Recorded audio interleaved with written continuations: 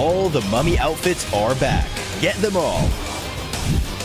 Join now and collect the whole series to turn all eyes on the battleground. Event period, July 10th, 2025 through September 2nd, 2025.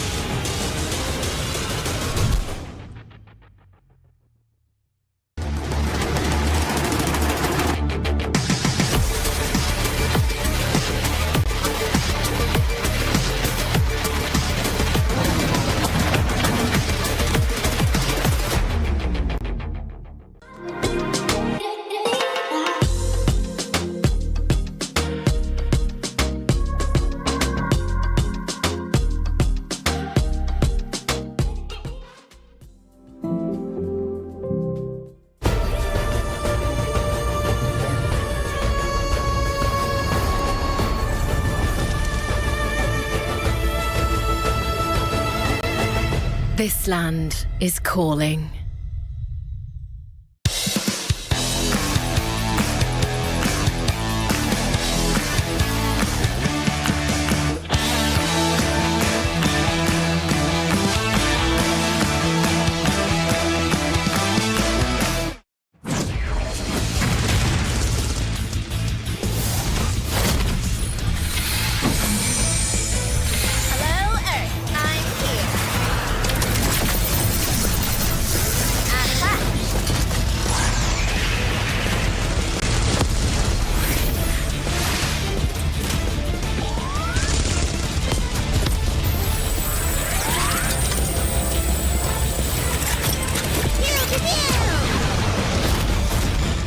Pulsar Legionnaire available now. First outfit with special head animations and voice lines. The Pulsar Legionnaire set comes with its own super cute voice lines that can be toggled on or off.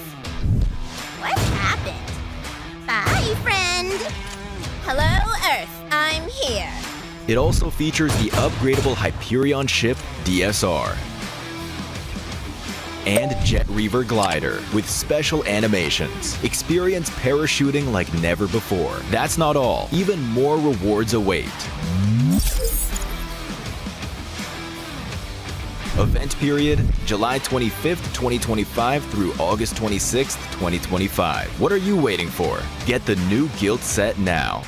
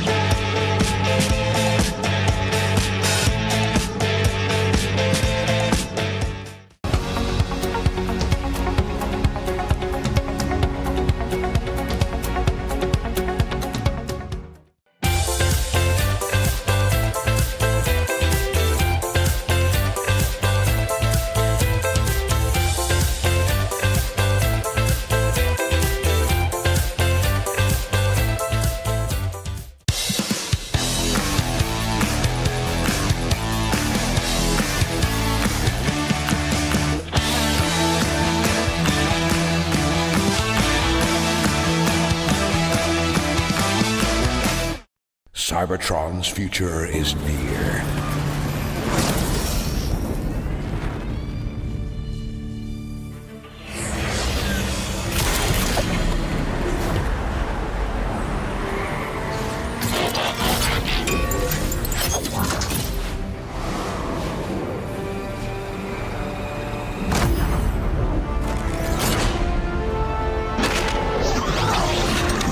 Autobots, roll out!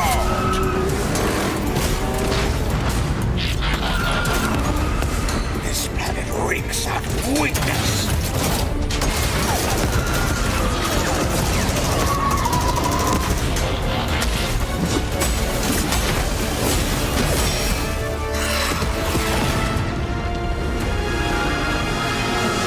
Your courage reignites my spark. We'll crown a new lord of Cybertron.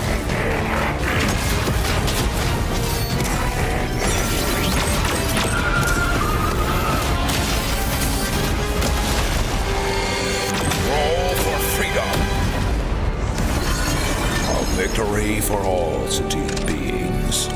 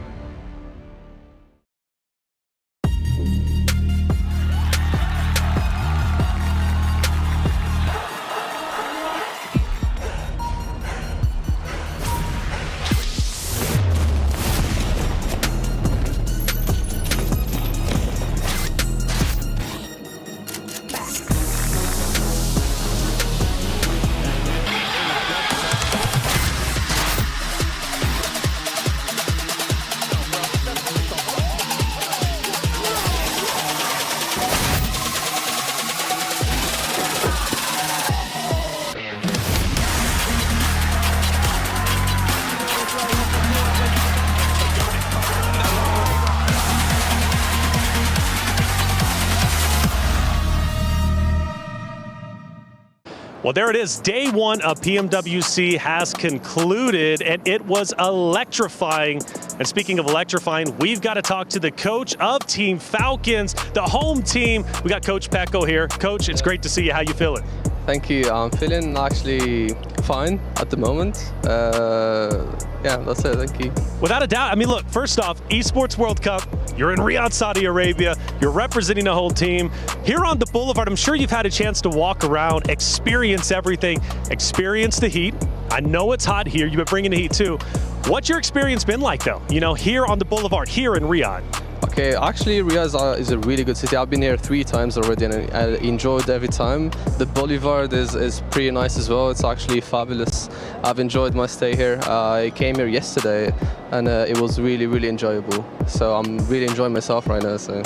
What was your favorite thing to do? Did you get to do anything? We had to shoot some content here. It was like really fun. Then we went to our booth, I think, Falcons booth. Yeah, and it was fun as well. We saw the stores and yeah, we played some games as well here. So it was pretty fun. Yeah. Right on. Yeah, you guys have literally the headquarters right here on the boulevard. And speaking of that, the home team, also the returning club championship team, right? Team Falcons. It's a lot of pressure for your team to perform, a lot of pressure for you as a coach, I am sure of it. But before we get into that discussion, what is it like to represent the home team and have the biggest crowd out there supporting and screaming Team Falcons? It's always nice to have supporters supporting us all the time. It's I wouldn't really say it's a pressure. It would motivate us to do good. Today we didn't really do good. We have done some mistakes, but we're definitely going to learn from them and try to perform better for the fans, at least for the last day. Yeah. So, couple of stages we're doing. Obviously, this is just group stage, the very start. How do you feel your team has adjusted to the LAN experience? Obviously, they have LAN experience naturally. You've got Ko on there. You've made some drastic improvements. But what was it like for your roster day one? And what improvements do you think you need to make going into day 3? Because you have the pleasure of having an entirety of a day off. So you get a chance to study, talk to your roster. What are some things you think your roster needs to do to improve? I think we just need to adapt on the lobby. We have been playing in PMSL EU. It's so different from PMWC. Obviously, we got better teams and everything. So we're trying to adapt. We're trying to fix our mistakes that I've done today, and hopefully we'll do better for the last day. So adapt. I know you don't want to give too much away. What are those adaptations, though? Like, what do you think your team did well today? What do you think they need to improve on going into day 3? We'll check all the team's rotations, try to adapt ours as well, depending on theirs. And then this is mainly adapting. And then for our part, the mistakes we have done, we try not to do the same. Try to do the least mistakes possible, and that's it, yeah. Well, fair enough. That's Coach Beco. And of course, I want to hand it back to you one more time. What's some words you want to give to your fans, to your team, and to the support you got not only at home, but out there in the arena? I'm really thankful to them, to be honest. They have been motivating us a lot. I'm really sad that we didn't do good today. It's just a league. They should just wait for us, and next time I'm pretty sure we're going to do good and we'll make them happy. Well, best of luck to you. You guys are talented, and I can't wait to see you move through the stages. Coach Beco from Team Falcons.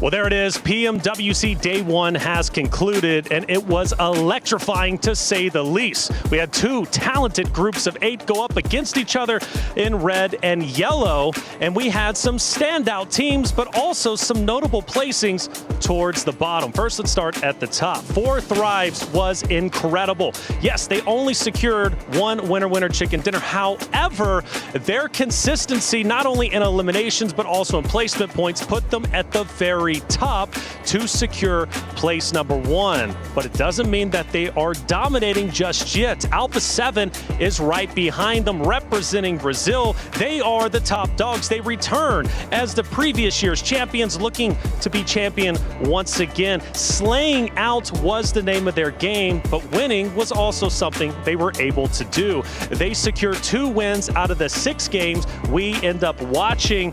But another team that was very notable was DRX. Highly consistent themselves. They started off the day with the win, and they would go on to win yet another game, and in fact, get a 2nd and 3rd place finish, finishing in top 3. They are a roster that could very well sink the ship for a lot of others, like Alpha 7 and potentially even 4 Thrives. We'll have to see what they do when they return to that very stage. But of course, we talked about positives. Let's talk about a team that needs to improve. Team Falcons, the home team who had the biggest crowd in the venue. Team Falcons, 12th place. I know they're not happy with that result, but they did show that they have some high potential. I think they're going to return even stronger when they return on day number 3. At the end of the day, if your favorite roster was towards the bottom, no worries. There's 6 more games remaining for both red and yellow, respectively. So plenty of time to come back and overcome adversity.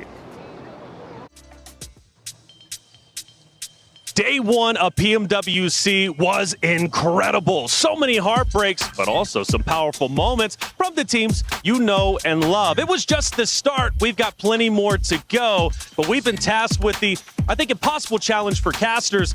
to just wrap up day one in 2 words. Mind if I give it a shot? Go for it. Okay, so 2 words, gonna be hard like I said, but for me, I look at 4 Thrives, taking the charge, taking first place with the winner chicken dinners plus Sealands, but they had a challenger. It was Alpha 7, the top dogs who are looking to take it all once again. So for me, Chaos Unleashed will be my 2 words to describe day number 1. Do you think you can one-up me?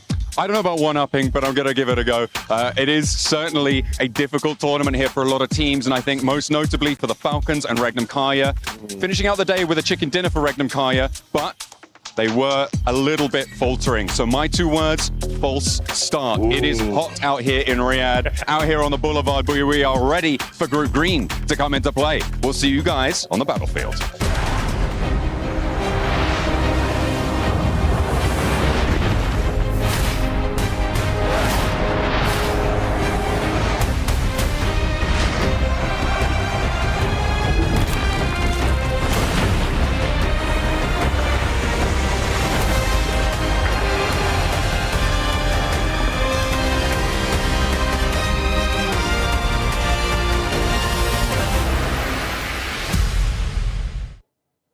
Hey everyone, Maxman and Niptura here in front of the beautiful keys from all of our beautiful teams here at PMWC 2025, and we're here to talk about the top of the leaderboards, and more specifically about Alpha 7 and DRX. The Alpha 7 in particular had an amazing start here at PMWC. They really, really did. I mean, 2 massive wins coming in. I mean, that Miramar was huge for them. And then on the Erangel, 2 players winning against 2 full squads as well. Huge stuff coming in from the reigning champions of last year's PMWC. Yeah, of course, they're trying to defend their trophy here once again, this time in Riyadh. But when it comes to players for Alpha 7, I was very happy about Mafioso in particular. Yeah. You're looking a lot at Revo, Carrillo, but here with the Mini 14 on that Miramar game you were talking about, he was putting on an absolute clinic.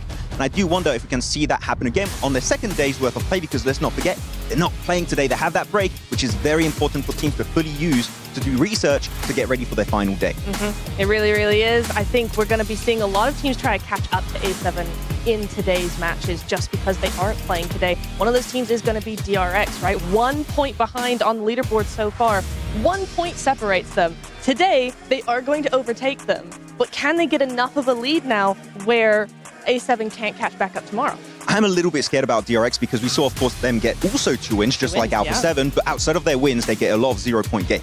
And that is a little bit scary because their bad games are very bad. I want to see some better bad games, which I know can sound a bit weird, but just a few eliminations, a few placement points, they would be looking very comfortable to make their way straight into the grand finals here at PMWC. Though another team that I think is going to be interesting to mention here that maybe didn't quite perform on the same level as DRX and Alpha 7 is Team Falcons. That had, I think you said, a good start, but did tend to fall off a little bit towards the end. Yeah, it was a really good start for them. I mean, we talked about it after game 1. I was really impressed with how they played. They came out guns blazing, but then they kind of just fell off and it kind of just went down from there. And it was really unfortunate to see. Maybe tomorrow they can bring that back up, but we did talk to the players and the coach after the games as we were all heading off back to the hotel, and they did have a few things to say about the Miramar, didn't they? Yeah, it's mostly about scouting, getting information and knowing exactly what kind of play you want to make based on that information they gathered. So I think the scouting is going to be focused on quite a bit more going into their second day's worth of action. So you know what? What position can Falcons be in? Do you think they can make it right into the finals? I would hope so. I think they definitely can. If they can get the scouting back in order, then yes. Yeah, I heard Beco can do amazing magic tricks. Hopefully he can do a magic trick also in the game. But with that said, we're going to go and throw it right on over to 7 and Blank. Well, thank you, Max and Niptura. I'm glad you guys got a chance to talk about those teams. Now, let's talk about 4 Thrives, because that team is currently in first place by just 1 point over the defending champions Alpha 7. I am having to walk so slowly because of you and my long legs. But yeah, Alpha 7 were behind by 1 point versus 4 Thrives there. We were doing fantastically well yesterday. A great team coming out from Pakistan. I think a lot of people were very surprised. And Noki, what an unbelievable turnout by him on that final Miramar. Not even just Noki, I mean, Sleepy from Horror Esports. He was able to get MVP, over 3,400 damage. That was impressive. And also Falak. Even though he has been playing for a very long time, I feel like he's finally starting to come into his prime. And he was able to agree with me on that. I mean, in one match, when they actually ended up getting the chicken dinner in Erangel, he ended up with 7 eliminations. Yeah, crazy stuff. Falak, one of my favorite players in the whole world. But in the meantime, let's head over to Veracity and see what she's been checking out. Welcome back once again, everybody, to the STC Club Championship update. We've just closed out our 9th game title here at the ESPORTS World Cup 2025, along with the 9th unique club to walk away victorious. We had none other than Basilisk and Cyril walking away with another victory under his belt, which I know is pretty impressive in itself. In second place, though, we had Virtus Pro, the 2-time runners-up, adding significantly to their club championship points, making them fully eligible for prize money now. We also had Team Liquid and Cure walking away with their very first podium here at the ESPORTS World Cup, and they're currently tied for 6th place. In the side of this Team Falcons camp, though, they secured themselves a 4th place finish, but they still have yet to walk away with a victory in any of our game titles at this event.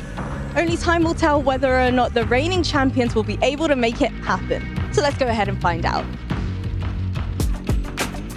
Well, thank you, Veracity. As we're going to get started here with day 2 of PMWC at EWC 25. Yesterday, we had plenty of surprises. 4 thrives from Pakistan, as we were mentioning earlier throughout those videos, finishing in first place and getting really, really close to Alpha 7. But before we even dive into all of that, how are you feeling, Natira? I'm feeling very good about everything that's gone on so far. Very good. Yes, Max, I know. No, Team Spirit's not here.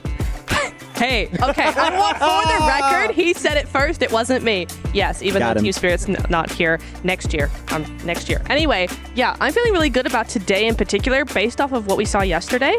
Coming into today with a new group, but also basically all of the teams that were in the top 5 minus A7 also coming in as well. I think it's going to be very interesting. Yeah, like after today, some teams will already have secured their spot for the finals. I think we're all in agreement on that point, but some other big teams going to be joining the battlegrounds today, right? Yeah. Thundertalk, you got your Alpha Gaming. A lot of people going to be supporting them today, so I'm very excited to get in these games today, 7. Could it be the docketing happen again? You know what? We'll wait and find all of that out. I'm hoping that it doesn't end up happening, but in case you did miss day 1, let's take a look at the Kriya top plays from day 1, because we had a bunch. And talking about this player, 4 tries for lock. He was able to put up 7 eliminations, as we mentioned earlier, in just 1 match. He ended up popping off, Max. Come on, it's fact. Right now, the uncontested best player in Pakistan, okay? The guy has that MVP potential, unless I pick him, apparently, like in the PMSL CSA finals. Quite unfortunate. But it's good to see other players rise next to him, like T24 has always been looking really good here, Neb. But especially Noki, securing that game almost on Miramar in a 1v3. Didn't go quite the entire way versus Alpha 7, but he got so close. I was very impressed with his individual performance yesterday. Yeah, I think in CSA we saw a lot from T24, we saw a lot from Falak, but we didn't really mention Noki all that much. He's really shown a different side to himself, I think, in at least yesterday, in the last 6 games. It's in this very game that he got a very near 1v3 clutch against A7. So, A7 won that game, but Noki, man, he was kind of the star of the show on that game. Yeah. We saw a highlight. I saw a clip somewhere on Instagram, I think from Alpha 7. They were having their reaction. Oh my God, we're about to win. Yes, we're about to get the second win. And then all of a sudden, Noki just started popping off the other players. And they're like, Wait. It might not go as smoothly as we talk. But let's look at some of the Crunchyroll reactions from day 1. We had DRX.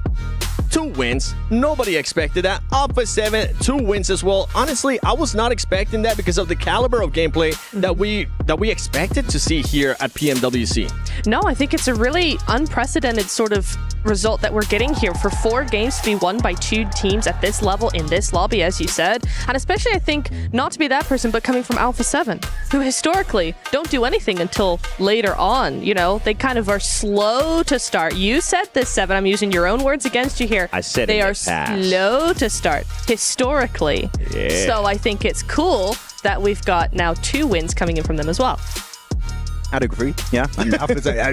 You said everything. I can't take anything off the back of that. But no, GRX and Alpha 7, they're looking great. They already secured their spot, in my opinion. If they don't have a horrible 0-point day, I think they're good to go. So, you know what? We're going to have at least South Korea and Brazil making it there. Well, the good thing for Alpha 7 is that they're not going to be playing today. They're going to get a chance to kind of sit back, relax, see what the other teams are going to be doing, and see how they can maybe adjust to stuff that they saw from yesterday, because there was a lot of surprises yesterday, as we're going to be taking a look here at the overall ranking after day 1. 4 thrives, as we mentioned, first place by just 1 point. And the fact, Max, that they are just so close to Alpha 7, it's what's so impressive to me. I want to see how big a gap They can break not only 4th Rise, but also DRX against Alpha 7 because they're the reigning champions. They're going to be your main competition going into every single stage here at PMWC 25. So you want to see how that's going to be working out for those two teams in particular. But I want to go a bit lower here, and I know this is a team that you're quite passionate about also, Neb. Yes. It's going to be Team Secret. No chicken dinners, still up there in 4th place, just above Regnum, that did get a win in the last game yesterday. Team Secret, the true silent survivors here in this lobby. Yeah. I am shocked that they have as many points as they do because I don't think we really saw them yesterday at all. I was like, they've got this kind of weird 1-3 split coming through here. They kind of have this sort of very, very passive, secretive, if I may, sort of strategy about them. But for them to get 32 elims out of that does not seem even right to me. So, I mean, GG's because I didn't even see that. So that's a really, really good result from them. But I guess I'll have to look more from them today. Yeah, I mean, they are a very silent, sneaky team. They just get in position. They're like, oh, we see a third-party potential from a distance. We'll just steal eliminations. I can tell you that those eliminations, not all of them came from their side. Like, they stole a bunch of those eliminations because they were so silent. They're going on to the second page here. Teams we want to see a little bit more from, I would have to say Nongshim Red Force, especially another team from South Korea. You got DRX at the top, Nongshim Red Force at the very, very bottom here. Quite an unfortunate bunch of events yesterday in their 6 games, not quite able to get anything of value out of them. Not really, nothing at all. It was really weird to see because we've seen Nongshim in the past. We've seen them quite recently as well. I mean, they did enough to qualify here, so really, we should be seeing more from them. Yeah, Ned, something to look out too for some of these teams is that the teams that are currently in Group Yellow, I'm going to be looking at influence rate. Like, this is going to be your last day for Group Stage. You got to make sure you have a great performance because Group Red is just going to be looking at this, and by the end of today, we're at least going to have a limit of where they need to aim to make sure they qualify to Grand Finals directly or to know if you're going to end up going to survival stage. Yeah, I mean, we will know where that cutoff point is going to be. That's going to be a difficult thing to really go for because, yeah, if you're Group Red, you're kind of going, okay, we can pick apart that team, we can pick apart that team, we can pick apart that team, and it's like, okay, hang on. Group Yellow really have to do something. Group Green as well, they're going to be under a lot of scrutiny coming into day number 2 because now they're going to be like, okay, now we've got Group Red, the group of death that we've seen coming in here. At least that's what they've been called. Actually, though, I do want to kind of change that because Group Red so far has not been the group of death. It's been Group Yellow. I mean, they've been dying a lot in games, so I guess it still kind of works. There's just a different meaning to it. I mean, I suppose. Yeah, you know what? We can keep it. That's fine. If you want to keep it, go for it. Group of death, it just means lobby time. More lobby time for them. I feel like it's like the group of death slightly, right? Everybody here. I mean, even the Group Green coming in today, you got Thunder Talk Gaming. You got APG. You got a bunch of other stuff as you're going to be able to see right here. Remember that Group Red is going to be sitting out. Group Green is going to be coming in. You also have Alter Ego Ares Max, which, I mean, a lot of people are looking up to them. And then you have the PMSL America's Champions in Intense Game. Yeah, I mean, Intense Game, I think, for Americas have been very impressive. It seemed that people were just expecting Alpha 7 to win every season, I feel like. But no, it was another team. It was Influence Rage up there. It was Intense Game up there actually being over Alpha 7. So maybe we can see another Brazilian team take the trophy away from Alpha 7. That would be a sick storyline going into this. But Alter Ego, I'm exceptionally hyped to see Rosemary play again here on the international stage. He is by far the best player in SCA. He was the PMSL SCA spring season MVP. So this guy can go the entire way here in this tournament. As we're going to be taking a look there at the Jamil Motorsports player arrivals. I saw Top at one point. He was smiling. He's feeling good. He's looking to possibly get an MVP here, Neptura. He is. No? Maybe. I'll say maybe. That was a long pause. There's a lot of players, though, that we could say the same thing about. So it's like, no, I do agree. Say it? Top will have a harder time to be MVP, and there's one reason. The formula changed for the first time since 2020. True. There's a lot more of an emphasis on getting knocks and eliminations. As to before, it was all about getting good survival time and getting a lot of damage, which you can easily do with a Mini 14. But if you want to get knocks and elims, it's going to be all about the shotguns and the ARs. And you know that he does not always have that shotgun in his arsenal. And what are they going to be doing in regards to adjusting to 4th Rise? Because yesterday, at the end of the day, we heard Falak say, hey, we're going to be changing some strats because APG is going to be coming in. We just don't want to leak them yet. That is going to be such an interesting thing to watch because, yeah, that is such... It's not even like, oh, they contest or whatever. It's such a direct contest because they have to cross that bridge a lot of the time directly into 4th Thrives.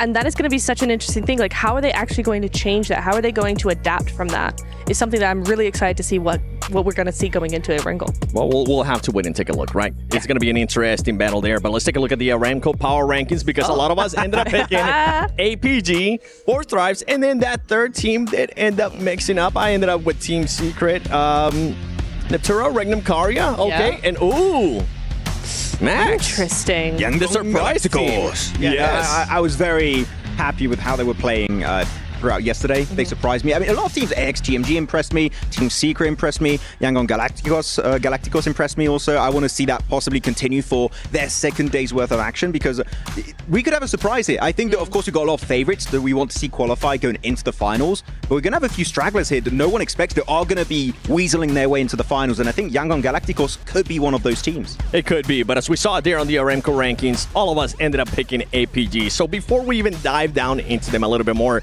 let's take a look at this video.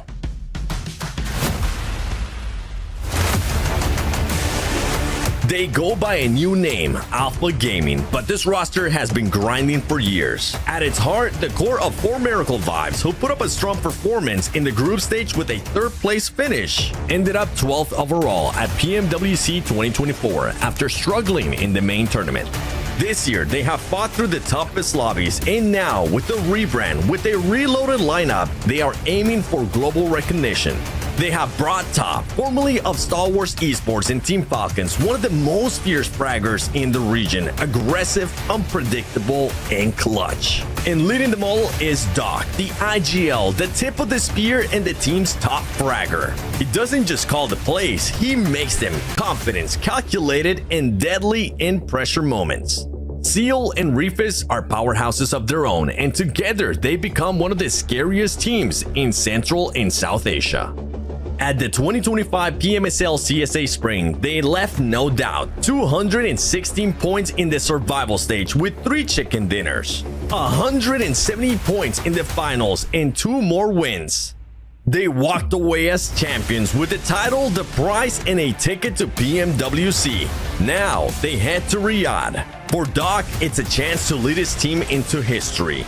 For Top, a shot at a global redemption. For Seoul and Refis to show just how dangerous they are. This isn't the star of their story. Alpha Gaming is coming, and they are not coming quietly.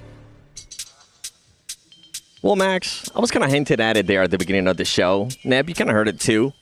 Is the docketing going to be happening? And well, you know what? Before we even get a yes or no, explain to the viewers what the docketing is. Okay, for those who did not watch PMSL CSA, docketing is a very important thing that keeps happening for Alpha Gaming, which is Doc being like, sorry guys, I'm going to go 500 meters away from the rest of the team and do my own thing. And usually that results in him going out early or his team getting squad wiped. And because of that, the survival time goes down, they don't win games, and it really hurts them. That's what happened in PMGO, right? He got MVP Doc, and the rest of his team was so low on the ranking. It was just a crazy bunch of events happening back to back to back in every match. So Doc, hopefully no docketing. Hopefully he sticks with his team, which he was doing in PMSL CSA, but he didn't do too much in the Hong Kong Invitational, and that does scare me a little bit. I think it comes down to this. If the docketing doesn't happen, they're slated to possibly win the entire thing. Exactly. If the docketing happens, it's not good, guys. Doc MVP, but no trophy. Yeah, basically Doc MVP. He secures that. That's good. Okay. The rest of it, the rest of the team is like, okay, cool. Have the MVP. That's fun. Quick little theory here, because we did see in the interview that 4 Thrives have a game plan to take care of Alpha Gaming. What's Alpha Gaming's response going to be to that? Because they saw that interview. I can tell you, they saw that interview happening with Taylor. Ooh. What's the game plan? Right? Probably the thinking about it. They're probably going to be thinking about what's going to be happening in the bridge, because that's what Falak from 4 Thrives was saying too, right? They always end that meeting in that western bridge. So I'm pretty sure they're just going to be adjusting those strats. I'm hoping, though, that when we end up going into Sanhok, I don't want to see as many hot drops. Do you want to see hot drops? Yes. It's fun. Boot camp. Ooh. Okay. Alpha Gaming. And? I'm not sure. I think someone's going to try and contest it on the rotate around them. Maybe Influence Rage. Yeah, it is a team that does end up going there. But I mean, as we're getting started, Sanhok, I'm looking forward to seeing who's going to end up winning that first match. I'm looking forward to seeing what some of the new teams now from Group Green are actually going to be doing, because that's going to be the big surprise, right? Are they going to be starting off slow? We did have some teams yesterday where they started off very hot and then it slowed down, and vice versa. But with all that said, I'm ready for Sanhok. We're all ready for Sanhok. I'm pretty sure you are. So let's send it over to the stage.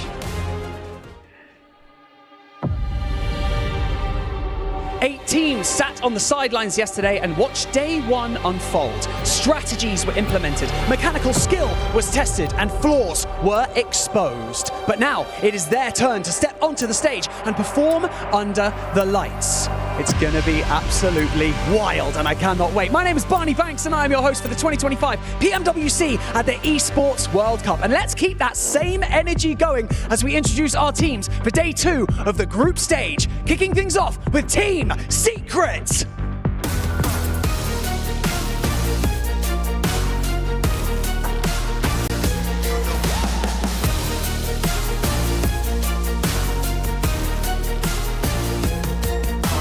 Trope Gaming.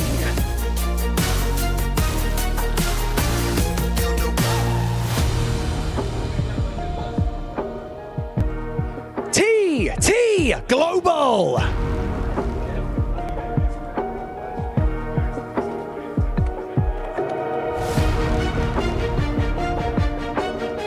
Intense Game.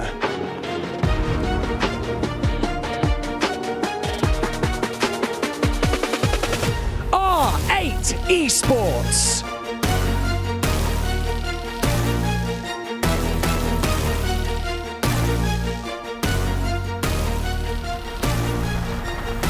Alter Ego Eres.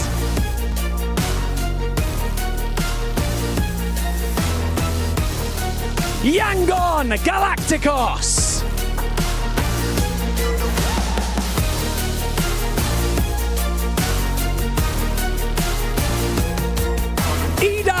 Esports.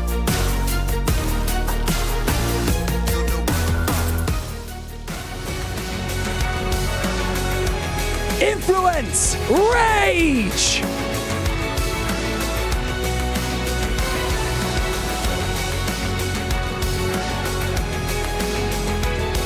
Regnum Carrier Esports.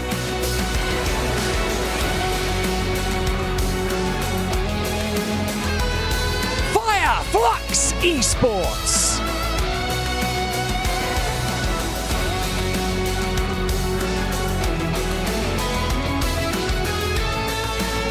Team Vision.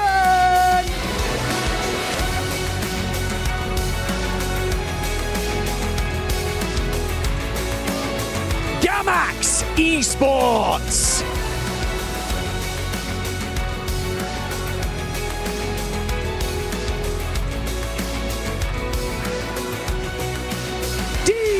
RX.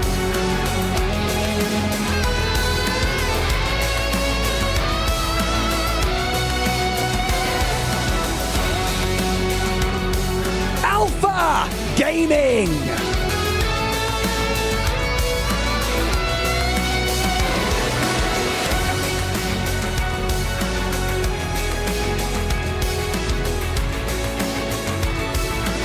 And finally, Thrives Esports!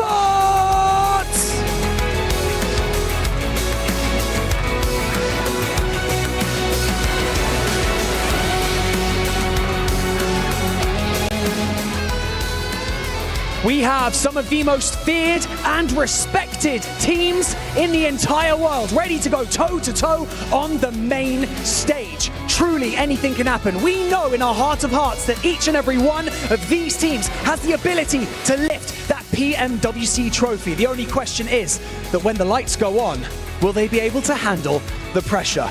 And so with that being said, sit back, relax, and let the carnage commence.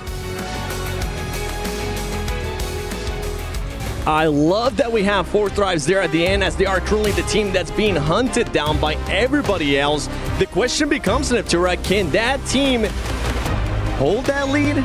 Even though it's just 1 point, remember, as Max said, they are going to be trying to create a gap as Naki's just flexing those muscles right there. Or are they just going to end up crumbling under the pressure? I think they're going to continue how they've been going. They look very, very strong to me. They look calm. They look confident. They look very chilled. They know what they want, and they know how to get it so far. So yeah, I think that as long as they maintain that cool, maintain that composure, we should be looking at a really good day from them again today. I think one thing you're going to be looking at, though, Max, is going to be looking at that consistency from the team when it comes to decision making, because yesterday they had some questionable decisions. They got a little bit indecisive at times. Me and Naturo having a lot of back and forth about this, that we saw some games where the execution was on point. It was absolute fire what we were seeing from Fourth Rise, and sometimes they're just not in a very advantageous position. The circle is moving away from them. They're like, well, what do we do? And unfortunately, if you keep delaying making a strong decision, you are going to put yourself in a really bad spot eventually. Teams are going to be in way better positions than you, and you're going to have to crash to just survive the next circle shift. So I want to see them go for big plays and just commit. Even if it's a bad play, you know what? Sometimes bad plays happen. You have to commit to a bad engagement. Do it as a team. Send it early. Do not let teams make decisions for you, because otherwise you're going to get pushed down in the leaderboards way lower than where you really want to stand. And one team that kind of surprised us a bit yesterday as well throughout the whole day, right up until the end when they ended up getting a chicken dinner, was Rangdom Karya, Max. I mean, out of all the points that this team had, they had 16 placement points, 10 of them coming into that last game. They cannot allow that to be the same case here going into the last day of group day for them. I'm going to be also a little bit critical about Rangdom Karya on that one win of yesterday. Yes. I think the reason why they won it is because of a DRX mistake, where they gave the high ground position for free. Sure, Silas saw that there was a mistake being made, like, oh, I can capitalize on this position. I can take the high ground away, and off the back of that, we get rid of Team Secret, we get rid of DRX, we get the win at the end of the day. I do love that execution, but it was kind of given to them. I want to see PMGO Rangdom Karya here. That is the Rangdom Karya level gameplay I want to witness in these matches, because if they do that, this is a team that can take home PMGO trophies, PMWC trophies, PMGC trophies. They can win global tournaments if they bring the absolute S+ tier gameplay. We just haven't seen it just yet. And if to another team, I mean, DRX, that's one that just kind of comes to mind, right? They ended up getting those 2 wins yesterday. Outside of those 2 wins, it was only just 5 placement points for this team. Are you looking for them to change anything, or just keep doing what you're doing and hope that you get another 2 wins today? Hard to say, because, you know, the strategy that they're doing got them 2 wins, but as you said, it also got them only 5 placements the other, 4 games? It's kind of insane. No, I think that they probably have gone home after yesterday, gone, what was the issue? Why has that happened? I wouldn't change too much at this stage. You know, it's working to a point, and if you change things too much, you're going to overload the system. You're going to actually just confuse the players. So tweak things, maybe a couple of points, just 1 or 2 things, not the whole thing. Just keep what they're doing. Bit by bit, just tweak something. Yeah, I'm going to sound like a broken record, but it's very important to see how your bad games are. Right? If you can just get a few placement points, I'm not asking for a lot, just 1-2 placement points, you get 1-2 eliminations over the course of a tournament, that stacks up to like a lot of extra points, double-digit points very, very quickly. So you want to make sure that your bad games are still relatively good, and that will allow you to just be a lot more comfortable and have peace of mind. Yeah. Because then you just know, okay, it's fine, we sure didn't get a chicken dinner, we get a few points, we're still comfortable, we're not playing under pressure. Because when you start playing under pressure, that's when unfortunately diamonds become a big lump of coal. And one team that you were talking about earlier too, Max, was Yangon Galacticos. They ended up with 31 eliminations for the whole day. On top of that, followed up with just 11 placement points. For this team, I mean, I feel like we got a big surprise out of them when it came to Sanhok, especially Sanhok, because I think they ended up with something along the lines of 14 elims total. For them to have most of their elims, half of their elims just in one match, are you looking to see something different out of them today? On Erangel, more specifically, right? Sanhok, it's good. Happy to see them get a good game over on the Sanhok on the jungle map, but you want to have good maps on Miramar, and most importantly on Erangel, because this is going to be your bread and butter. Literally, if you do not do well on Erangel, which is like, why are you not doing well on Erangel? Like, we've had this map for like years now since the game came out, but you are going to be losing a big chunk of those possible points. And all of the teams that are currently at the top, guess what? They've got wins over on Erangel. You're looking at DRX, you're looking at Alpha 7, you're looking at Fourth Rise. They're all up there because they can perform well on the grassy pastures, as Kalaris would tend to say. So we need to see more presence from Yangon Galacticos here on Erangel. No, I agree. I think it's something that you really want to see. It's okay for teams to be really, really good at Miramar, for instance, rather than Erangel. As long as you have a decent game on Erangel, then yes, Miramar, it's okay to be really, really good at that map. We've seen that from APG. We've seen that certainly from A7 in the last, in yesterday's games as well. So that's fine. It's the problem comes in when you get all your big elims, all your big points on the Sanhok, and then you're looking at going over and then just not doing a whole bunch of anything. Now, Neptune, I'm over here just before we saw Rosemary and Alter Ego Aries, I was pointing at the screen because we ended up seeing Kinotrope Gaming, and I know that's one team that you've been kind of hype on. I love this team, actually. I've seen them once in the Hong Kong Invitational. I thought it was awesome. I thought they were awesome. They didn't do too much after a couple of days, right? But this is a team that has almost zero experience. They only have Ozzy-san at global level, with global level experience. The rest of the players have regional experience only. So for this team to come in, be grouped up in roughly a year they've been a team, and come from, in a year, from not doing really much of anything global to now at PMWC, now fighting against a lot of global teams with much more experience and doing very well from what I saw. I'm excited for this team. And it's exceptionally hard because everyone in their minds, when they think of Japan, they think of Reject. Yes. Right? And you have to live up to those expectations that you are replacing Reject, not because like you just got swapped, but because you qualified instead of them. Yeah. And it's a lot of pressure, really, because now all the Japanese audience is looking at you like, you replaced Reject, you better perform, or else. So true. Or else, I don't know what. Or else, yeah. Put mean comments in the chat, I don't know, maybe. They're going to get DM'd on Instagram. Yeah, it's going to happen. Don't worry, though. Max tries to reply to every single DM that he ends up getting. Right, Max? I'm struggling. I'm trying my best. If I didn't reply to a few messages, I'm sorry, but I'm giving it my best. That's what happens when you start getting too famous, Max. That's exactly what happens when you start getting too famous. The Max Man. I mean, he said he ended up getting like 1,000 followers on Instagram. If you guys haven't checked him out yet, make sure you guys hit us with a follow. Maxman Cast. What's yours, Neptura? Neptura Cast. There you go. With the 7WG, we've been posting a lot of content for PMWC. So if you want to go check that out, go for it. Another team that we really haven't gotten a chance to talk about. Hey, yo, that worked out perfect. Whoa. Yo. Thunder Talk Gaming. They do have a player, Max, that a lot of people are saying that he's more than likely going to be the MVP. It is Jing, and not King. Okay, a lot of people know is this Jing. A lot of people are going to be looking at him. Confirmed. Okay. Officially. Confirmed. Okay, no, Jing is the front runner here for the side of Thunder Talk Gaming, and he's been doing really good locally. I mean, this is a team that we keep seeing winning PL over in China, but that transition from playing in China to making it here to global, the rotations are still good, but that fragging power from the Brazilian teams, from the CSA teams, from all of these squads is just so much higher than PL, in my opinion, that they just go into a concrete wall. And that is just the CQC fighting capabilities of all these teams that they really struggle with. If they worked on that, then there's maybe potential. The rotations, we know they're going to be good, but Thunder Talk, for me, I would not favor them instead of a Weibo, because Weibo have way more international and successful international experience. Yes.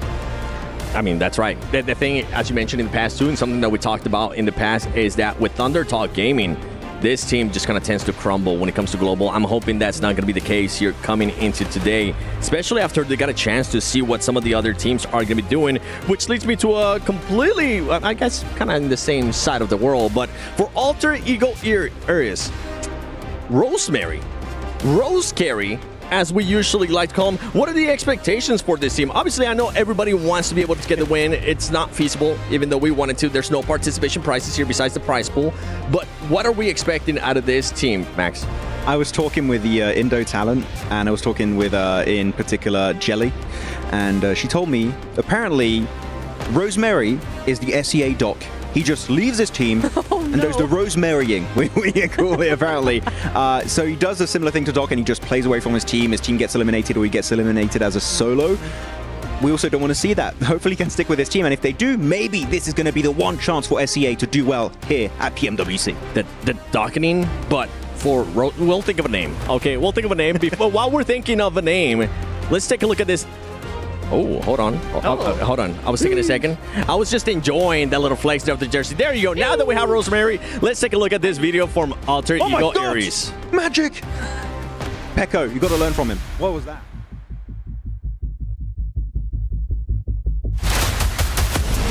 Perasaan aku kembali ke Riyadh sangat seneng karena dimana tahun kemarin kita gagal untuk ke Riyadh, dan tahun ini kita dikasih kesempatan lagi untuk main di sini lagi.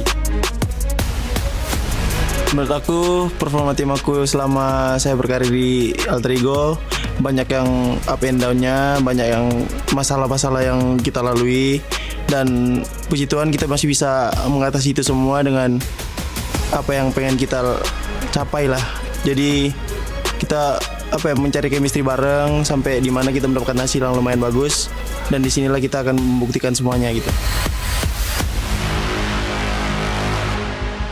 Kalau untuk ditanya sebagai apa ya, kayak terpressure dengan fans atau apapun itu, sebenarnya aku tuh menanggapinya dengan secara positif, yang dimana kalau itu pun tekanan dari hujatan dari netizen atau apapun itu, ya kita ambil dengan secara positif aja. Mungkin mereka peduli sama gue sendiri, jadi ya bodo amat lah dengan apapun itu.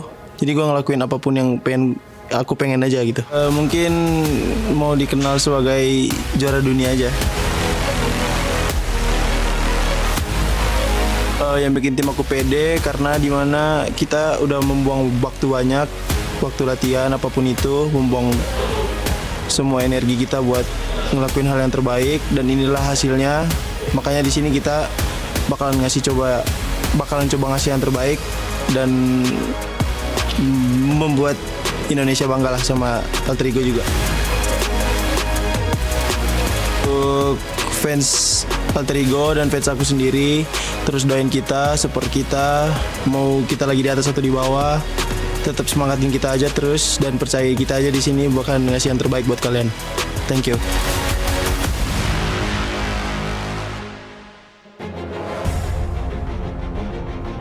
Well, Max, that was an amazing magic trick that we got a chance to see before. I was so impressed. I just had to cut the outro. That was, oh my God, Rosemary. I wish everybody would have been able to see your face because you look like a kid at a candy store. I can't even do that. Like I don't know why, but I don't have good control of my hands. I struggle. The coordination's not there, okay? It happens with the glare. It happens. Now, I want to move along. We got a chance to talk about all the teams pretty much that are going to be playing today. I want to talk about some of the teams that are not going to be here, that are going to be getting a chance to just sit back, relax in their hotel room, take a seat, and look at strategies that some of these other teams are doing. One of them that was able to kind of perform in a way good for my liking was Hora Esports. Yeah, I think Hora played, honestly, I'm going to be super honest, I think they played okay. Yep. I don't think they played super like we are used to seeing them. I think there was a couple mistakes, a little bit of hesitancy coming in them, particularly in the last game of the day yesterday, where I think we talked a lot about this, Max, where they were like, you wanted them to go after the high ground next to DRX, and then I want them to go and try and get 4 thrives on the north side. They did neither of that, and they kind of just fizzled out, got taken out one by one. It was something that I'm not used to seeing from Hora, that they were trying to control, but they just didn't follow through, which again is what we've been talking about as well with like 4 thrives, is they just weren't following through with the execution of what they wanted to do. Yeah, they got top 8 in the end. Yeah. They did get top 8. That's fine. That's cool. But coming into tomorrow, we need to see, I think, a lot more from them if they don't want to go to survival. Yeah, I mean, one good thing is they're playing the last day. It's not like they're just sitting on the couch in a hotel room like, okay, please, guys, everyone suck in these games. Please have horrible matches, so that's going to be enough for us to qualify. I actually talked to the owner of Hora, CR7. He said, like, no, the guys are looking confident for tomorrow's matches when they start playing. They are wanting to initiate a bit of a bigger comeback, hopefully to be nice and comfortable in the top 8. I wouldn't be surprised if they do go through survival, though. But I do think they could make it through survival. So even if they don't make it and qualify from the start here in the group stage, don't worry, there's still hope here lingering in the shadows for Hora Esports. Ooh. I mean, they got plenty, right? They ended up in 8th place with a total of 38 points. I feel like I agree with what you were saying, Neptura.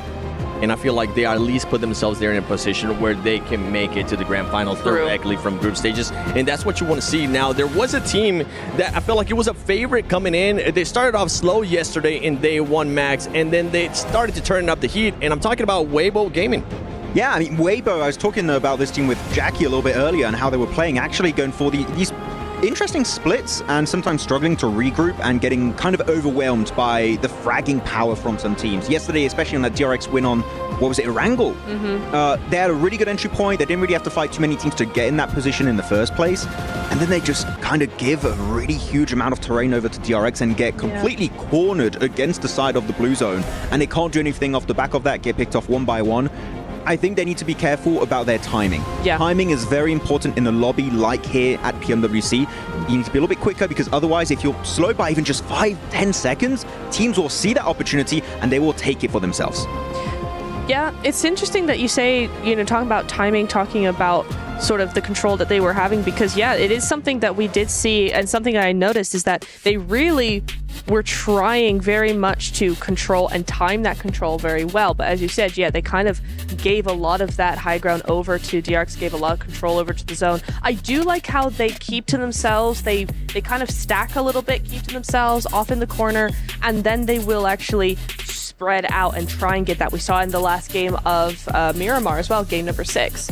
They were doing that. They had large control over the north side of the zone, but then the zone just ended up messing them up. The circle shifted down to the south. There's nothing they could do. But still, the thought was there. That zone control was there. And coming into their next few games, I'm kind of hoping that we're going to see maybe something built on top of that foundation.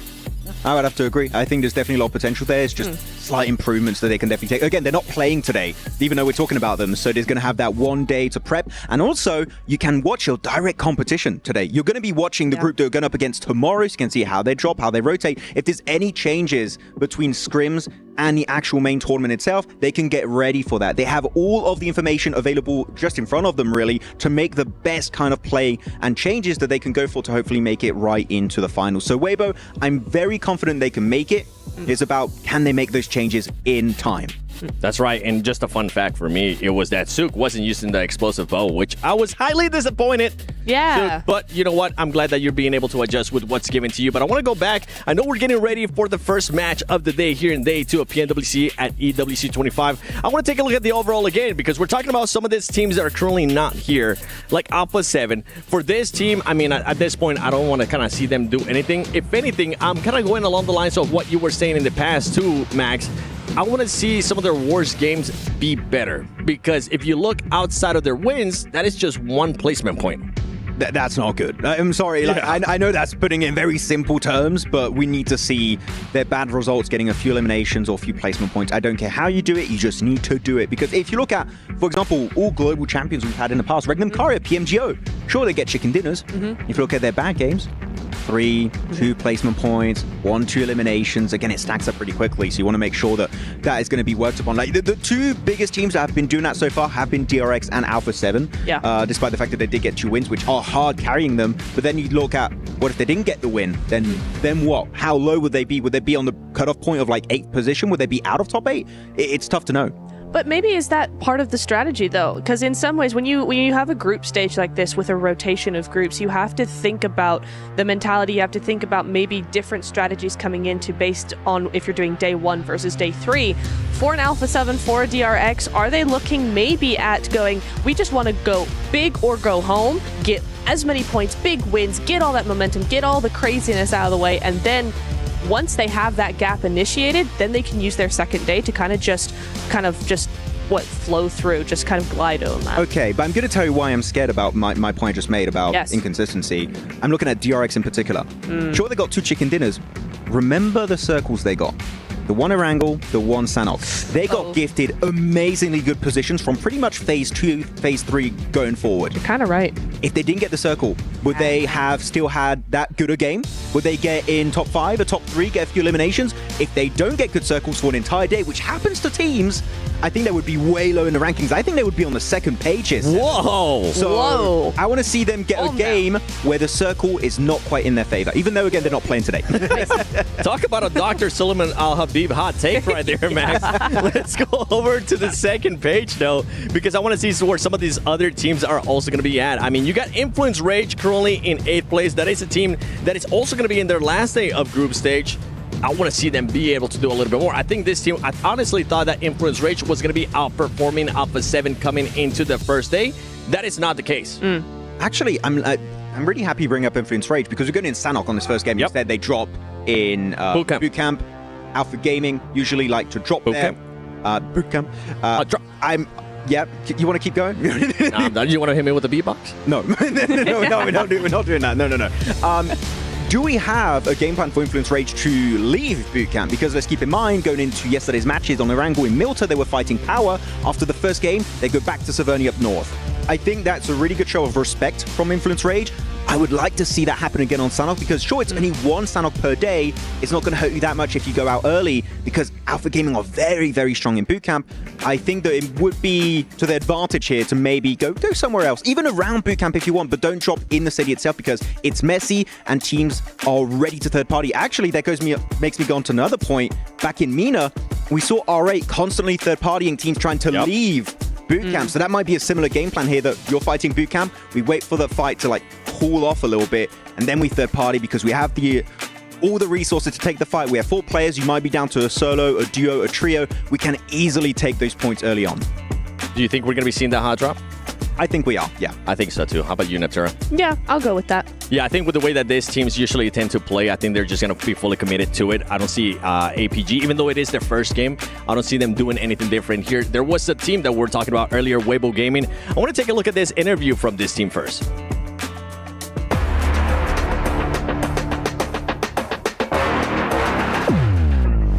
第一次来到 PMWC 还是比较紧张的，然后也是第一次参加嘛，还比较开心的。第一天的话就是还是个领先嘛，就比较顺利。然后第二天的话，也是一样的。然后第三天的话就是有被 IF 给超了一次嘛，但是最后冠军还是属于我们的，所以还比较平淡的那种感受。 我觉得这次香港赛冠军是我们团队的一个起步阶段吧，我们进步空间还是挺大的。我觉得我们战队就是4个人相互信任嘛，才能让我们夺冠。备战其实也不多，因为我们就是刚组建了就是3个月嘛，然后就去打那个比赛了。想对低过我们的战队的人说，尤其李健，想对粉丝说，谢谢大家的支持。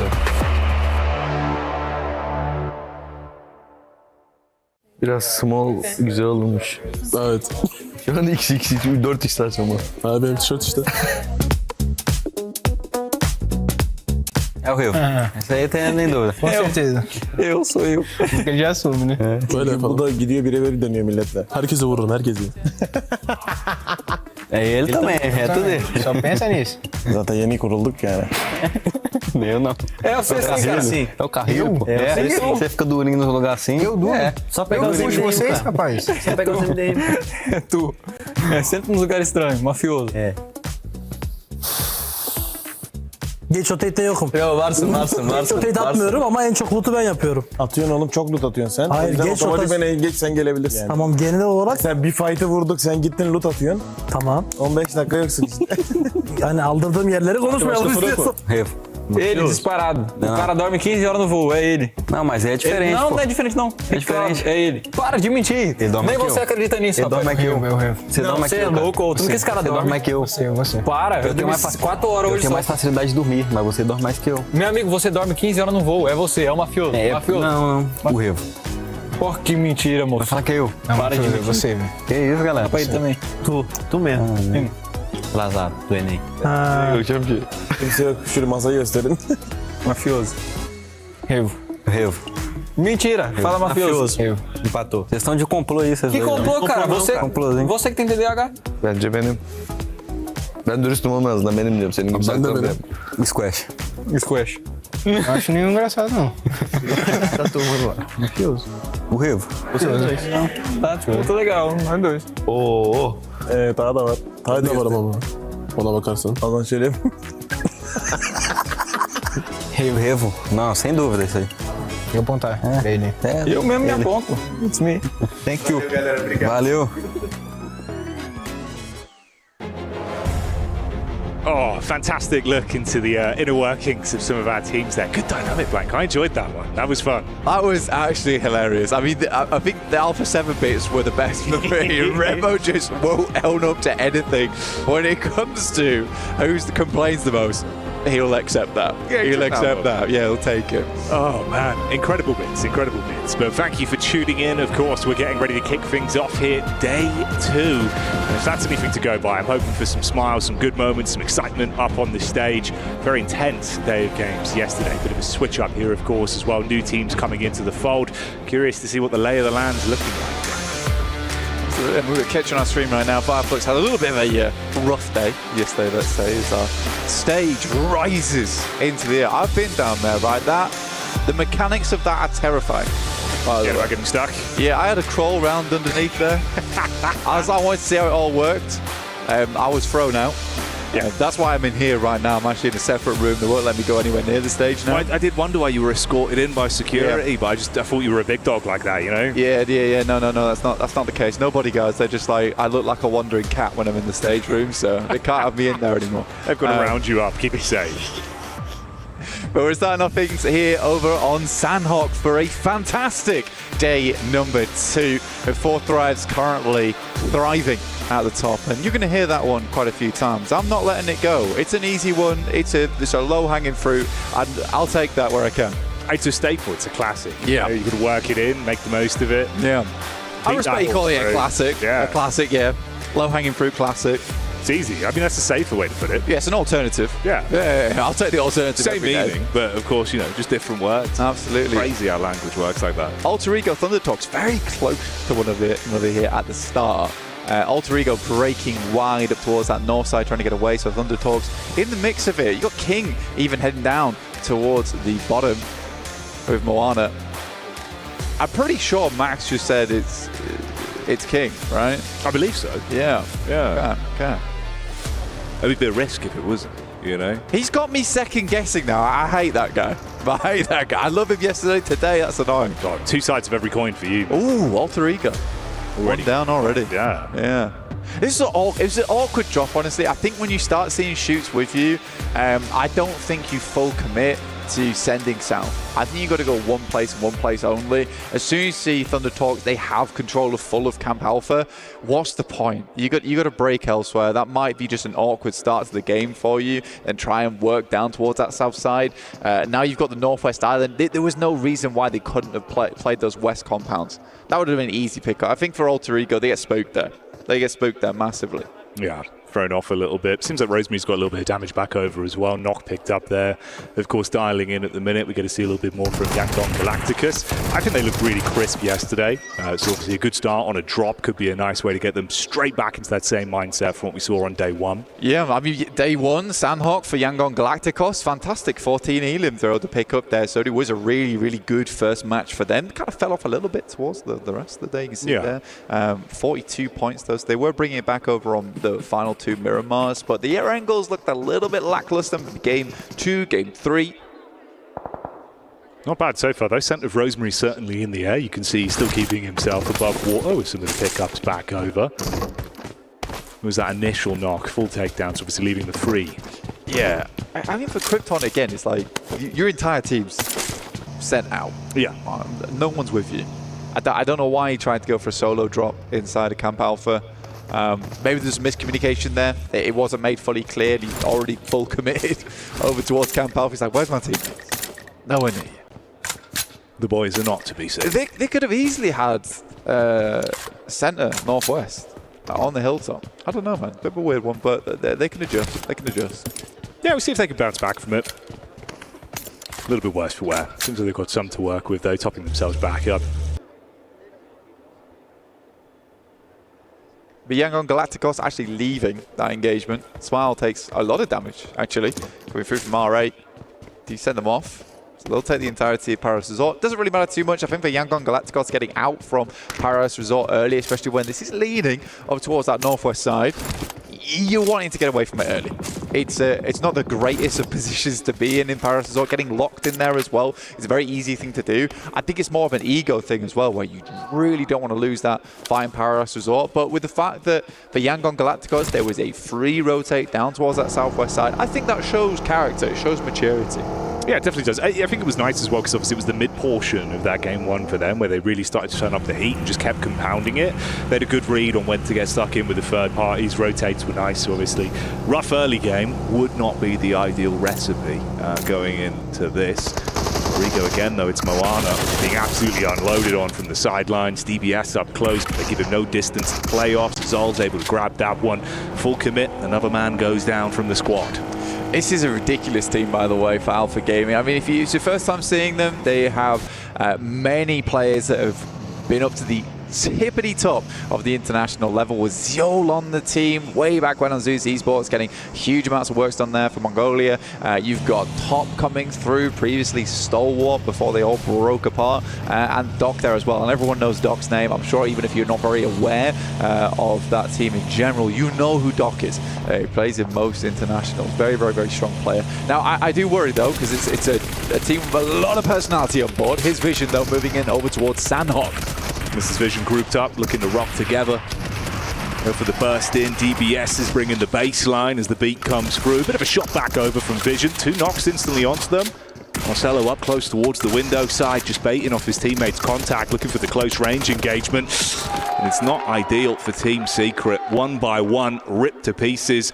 And yesterday we saw them performing far better when they could play passive blank. It felt like if they were able to play from a distance, it was good. Here it's a rough early start. You do wonder if 4th Rise is going to get involved on this. I mean, Falak has seen this. Takes a good angle down towards that south side as well. Gets a little bit of damage in. Will finish off that final player of Team Secret as well. But that's a 3 knockdown there coming through for Vision. It's a hard one though, because you don't really want to give up the bridge crossing on the north side. But also that could have been 3-4 pickups, giving you a bit more of opportunity to rotate down towards that south. It's a tough decision. Here's Alpha Gaming though, once again, coming up against GMX. It's already costly as well. A lot of dividends between both of these teams. You're down to 2 players. Of course, 1 knock there as well, so effectively just a solo. Doc with the nade for the clear on the angle. No real health to play with either. DBS raining out bullets back onto him, keeping him in check. Even if they come away from this, you're going to be so low in terms of what you've invested into it. They'll run back into it. Oh, mate! It's not gone off yet! Not gone off yet! Oh, he's gone. Oh, my days. That is... That's an interest. I thought he'd at least just commit at that point on the double take. I was like, okay, that's a mad play. It's not gone off. He's just going to straight the building. But instead, he's just stepping on it over and over again, going for the bop hit maneuver. This is not footy. You can't kick that thing away. So, yeah, Alpha Gaming, though, they do lose 2 players. Just Top, as well as Doc remaining on the team. Pretty strong combo to have. But as a 2-player unit, not ideal. So already losing Team Secret and Gamax and a total of 14 players. 7 minutes in the match. This is getting hairy real quick. You mentioned it as well, of course, with Vision potentially getting dove down on by the 4 Thrives roster. It seems that they are throwing out a few bullets their way to keep them in check. And on the move. Yeah, that's a decent shift for 4 Thrives, 100%. And Falak was having a look in. You're right, you're absolutely right. He was having a look in down towards that south side, but now I would say their position in the circle becomes way, way, way stronger in terms of real estate. You do have this difficulty though, Jackie, I will say, where you've got 2 players up towards Hatin, you've got T24 as well as IQ down towards the southern compound on the bridge. You're a bit fragmented right now. If they feel like they can hold all that area, sure. I suppose we'll see if they do overcommit to it. Seems like Falak's still curious if they can actually get anything from it before they back up and play a little bit more for the long game. Could be a risk you run into. You had Rosemary up on the hill as well, just taking shots down, and he was able to find some impact there, of course, towards Alpha that got pushed up on. It was a rough early fight for them. I think losing 2 from it, considering how they were hoping, obviously it'd just be a quick smash and grab, it's not ideal. They haven't made out like bandits. Yeah, it was 2 fights back to back, right? And they were just forcing that position on the south side, which can actually be a really, really strong place to play and keep you in check for a long time, because it's the slope that comes down from where APG are currently playing down towards Kinotropa, who's just making it in now. Thunder Talks currently playing in the Watchtower. You got Intense Game looking their way. But there's another shot coming through from Rosemary. Doing some great job on these pot shots. 600 damage already into the match here. Lovely stuff, because I think Kino Trip was trying to find a little bit of presence here, playing up on the cliff tops, but they're disconnected now. They're quick pop-ups as well. Actually, the shots he's been hitting, you can see how crisp he is from distance, which is nice to see he's still on it. Finding influence here, considering obviously the rough opener they had going into this. Dive in of the top, Silence getting aggressive. Got the nade ready as well. 3 seconds on the cook. I don't know how he just keeps doing this. Yeah, absolutely is dominating. Just from that one position on high. He's been given so much freedom to rip his way through anyone that dares to step up. Oh, that is going to sting. Smited back down to the ground. Up close with the DBS. You feel the full force in your chest on that one, Blank. That's decent coming through from Intense Game. A very respective of their region as well, right? It's a very aggressive region that Intense Game play in. They see an opportunity, they're going to take it. And they only lose Rafa as well for it in the process. Adrian, very, very strong player on that team. Really, really good fragger. But it's nice to see that Rafa and Silence also having a lot of success there in that engagement. So 4 elims so far coming through for Intense Game. But yeah, Alter Ego, it looked bad. It looked bad. They had to have a bit of a reset there and try and find some compensation. They didn't find all of those knocks and flushes, but Rosemary's certainly been putting the fear into these teams surrounding them. You love the heads-up call as well, obviously, just playing off one another, have the respect to play from distance, just go for those more solo maneuvers. They're not just thinking, okay, slow this one down massively, look to rat it out. They're actually keeping themselves involved. They've got the gun skill for it, bro, so it makes sense. Like, even with a rough start, just see what you can do, play your own game. It looks a lot more confident as well from Alter Ego. In the past, you see a lot of these teams coming through, especially previous iterations of Alter Ego, a little bit too passive. And again, it reminds me a lot of Sook from yesterday, where he was just going for plays where in that moment, it was the necessary play to make, but it was risky. So they go for this 1-1 split here coming through from Alva as well as Rosemary. And you're right, they were playing off each other very, very well. Fourth Rise, they don't over-egg the pudding here. They play Hatin. They've got Noki in the back line there. Influence Rage is on the way from that western side. So at this point in time, I'd quite like to see Falak pull himself off from this position. I think it's just more worth his time to hold Hatin and give up the ghost on that compound. Just hand that over towards Vision. They can hold your south side. Yeah, it's a good call instantly as well. You can see they've got the audio from this. So as soon as they've got Vision, call for the backup, like you said, they reposition from it. They're not going to guard towards the circle edge there on Vision. And you can see everyone starting to make their move over. It's DRX that are close behind Influence Rage on that crash up towards Hatin as well.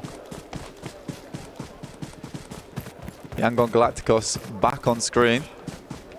Sanhok Demons, but a little bit quieter in this one. DRX are backstabbing over towards Influence Rage, using the shallows to get the car across, but for how long will R8 be able to hold on to this one? They're heading over towards the compound that Vision would have desperately liked, but Vision is late. Rosemary still finding impact in the elim feed as well, keeps it going, but let's see if they've got crystal clear vision on this one, or if in hindsight it'll be problematic.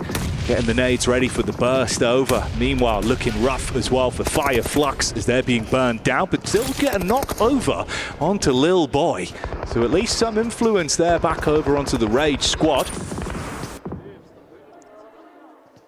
Yeah, nades are just primed a lot earlier here from Vision. Yeah, R8 does have to back it off, but no one's focused down towards this fight, so R8's not getting stabbed in the back by anyone on that north side. He's got Influence Rage, DRX, Fireflux, who even took a fight in the middle of all that. Didn't find anything off the back of it because they got sandwiched between two very hard, stale pieces of bread in DRX as well as Influence Rage, which is not a comfortable position to be in whatsoever. Not the sort of sandwich you want, mate. Crumbs absolutely everywhere on that one. Placemat would need a wiping. It would. Or just removing entirely. Yeah. There's no saving it. Rosemary is literally living his movie immediately. How much has he done? It's got to be up there. In the thousands at this point. Nuts. Alpha Gaming have Doc very, very close by to Rosemary as well as Alva. Alva's probably passed that information back, and Alva will just find him. Doc's down for Alpha Gaming. Not the most amazing start. Definitely some presence was shown, but only the 5 elims on that match. But it's better than some teams. Better than some teams. It feels like one of these actually where they're kind of just inciting it as well. It's like Rosemary going, feed me more. Give more to him. And there's more on the menu, Blank. He's just seasoning the team at the moment. Getting themselves some more points on board. Currently the highest scoring right now in terms of eliminations inside the lobby. That's all just been with 2 players. But look at that. That is a horrible shift for a lot of teams. People kind of wanting this one to move away from Heart's End, and Fourth Rise might just get themselves a freebie off the back of this one. They do have to play it smartly, though. I like that T24 as well as Falak have sent out over towards that eastern side. You play along that cliff edge. They know that there's 2 teams off towards the western side. Noki just needs to keep looking in, pulling out the telescope now and again. Realistically, their main problem is going to be Regnum Karya trying to push up over towards that cliff face and that rocky outcrop. So Falak as well as T24 going to be very aware of this. This was DRX, obviously. They got up close towards Influence Rage quite some time ago, but they've been biding their time up until now. Dive in towards the compound, looking to force them out and see if they can seize control of this one. Leave themselves with good compound control inside of the zone. Dive in instantly, find the first pickup, and start to at least secure themselves some cover to play with. Vision as well, popping back up. That's the delayed fight between them and R8 that's been going on for quite some time. Good timing from Influence Rage. I think they realized that, honestly, for them, they need to start backing it up. But for DRX, that was a tough situation to be in. I'm glad that they make the move that they did. They had to happen then, because there'd be tons more teams trying to wrap on that western side. Right now, Alter Ego is in a massive fight and currently are decimating over towards Ida.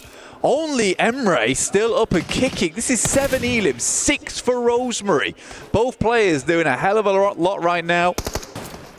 Well, this was the thing as well, right? Obviously, he's been playing for that position up and high for so long. They got vision. Oh, they realized they were ahead of them. Tried to go for the backstab into it. Rosemary found some impact now. Down and out.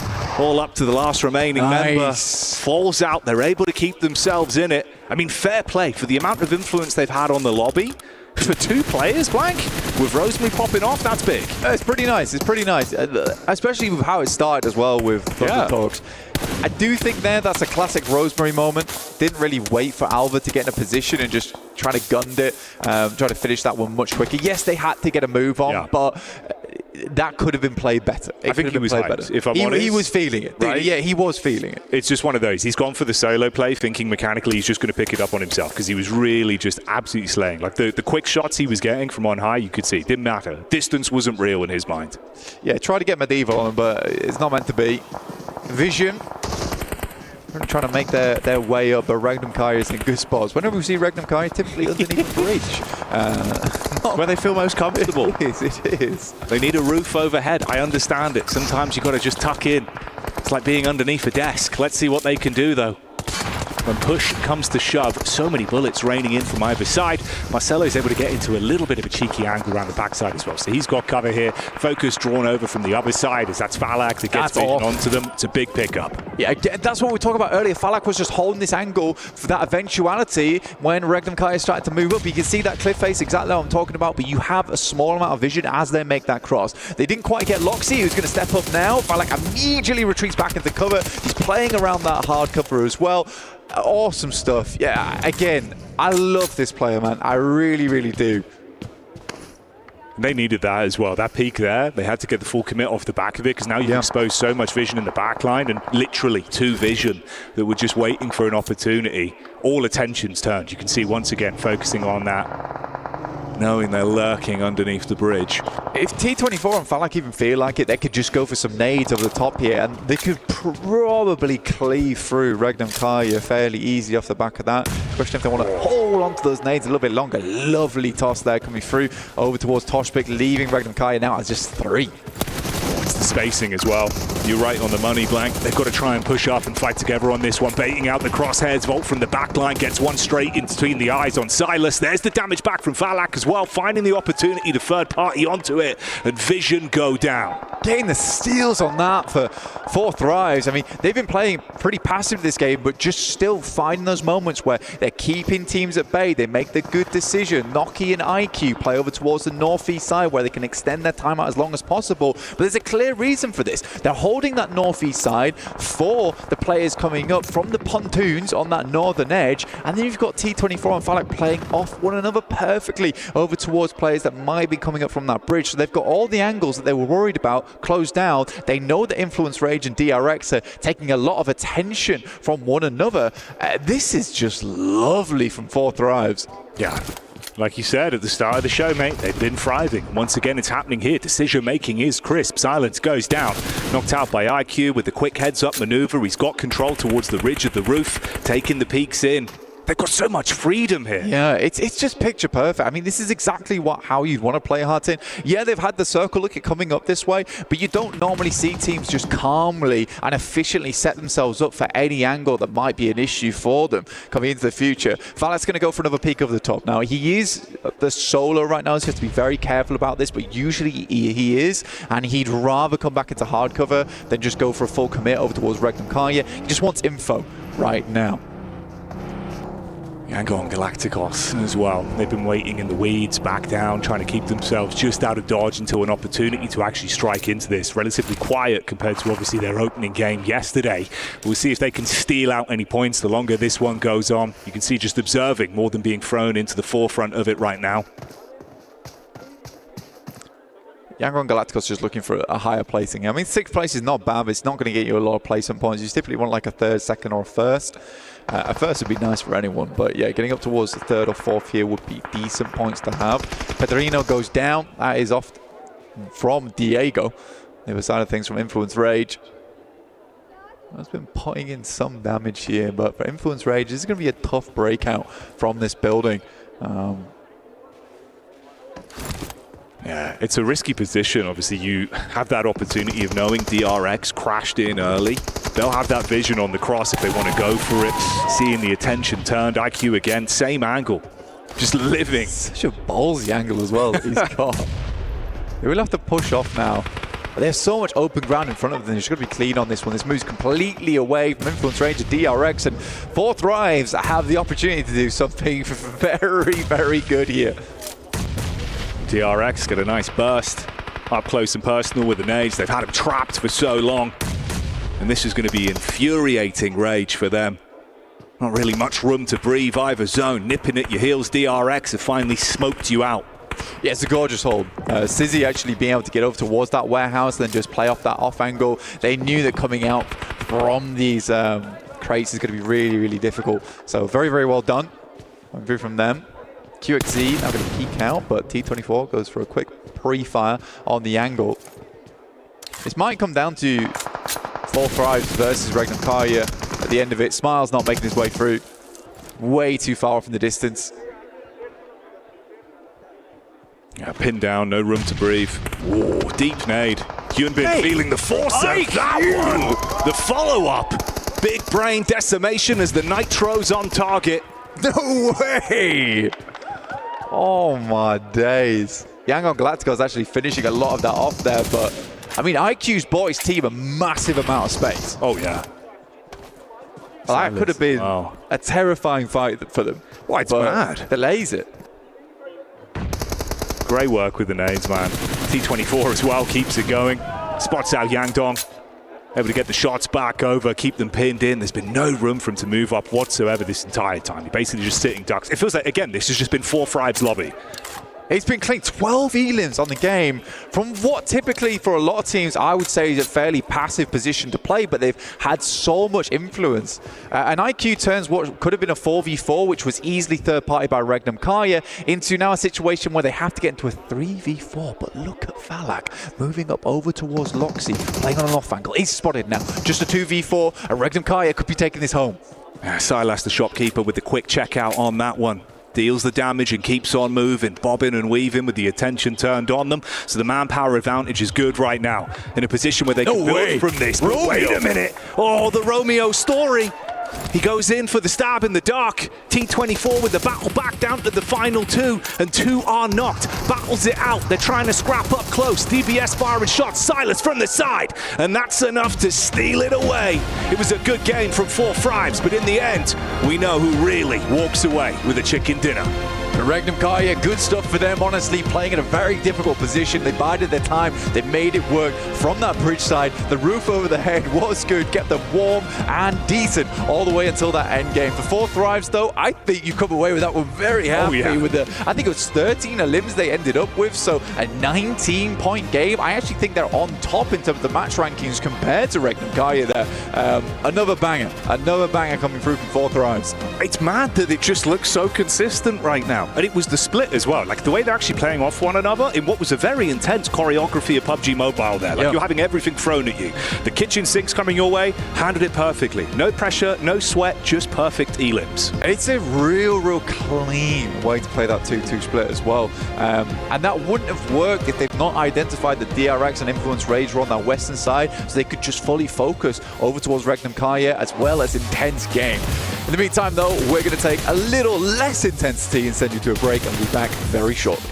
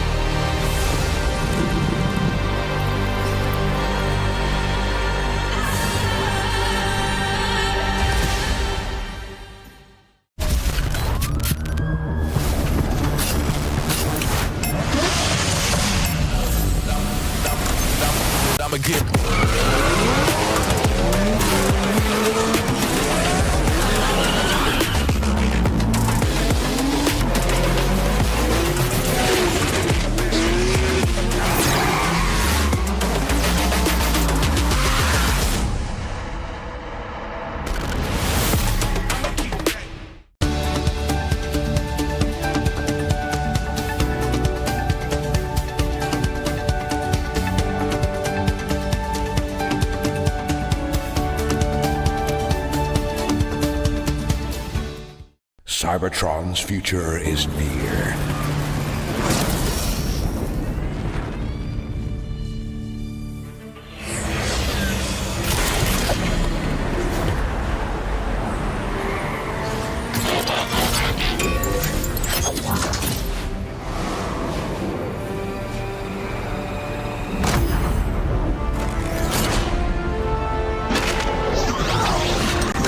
Autobots, roll out!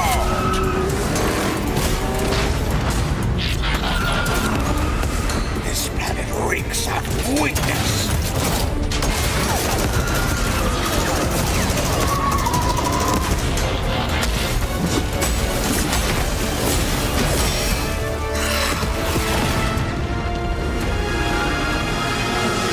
Your courage reignites my spark. We'll crowd a new load of Cybertron.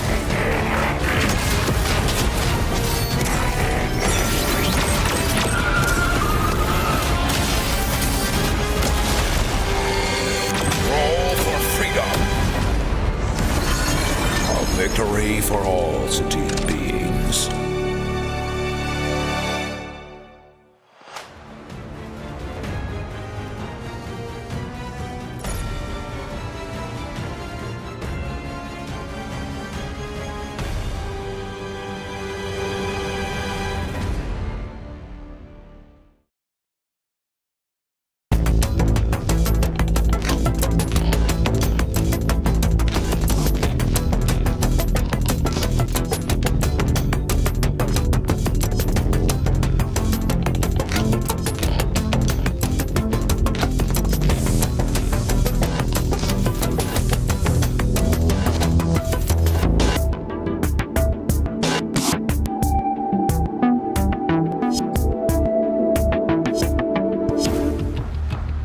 That Sanhok was definitely worth the wait. And we didn't get a hot drop, but we did end up getting at least a back-to-back in a way, Max, from Regnum Karya. Yeah, I mean, they did it on Miramar yesterday with the last chicken dinner of the day, and now they do it again on day 2 here on Sanhok, and a very good game for them. It was going towards Hattin for a big portion of this game, but the one team that decided to not go to Hattin ended up getting the chicken dinner by holding the portion under the bridge, which, as we saw, was the main reason why they were able to get that chicken dinner. And one thing that we were enjoying, that we were talking about during that match, Neptura, was that split that Regnum Karya was doing. It was an interesting split. It really was. I liked it a lot. I thought it covered all of the bases that it needed to cover, right? You had 2 on one side of that river. You had 2 inside of zone. They were just making sure nobody came around. The other good thing about that is that high ground, that compound on the wrong side of the river, let's say, actually does a really good job of getting as much info as possible down to the south side. So they were able to know a lot of what was going on in that circle. Yeah, I mean, because of that, they gave themselves 15 points, second top team when it comes to overall points this game, because look at that, 4th rise, 13 points. Okay, they're in the finals, guys. Yeah, we're good. I think Pakistan in the finals, let's go. But no, Regnum Karya said they were able to scout, saw that spot under the bridge. Oh, it's free. They instantly send it. Don't have to do any extra scouting. You take that position, and because of that, they're able to defend against Vision, against Yangon Galacticos, and actually claim a game-winning position at the very end, because as we saw, it tended to move away from Hattin itself. So a very good game from Regnum Karya. This is definitely a lot more aligned with my initial expectations of what I wanted to see this team do. And one thing that I'm kind of just pointing out here is for Team Vision, they did end up getting 6 eliminations, Neptura, and the rotation that they were able to do, I was impressed by. It just didn't end up working out for them. I'm really sad that it didn't work out, honestly. I loved that play of them going under the bridge, fighting for that position. It was so nice. I just think that maybe they got a little bit too caught up in the previous fight with R8. Yeah. And it just didn't really go that way. But it's a really interesting thing to think about, because that particular compound where they had that fight with R8 is actually, you see those teams that fight there always take way too long. So I think it's something to think about, something to consider when you're talking about where to go, what compound to use, because if you end up fighting there, it just seemed to take forever. Now, during that fight that was happening between Regnum Karya and Team Vision, I did notice that Falak was kind of third-partying a little bit. He ultimately ended up eliminating Team Vision, at least some of the players there. We were having a back and forth, Max. We were wondering, would that be the time for Falak maybe to just not overextend too much, but see if maybe he could third party even more? Because if he would have taken more players from Regnum Karya, I think it would have been an easy win for them. Yeah, I think you don't want to take that heat against Regnum Karya at that point. I did like that he was trying to get an angle. You can get an angle under the bridge, but you can't get an angle on the dip of Regnum Karya. And that's why I was so confused with Vision. Why are you stopping under the bridge when you're actively being shot at by Falak? Send it on to the side of Regnum. Take the fight. If you get eliminated, at least you tried. But if you win, you get a bunch of eliminations onto Regnum Karya, and you're safe from all those teams trying to take shots at you from Hatton itself. So I think the Vision got a little bit too hesitant, and that did cost them the game, I think, this time around, because it could have been a Vision chicken dinner, would have been the first MENA chicken dinner. That would have been an amazing thing to see happen here in Riyadh. That's interesting. Then you think that they didn't extend enough? You think that they stopped too short by going under the bridge? Which not only gave an angle for Falak, but also makes it very nadeable because it was hiding behind pillars and walls, and Regnum just kept chucking it over the side. So I think that here you just commit to the push. You can stay under the bridge for maybe, 10 seconds, get information, get the game plan. We have to send it, and especially Regnum on the little dip, which is very nadeable. I don't know how many nades they had, but if they had a few, you need to play around that utility to transition in that dip because it was such a good defensive spot. I see you pondering stuff there. I'm Is there anything you want to add to it? Well, because you and I thought that them stopping under the bridge was actually a fantastic play. I see what you're saying about the angle from fourth drives. I see what you're saying there, but I felt like overall it was a really good, at least initial position to take. I did think that Regnum Karya maybe had a little bit of a split. Some of them were under the bridge.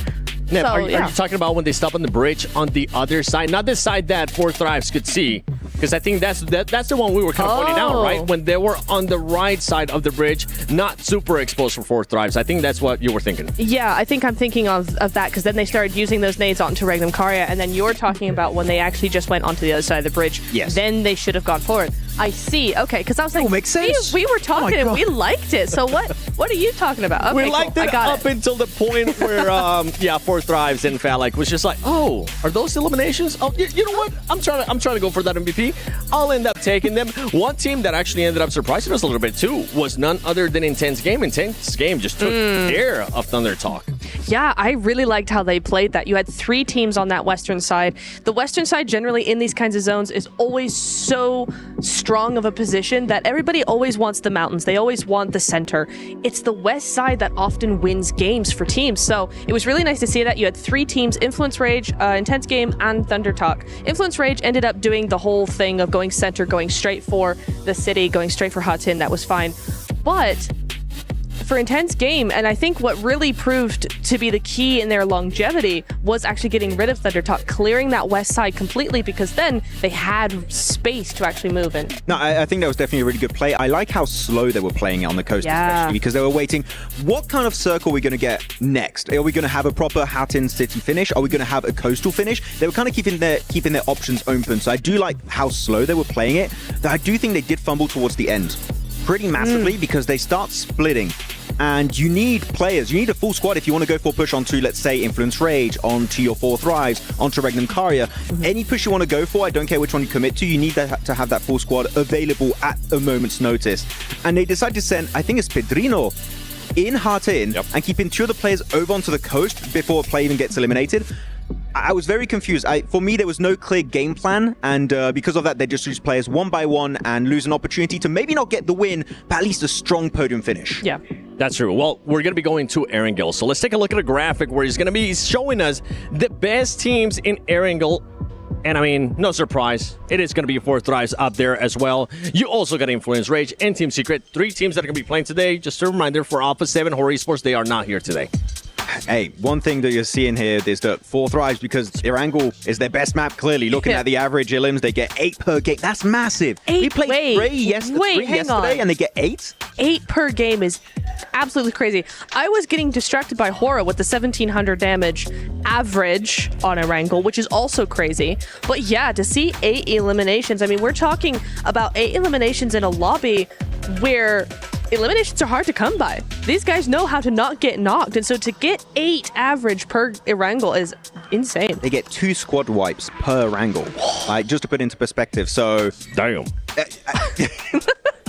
Thank you, right? Seven. Great input. We love it. I can see your brain just thinking about it. You saw the damn in my brain right there. Yeah, exactly. No, so it's been working great, and for a lot of the teams here, it's going to be their ticket to the finals is, are you good on Erangel? Yes, no. And if that's the case, like we saw for Four Thrives, they are going to be able to go the entire way. Though I do want to go on a quick a little bit of a tangent here.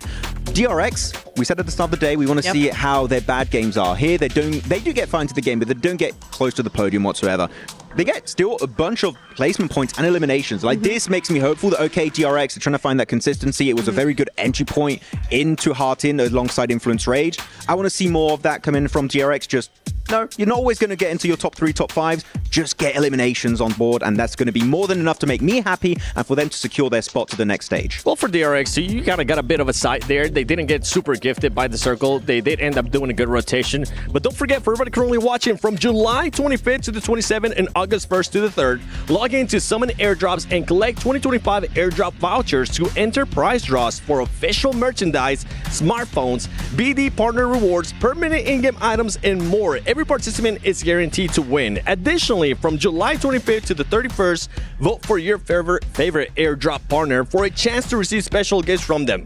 Don't miss this year's airdrop carnival and unbox your surprise. Max, have you done it? Not yet. I did put my predictions in game though. I will not share because I will be in danger. But I have not got it because I'm waiting for the. Is it going good? Is it going? Give us a vibe of how the predictions are going. I've actually got like, I think about 50% of my predictions are doing very well, which I'm impressed. Really good for you. Full prize was in it. Let's give them hit them, like you said. Oh, okay. I did not. How are your predictions going so far, Natura? Because there is a eyebrow at stake. Oh, 2 of them. Shoot. Oh yeah. 2 of them. No. Oh, we did agree to this. Dang it. Okay. Yeah. No, it's going okay. It's going okay so far. You know what? I'm happy with how it's going. Okay. Am I getting that vibe? It seemed like questionable, right? She's lying. Oh, not. She had 8 team spirits, you know. Hey, if I could, I would, but I can't, so it's fine. Kitsune pictures everywhere. Exactly. That's the main thing that you're going to be just seeing throughout the day. But as we saw a chance there to see the graphics earlier from Erangel, I'm happy to see that Four Thrives is continuing on this performance, Max. And that was the big question mark that I was going to be having for them. Can that team continue to perform like this? We're going to be jumping into Erangel. Can they continue that consistency? Let's send it over to Blank and Jackie. Thank you, Seven. Can't wait to kick this one off. It's already been damn exciting. First game, Blank, good build-up. And of course, if you want to know more in depth, why not check out our official map feed? It's now live. Head on over there and get that read that you need. Absolutely, the read that you need on the speed of these rotations from these teams, because obviously for the first time ever at EWC we are sharing the map feed here with you. We've been doing it throughout the year, slowly rolling out a little bit at a time, but we really just wanted to share with you the inner workings of all the teams. Obviously, me and Jackie have been looking at that damn screen for a while now, locking in, making sure you guys know where the teams are, but now you can take a look into the inner workings of PUBG Mobile as well, so make sure you check that out over at PUBG Mobile Esports on YouTube. Enough of that though, we're going to head over towards Erangel itself. Oh yes, follow your favorite teams and get ready for the scenes that we're going to be witnessing here. Game 2, day 2, the action is heating up, but who will be beating the heat? That's the question and the tagline, and a lot riding on it. Already some interesting developments from game 1 in terms of the early explosive hot drops that resulted in a rough start for Alter Ego that somehow turned into the Rosemary show, hoping it won't be as bad of a start, but an even better finish for them this time, Blank. That's what you hope to see here. I think a lot of fans for Alter Ego, some really good players on side. Alva's been around for a long time, as has Rosemary, but 2 players that did fantastically well in our last match. I'll tell you who is beating the heat though. That player that had managed to create a small wall of water bottles in front of the camera. Not sure if he's hiding his face or just trying to make sure he stays hydrated. Either way, happy for the guy.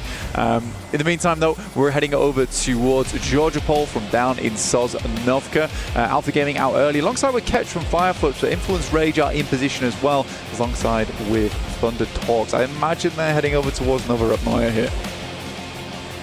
It's a good system, though, You build up the wall of the water bottles that are slightly cold. The air will then blow that almost as an artificial AC. So maybe that'll even pull them off. Cracking the lid a little bit. Yeah, that's what I mean. Just a little bit of cold air from it. So he's either going to play really hot because he's kind of been like actively cooled. Yeah. Or he'll play worse because he's cooled off. This is really big though, and teams will have to cool off real quick because it's going to be a hot rotation down towards Sosnovka early on here. Influence Rage, Thunderdogs and Alpha Gaming already here. This is big news for them, but this is quite a lot of teams for us. I mean, recently we've more only seen maybe 1 or 2 teams over towards Sosnovka early. So Influence Rage, Thunderdogs and Alpha Gaming very pleased with this one. 4th Rise and Very Pier, they have a very quick rotation they can make down towards the South Ridge and that little hillside that looks over towards the west and the east. But again, we saw how well 4th Rise could hold on position last game, so I hope they can do the same here because you will have teams coming in from that western side and the bridge. Yeah, sway over the bridge, get that done with early. I think it's interesting as well, you do actually get Alpha up close towards Influence Rage to kick this one off. Obviously, Alpha in the previous matchup, bit of a rough compound crash, right? Losing 2 players early. Might have been a bit of a better story for them. I think that actually was Rosemary as well that got the third party from the ridge onto him, right? Just cleaned up. That's crazy, yeah. We see a little bit of a alter ego highlight there as well, opening it up. We get their vision to start. See how it develops. Hopefully it's a big game for them, bro. It's always exciting. Feels like it gets the fans going early. It does, absolutely does. They've got a very, very good fan base, I would say. Got to actually cast over in Indonesia too, and it is incredible. The energy I can imagine. from that audience was unbelievable. Truly stunning and electrifying, just as it is here at the EWC for PMWC. 4th Rise currently ahead by quite a bit here on 75 points, but DRX not too far behind, 64 points. Now, I would say Regnum Kiev that last game have really dragged themselves out from the small rut I'd say they're in, comparing them with the caliber they have, right? 57 points here is really, really good to see for Regnum Kiev, and a team that I expected to do well. You do hear a lot of teams at the moment saying this kind of doesn't matter here in the group stage, but I would go ahead and say this is very, very important. You know, getting a direct spot over towards the finals, not having to deal with the pressure on you that happens in that survival stage. You don't want to be there, man. You really don't want to be there. No, it's so much free information as well. You know, you kind of get that overview. A couple of days off, you get to watch. Yeah. Exactly. Like the difference of going into it in terms of prep, like it's unbelievably helpful. I suppose there is an argument for obviously keeping yourself warm the entire tournament. Yeah. I know which side I'd prefer to be on. Yeah, I absolutely agree. It was something I would bring up because we've brought it up in the past as well, where staying warm throughout that survival stage and making it into the finals is good, but there's also exhaustion that comes with that because it's back to back to back, and you're fighting for your tournament life for, you know, a few days. But it's not easy. It is not easy. Fireflux right now, one of our teams from our groups, which has really suffered. We saw them try and get into the west side of Hartin. Really struggle there, Jackie. Saw them go down very early to Influence Rage DRX, who sandwiched them. But yeah, we're going to see DRX right now looking to go for that rotate we talked about earlier, off towards that western side. Oh, it's a nice first shot, actually. You see the dive in from Alter Ego, DBS behind the door. Walk through that, you're not breathing anymore. Instant first contact, mate, but Alter Ego at least clean it back up. They can get the res in as well. He's fine. He is fine. He is fine. Alva come back up. They definitely want to keep him on board. You know, working together with Rosemary was very, very nice. Last game, as we saw. But this is not the end of the road for them because they've got a long way to go. Long way to go down this western coast. Yangon Galacticos in front of them. Many teams actually going for this western rotate as well across the bridge.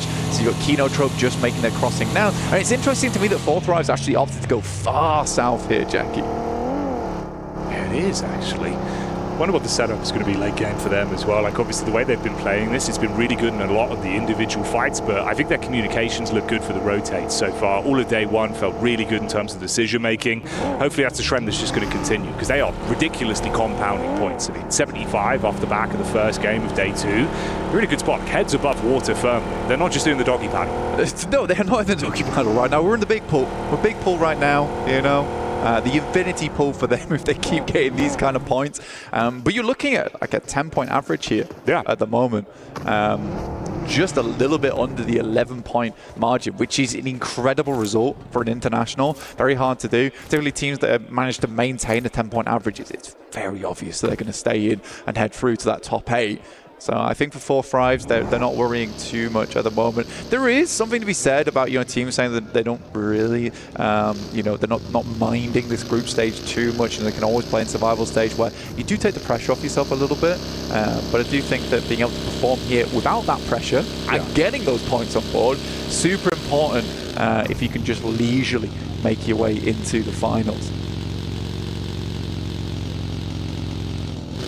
Do you wonder for Yangon Galacticos as well, if it was more of sort of, playing to the best of their ability yesterday early, and that's going to obviously taper off, because it felt like there was maybe some opportunities in game one here. It didn't really seize the day too much to really squeeze as much potentially as they could out of. Here it might look like they might even get nipped at on the heels as well by Alter Ego towards the back line. We'll see how that develops. Obviously a big shift, everyone making their move over towards the zone now.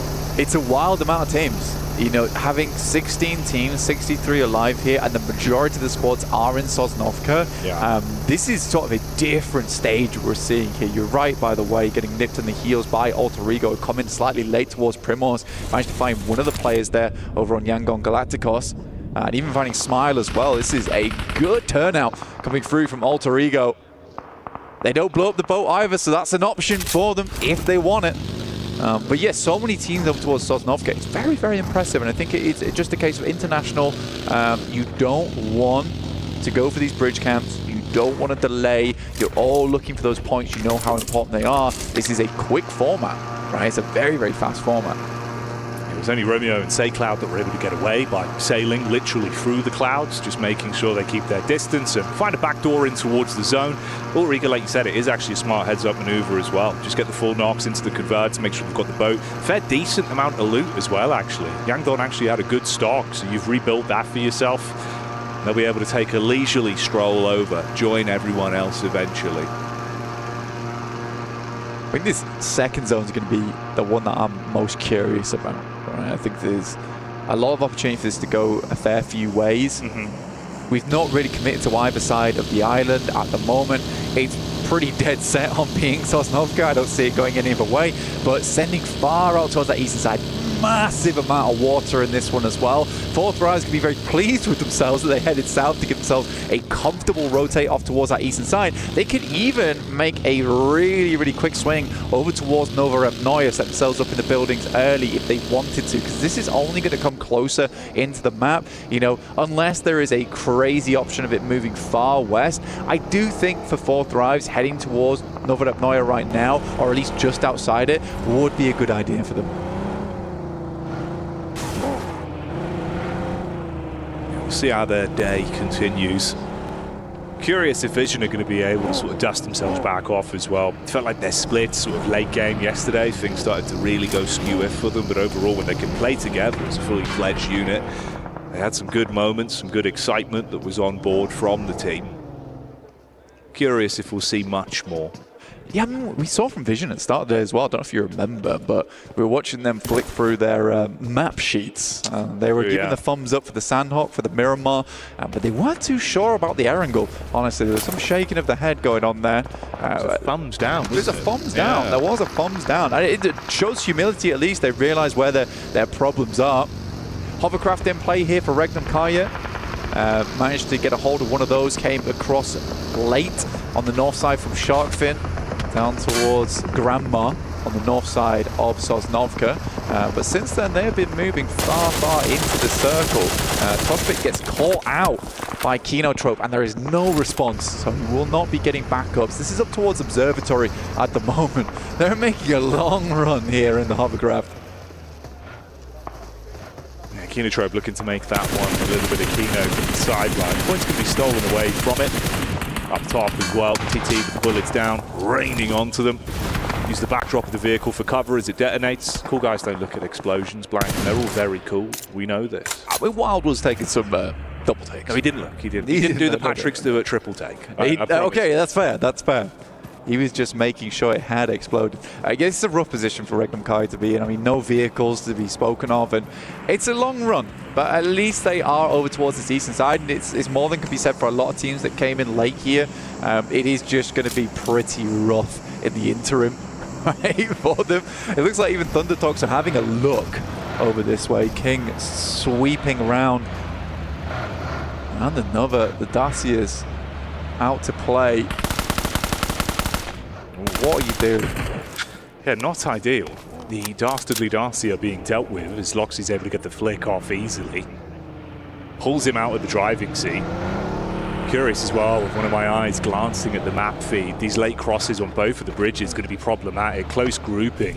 Vision most likely having an easier time of it, but obviously for Alter Ego, they might actually take this one in their stride if there is a fight that breaks out, to be honest, bro. It's a what? So they didn't take the vote, right? They moved across very pier. I think they've read into the fact that four Thrives like to move very, very early and just get into the map, so they've got a comfortable way in. And also they're assuming that most teams already made that big migration off towards the eastern side. So I think it's a good call. I don't think they had to take the boat after all, especially with this hard eastern shift. Silence is going to have to be real quiet in the future. Pros down, but Prestel G in position. Oh man. It all gets a little bit awkward. And he falls through the map.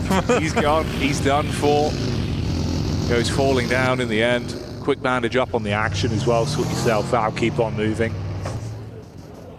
I think everyone probably hates me when I call him Prestige.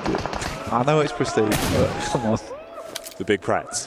But I will never stop calling him Prestige. It's good. Sorry. It works. It works. Yeah. I respect it. Falak lives for these, doesn't he? I mean, he's got 10 bullets. I don't know what he's doing. Don't matter. He'll make them count. Watch. All right, watch this.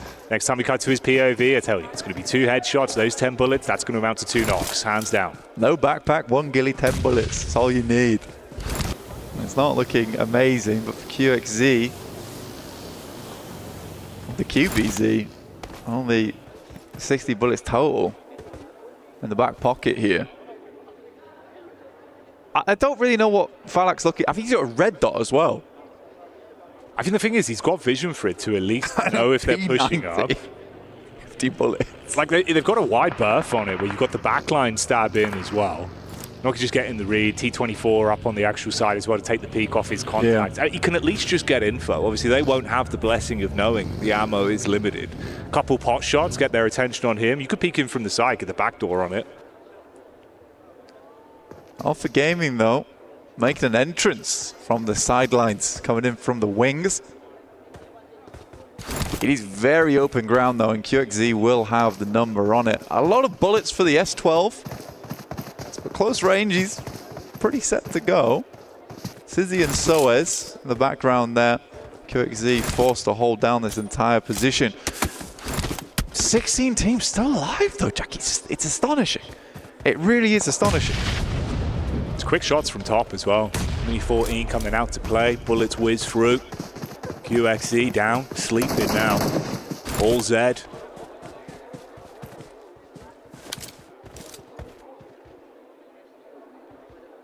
Four Thrives will have to move out here over towards the northern side.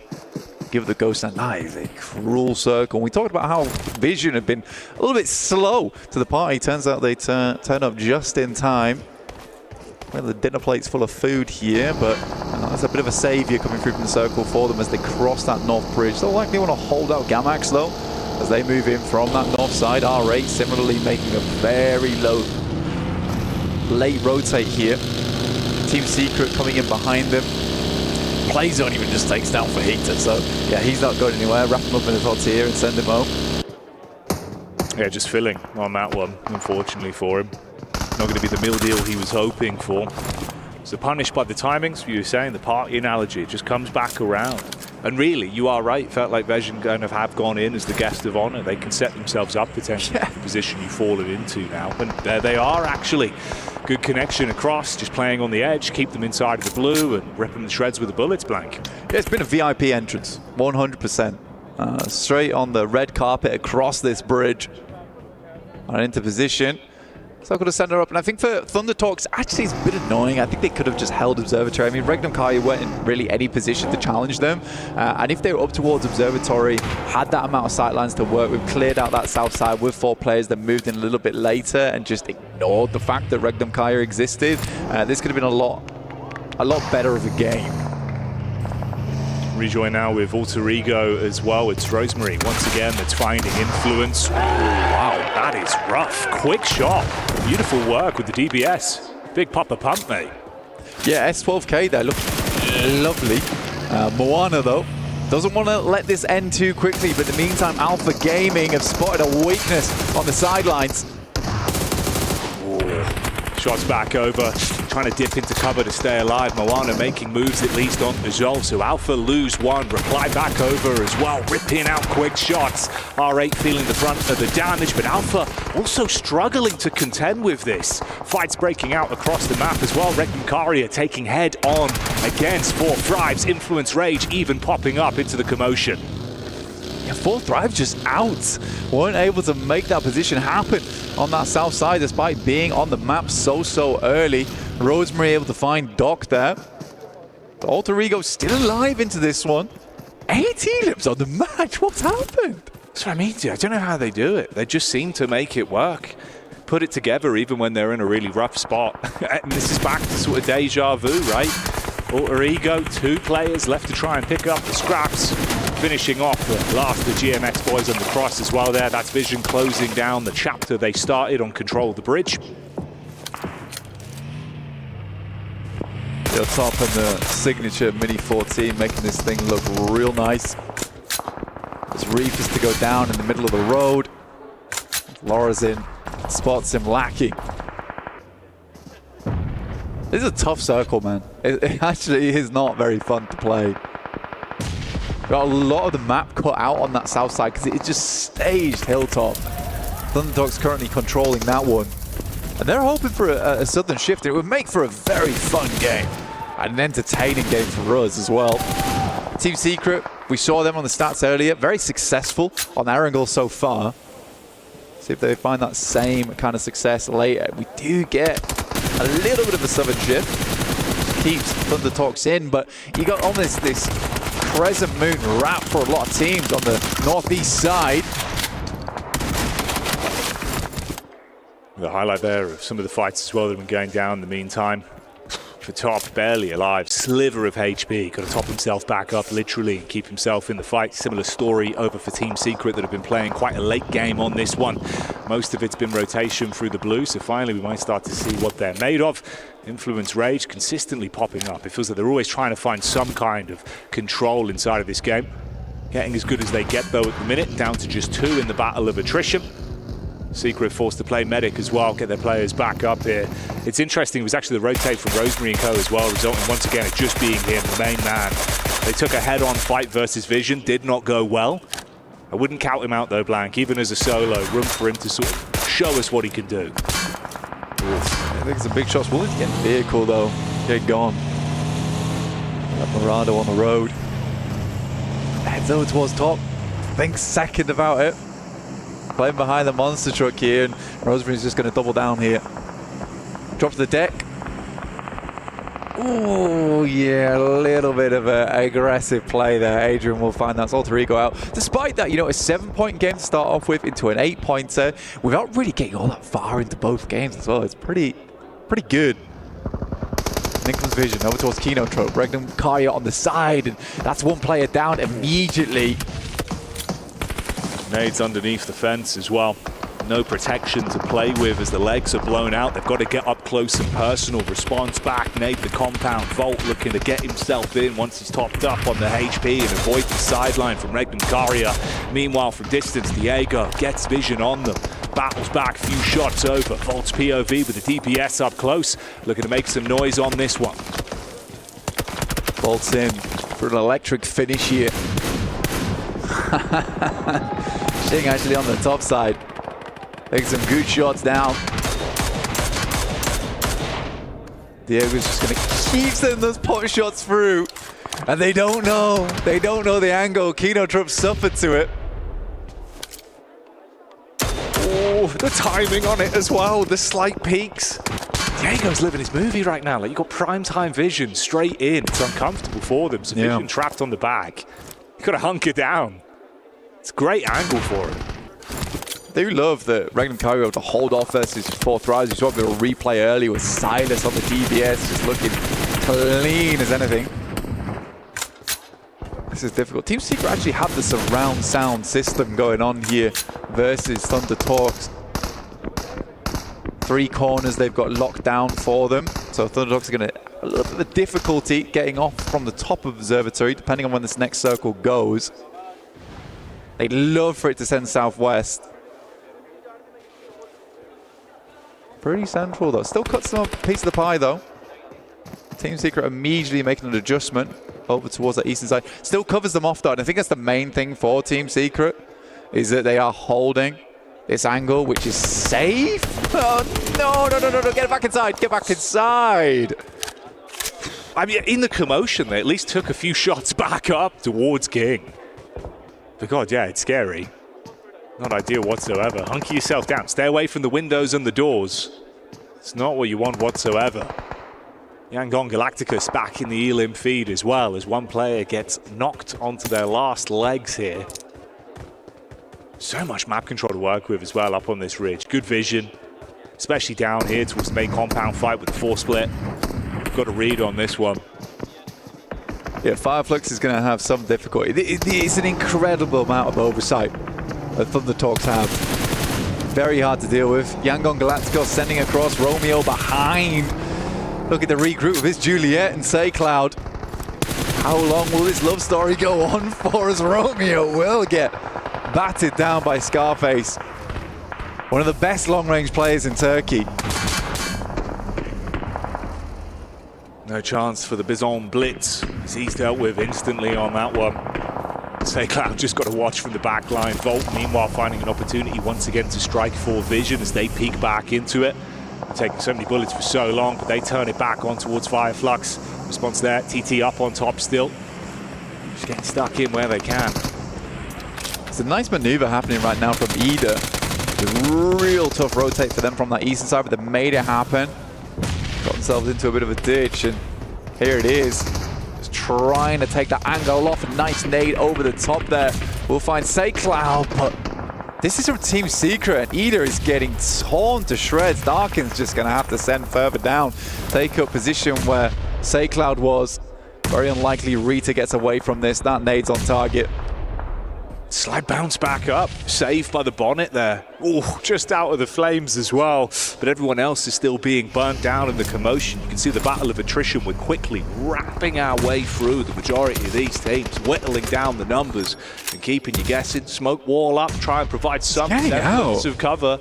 He's still breathing. I mean, the amount of nades Team Secret have cast out, they're throwing all the stones. Just none are hitting right now. Bended knee just crawling, flinching a little bit from the nades, I'll tell you that now. But yeah, I think Darkin actually might get Rita up. I'm so surprised. He got saved by the belt. It's a bit of a wonky terrain there. Yeah. The nade bounces back up the hill because I thought that was on target. So Ida actually get to play with 2. They need to be really aware of Ketch right now. And I don't know if they spotted the nades coming from him across the road whilst they were engulfed in the smoke. But TT is having a great time here. High ground galore. Looking like Obi-Wan here. Tons of vision around the map, and that is gorgeous for them. It is just an uncomfortable set over towards the northeast side now. Suddenly everyone has to offer themselves up as sacrifice on the Great Migration over. And they're just in the prime time position for it, dude. Like you say, even from substantial distance, just on point with the shots. They've been taking anyone down that tries to fight the back nade round the corner. Volt, the solo for vision, trying to keep himself alive with the 2020. Let's see what he can do. Nice. It's a good connection. Pick him off, trying to keep themselves out of dodge as well. The bullets through the slight gap in the window there, whizzing by. Loxy's heart must be pounding. That's a really nice play actually coming through from Loxy, where he pushes up and doesn't commit to the back room. Right, got no Molotov, otherwise it'd be a very different story. But the only option there for Volt is to run out, so you just have Wild hold that corridor.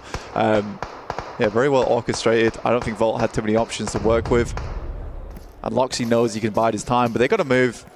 I think for Regnum Kaya time might be running out a little bit. M249 spraying off in the distance. The big dog in the distance there for Matcap.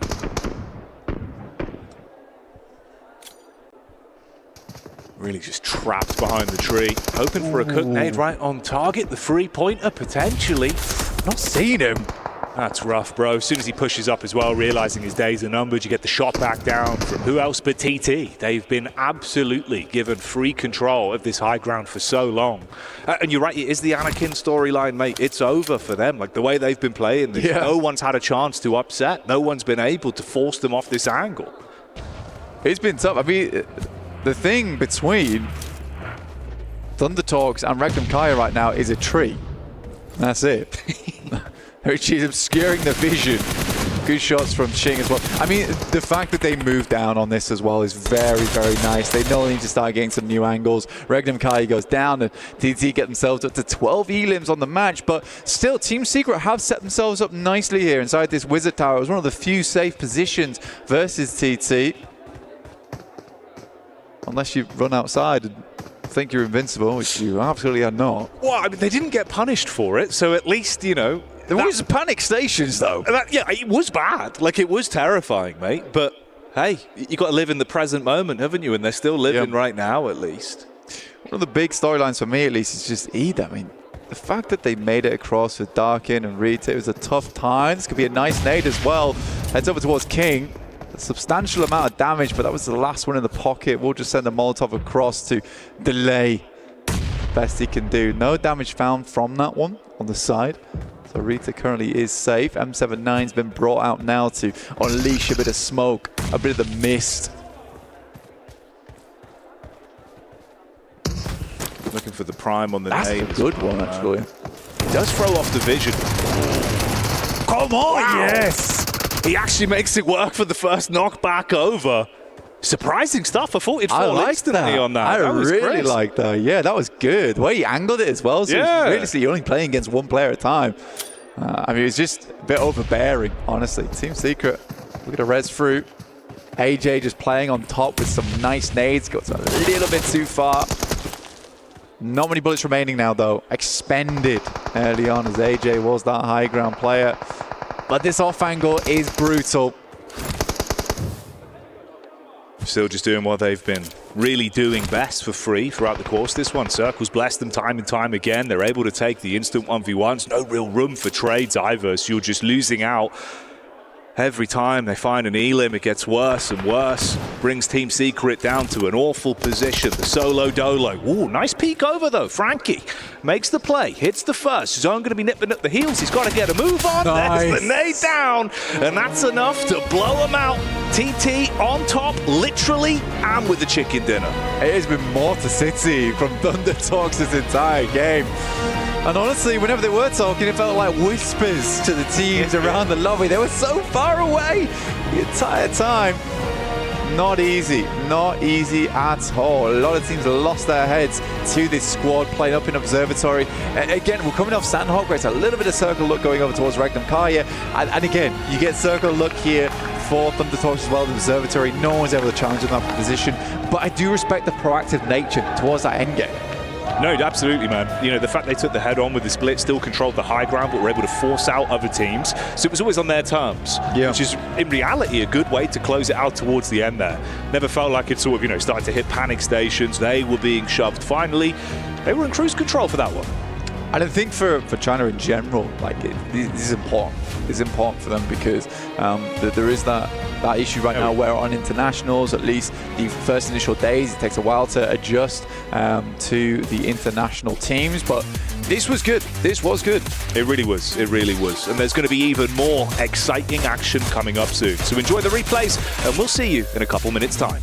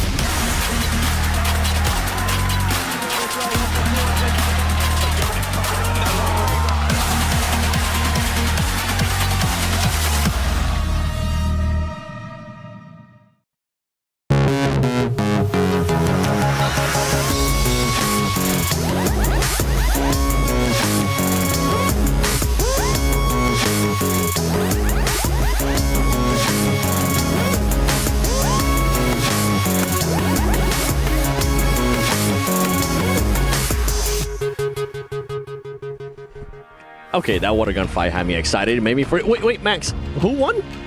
The viewers, because that was a great game. That's so cringe. You made me do that. You were making me want to do it. I'm not gonna do it. But you know what? Thunder Talk Gaming.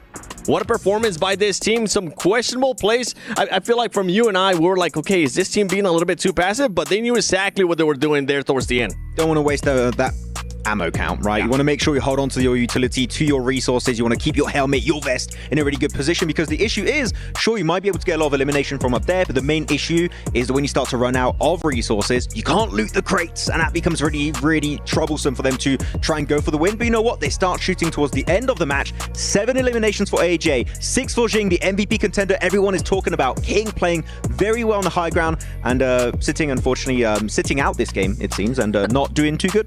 And I mean, for the MVP contender, you can see there 1,400 damage. He did end up getting less eliminations there than AJ, but overall a good performance. And I know you wanted to talk about this team early on, Tara.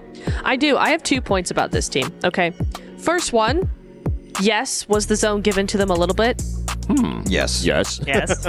But what I enjoyed from that was their immediate rotation to the observatory tower. Yes. Like, immediate. There was no thought about it. They was like, okay, go. We go. And I thought that was really, really nice from them, because a lot of teams would hesitate. We talk a lot about hesitation. I think that a lot of teams would end up thinking about it just too much, where for them it was like, that's where we need to go. That's just what we need to do. Second thing I want to say is I see a little bit of a similarity to Team Weibo, actually, Weibo Gaming, because they kept to themselves, they kept quiet, and they kind of stacked on top of each other until they had actually room to grow, room to spread out, room to kind of do something with what they wanted to do. They made sure that there weren't any surprise angles going to be taking them out from that position, and so then once they were confident in that, they were able to take control. I feel like that's accurate too. I feel like at first, Max, you and I were like, okay, we're really not enjoying what Thunder Talk Gaming's doing, but then they were able to fix it up there towards the end. One team that did end up surprising us, though, with an interesting rotation, and we're just going to mention it right now. Yangon Galacticos. It worked out for them with the glider. It did. They went for actually not just a small glider rotation, or the glidation, as we call it. They actually went for, they went from around Primorsk area down the southern side of the military island to enter back into the eastern side, crash into the water on a rock, swim back over to the coast, and play their game from there on out. It was a very wild rotation, and I kind of feel bad because, as we know, the glider is only a two-seater vehicle. How do you pick the 2 players to go forward? Like, do you rock, paper, scissors in the back? Like, okay, you survive. Give me all the meds. We'll just move on back into the game. That is a rough decision that had to be made, but it works out. Just look at them. You guys figure it out. See you later. We're going to try to collect some points. One team that did end up doing a rotation, and it was super, and I mean super, super late. Team Secret. Somehow, I think it was phase 4, and they were still trying to find a way into military, but they were able to find a way into military. I think that's probably one of the latest rotations I've ever seen in esports. Like, that was wild. But hey, it worked, right? They made it work. The 13-minute mark, by the way. 13 minutes? Do you know how crazy that? Anybody who actually plays the game like competitively, at least semi-competitively, knows how crazy that is. Especially when you drop George Pole and the circle is on the literal opposite side of the map. And the fact that they get... What? Lucky? Oh, yeah. I think that went without saying, Seven, but the fact that they still find an entry point going into the southern side is very interesting to me. There's definitely a level of luck to that. But then they actually start playing into the Harry Potter Tower. Like, okay, we found a very good position. We're very lucky. We just want to play passive and hope we get a few extra good positions later on. So I like the way they played it after that. I don't want to see that rotation again. I think as well, it was a really smart rotation to actually avoid so many teams, because there was no one there. Well, there wasn't anybody Everyone there. was in circle. But they were still here with a full squad. Like, everybody else was fighting. They went around to the south side, around to the east, found that tower and stayed there. But they were still a full squad when they went up against Thunder Talk, which I feel like is a feat of its own. That's a lot of meds. I'm just saying. It is a lot of meds. Wait. Just before we move on to this, just to make sure I am understanding that correctly, right? You're okay with the rotation that they did? No. Okay. Yeah, it seemed like you enjoyed it. No, I liked how they played it. I like how they played after that they were still able, in the midst of everything going on in the late game, to actually maintain a full squad and actually get in zone and be second players. The initial rotation was insane, though. I mean, you like team spirit, so you like weird stuff. I understand that. That's completely fair. So you keep going. We'll get a chance to talk about this one a little bit more, especially when the next game starts. But how dare he? We got a fun little segment, Neptura. Oh. We got a fun little segment that if you enjoyed that play, what would you do if you were them? I have two things. If I were Falcons, I would actually skirt around to the left side where that off-angle player of TXMG just went down. I would go off to the left and try and get a little bit more of a ground rather than stacking up on each other. If I'm Team AXTMG, thank you, I would play exactly how they played it, to be honest. They treated it like a third party until they got a couple opening knocks and then just full sent it. That's really nice. It was actually only Narvalo that actually ended up getting rid of the team because then he was able to nade himself, his teammates, but also the enemy as well. But I really liked that from ATMG. Yeah, one team that's not here and one team. You remember the conversation that we had at the end of the day yesterday too with Team Falcons in regards to that play too. They were saying that they were super surprised that team were even going to. I think it was you and I that were talking. Yeah. To them. They were so surprised that team would even push them when they were outside the zone. Yeah, because they were like, we're in a really bad spot. Why are you pushing this? But I do get it. You know, you have to clear a team. You have to clear a team if the opportunity comes available to you. Also, I think they realized that that Falcons were sandwiched between the teams on the other side of the river and themselves. They were like, if we can just do this quickly enough, we should be able to do it. But also, yeah, it was a very big risk coming in from them. I can imagine the comms also on the side of Falcons like, oh, don't worry about this team. They're definitely not going to come here. Wait, guys. It's Bucky's rolling in the background. Guys. Whoa, what's going on? And at the end, no survivors, right? Yeah. Everyone got eliminated. I think there was Hor also going for it. So, mate, if you're AXTMG, I think you could have gone for the wider rotation south. It would have been safer. But you know what? They're not here today. We can talk about it more tomorrow. There you go. Okay, you know what? Before we even move on to that, Max, do you think it might have been one of those plays that for a team that doesn't really have that much experience with a global event, that they're just doing something unpredictable? Like Team Falcons was not predicting them to push them, right? But they ended up doing it, and it ended up working out for them in their favor. I think it's just a misplay. I don't think it's because of the stage or anything. It just is they didn't see other options at that time. Okay. Yeah. That's fair. All right. You know what? And as you mentioned, none of these teams are here. So we don't really have to worry about them. We'll see what they're going to be doing tomorrow. But I know that the next game is going to be ready. So you know what? Let's send it over to the casters. Oh yes, we're in position, we're ready for this one. Let's see Black, last game for us today. Obviously the halfway point, game 3. Competition's been pretty exciting so far. Some favour from the circles. Everyone knows their shapes today. That's really caught me off guard. You didn't expect that? Didn't expect that. You know, the circle goes in the square hole. It does, yeah. Yeah, that's right. Can't put a triangle in there. That's the wrong shape. It is indeed. We've got a pyramid here on the stage. That's a shape. Well, it is actually physically the strongest shape. It is. 3 points of structure. The pyramid is by far the strongest shape. It's like a few triangles. Yeah. Well, we saw that from TT. They went for the triangle. Yeah, exactly. They did indeed. And they played it well. Where's my... Oh, they've got rid of him. That black screen right there, that's the water wall right there. It's been removed. Yeah, shut it down. Shut it down. That's unfortunate for us. I was excited to bring that one back. But yeah, no point having him on screen, really. That's it. Too much water. Yeah. He's pure H2O. Yeah, H2O at this point. Hydrated. 77 points for 4 thrives, just shy that 10-point average now. But Regnum Kai is definitely bringing it back up to speed. DRX still following in turn with that 64. But Team Secret still looking fairly good here on Erangel. It was a nice maneuver over towards the Wizard Tower, but not much you can do from there. I think once Thunderhawks realise your position, I don't really know what you do off the back of that. Tough playing path all the way over towards the eastern side. So there's going to be a lot of teams flocking over towards the west. So teams should understand that a lot of this eastern area will be picked up depending on this next circle. Curious to see how things are going to start to go as well for Alpha. Obviously, like it's just said, halfway point, right? It feels like it's been kind of rough. Aggro. They've been diving in, bro. Like, it's not been ideal. First 2 games, I think, you know, some of the issues they've run into, just losing so much. God, look at the numbers on this, though. Hang on, Falak. God, he's up there. He's blasting. He absolutely is blasting. Good for him. Yeah. Good for him. Suk for 396, 4 meters off the max. That's a lovely target to set here early in the tournament. 4 meters shy of the big 400. Yeah, big. Very, very big.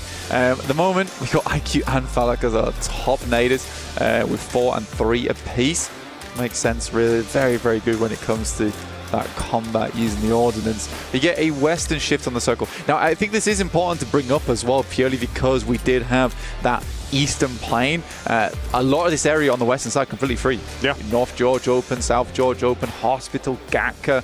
So if you want to get a move on early, heading over towards that side, there's a lot of free areas to be taken. Kino Trope picking up Pachinki.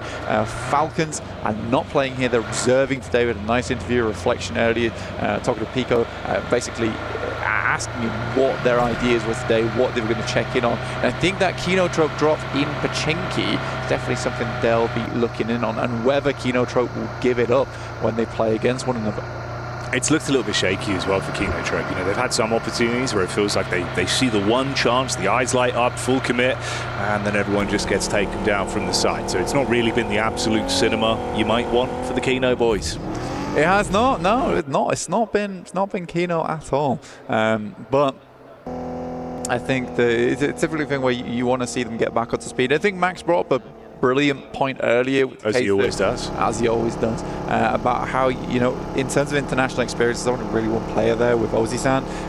It's difficult getting on a big stage like this, an intimidating stage. The PUBG Mobile World Cup is never easy to deal with. I think if you don't have a lot of that international experience, it's even worse. So the jitters do come early. Now, this is just the group stage. You will go to survival stage. We're not cutting anyone out just yet.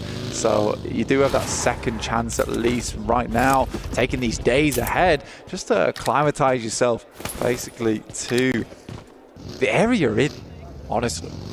Yeah, the schedule, the flow, the noise as well. Like, it gets really loud in there. The reverberations, man. It's kind of a crazy thing, right? The team shouting at one another across the room. Well, we were seeing it yesterday, right? Like, everyone was actually popping off and looking super animated. Giving it. And I think that's one of the things, you know, when you come into that mix, it is a melting pot where it feels like suddenly you might not just be ready for it. Like, the animation, the human element of PUBG Mobile catches you off guard. It's the emotional levels as well. It's really nice to see. You can tell when teams are feeling, you know, a little bit down or elated after a win. It's one thing I've noticed about Four Thrives, at least, is coming off the back of great games, quite calm, actually. Yeah, it's true. Yeah, collected. You know, there's no mismatch there for them. I think for Four Thrives, it's a good thing. Something we saw a lot of times. For instance, Senator used to coach over there for a lot of teams so far, had a lot of coaching experience, but he was always in there calming teams down, calming their players down as well, making sure that they weren't getting overhyped when they won a game, they weren't getting underhyped, saddened by a bad game. But it feels like Four Thrives have already got that down just with the mix itself. Yeah, well, if you get that like adrenaline spike straight into the downtime between the next start, it can take it out of you, and suddenly you're not feeling yourselves. It takes a little bit longer to make those snap decisions. Yeah, it's a double-edged sword, bro. It definitely can throw you off massively. So there is a fine art to being able to balance it. Keep the heart rate low, but the happiness high. Yeah, some teams feed off it, though. I know that Alpha 7 in particular, when they have a bad game, there is discord in the team, right? You could cut the tension with a knife. Like, we've seen it sometimes on the player cams. Revo is not happy with you, so you're having to sort that out as well. But it's almost a hunger thing where I think they're all very reasonable with one another. They're not afraid to be like, this was bad. Yeah. We need to sort this out right now. Like, I don't like what happened there, and they will fix it. So they don't get themselves into a situation where they're completely thrown off by their emotions, but instead just feed that into their gameplay, which is tough to do, in my opinion. I think you have to be with a team for a long time, as Mafioso, Korea, as well as Revo have been, so they can have those conversations with one another and not instantly want to, you know, take it out after the games. They're just like, this is gameplay. You know, we're going to complain when we need to, and we'll fix it. But after the day's done, you know, we're all best friends again. So yeah, it's an important thing to consider. Do you want to feed that hunger, or do you want to keep it chillaxed? Yeah, the unpack of the bag is important. You know, being able to fully break everything down, no holes barred, but then know everyone's on the same page. Just come back in with that mental reset. You see the difference. So the caliber of teams that can compartmentalize it, but understand when you need to call something out. Absolutely, dude. I think Alpha Gaming's a big one for this because they have some massive names on board. And the one thing I do worry about this team is the ego check. Right, you've got Top, you've got Doc, you've got Zyol. These three players in particular, I mean, Reefers has just been an anchor for that team, in my opinion, keeping them all held down, honestly. Humble, pretty much. But for those three players, they have masses of amounts of experience. And working together, how does that work? Is that why they're getting so aggressive? Everyone wants to just get into the thick of it. I don't think Doc is used to having players that also want to make kind of similar Doc plays, where he can't make a crazy play, maybe get away with 3 or 4 elims and go down, because it's like, well, Zyol and Top have joined me for this, and now the whole team is dismembered. It's not good. No. You see it, though. The optics is there, where it is almost as if, you're all competing against each other within the bounds of the roster with one goal as the main focus. But sometimes it goes a little bit, more the other way than you'd want it to. Yeah, it's an interesting point you bring up, and you need to fix it a little bit. Obviously, halfway point of the day, you're relatively far down the overall standings with the points you've been able to acclimate so far. Can't be having that.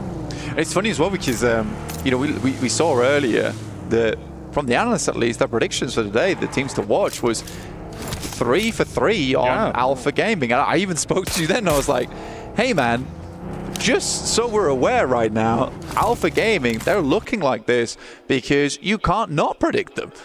You can't afford not to predict that team, because if they do have a good day, it's going to be monstrous. But at the same time, this is a team that can just fall dead in the water so quick.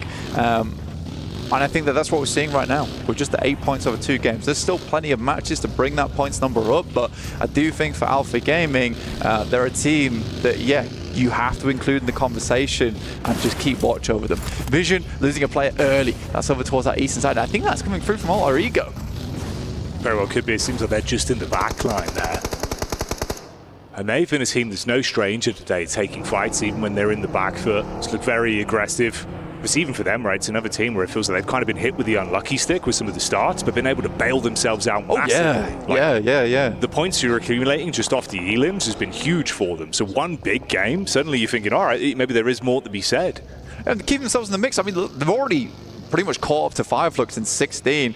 Obviously, Fireflux were having one of the worst days for themselves yesterday, and it's not been great today either. I mean, they started on 20 points, now up to 24 points, so it's not been great on the day. But for Alter Ego to get here on what has been a little bit of a rough start, it's nice to see that they're never backing down. Alpha Gaming, though, coming up against Thunder Talk here, assisted by Fireflux. I think Thunder Talk's taken an early exit.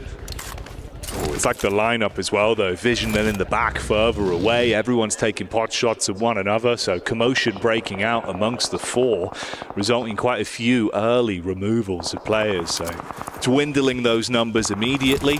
Off the dinner last time, that's going to be rough for you, then falling into a position where you are down to, of course, just one player, no real points already established either. So likelihood of being able to squeeze a lot in back-to-back games and keep that energy high, not looking good for him. That storyline, you can put that one to bed. It's the replay here. Alter Ego picking up that first elim over towards Visions inside that warehouse, just locked him down, didn't let him back out again. Ended up as merchandise inside the building. But Circle, let's talk about this a little bit, right? We've got Ruins involved.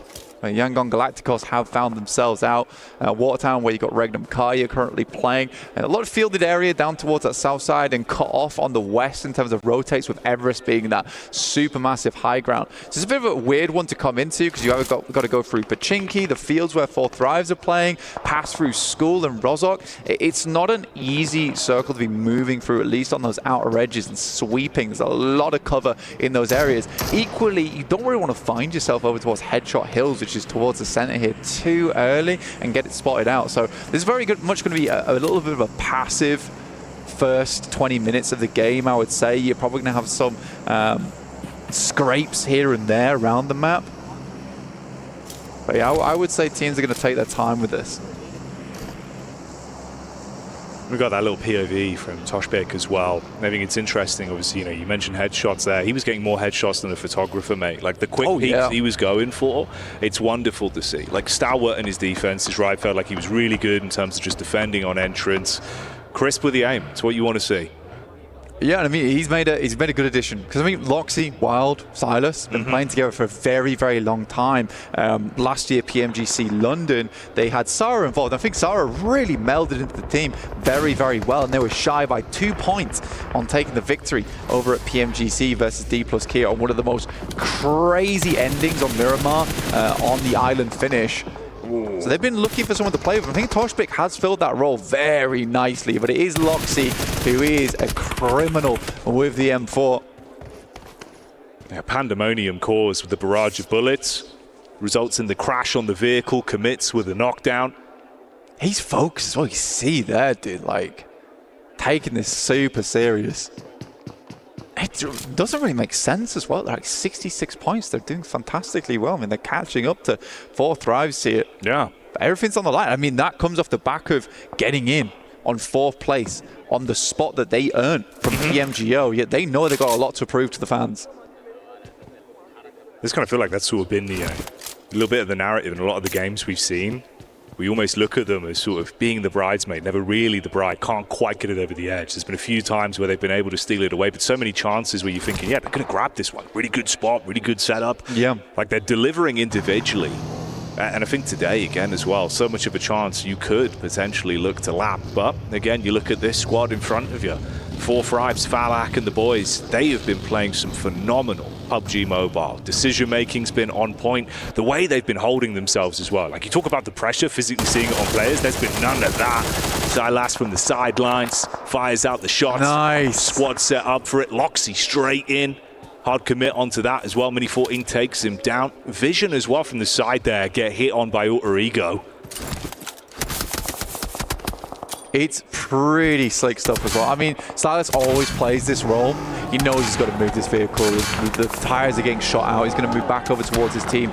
Real sharpish. Now the Team Seeker is trying to backstab over towards Regnum Kaya, but provided so much information from that position, stopped 4 thrives from getting a crazy spot in there that they wouldn't have been able to dislodge. So losing a player early like that is just going to make the life of Regnum Kaya easy. They also get a nice pickup over towards Falak, just pilfering the loot crate there.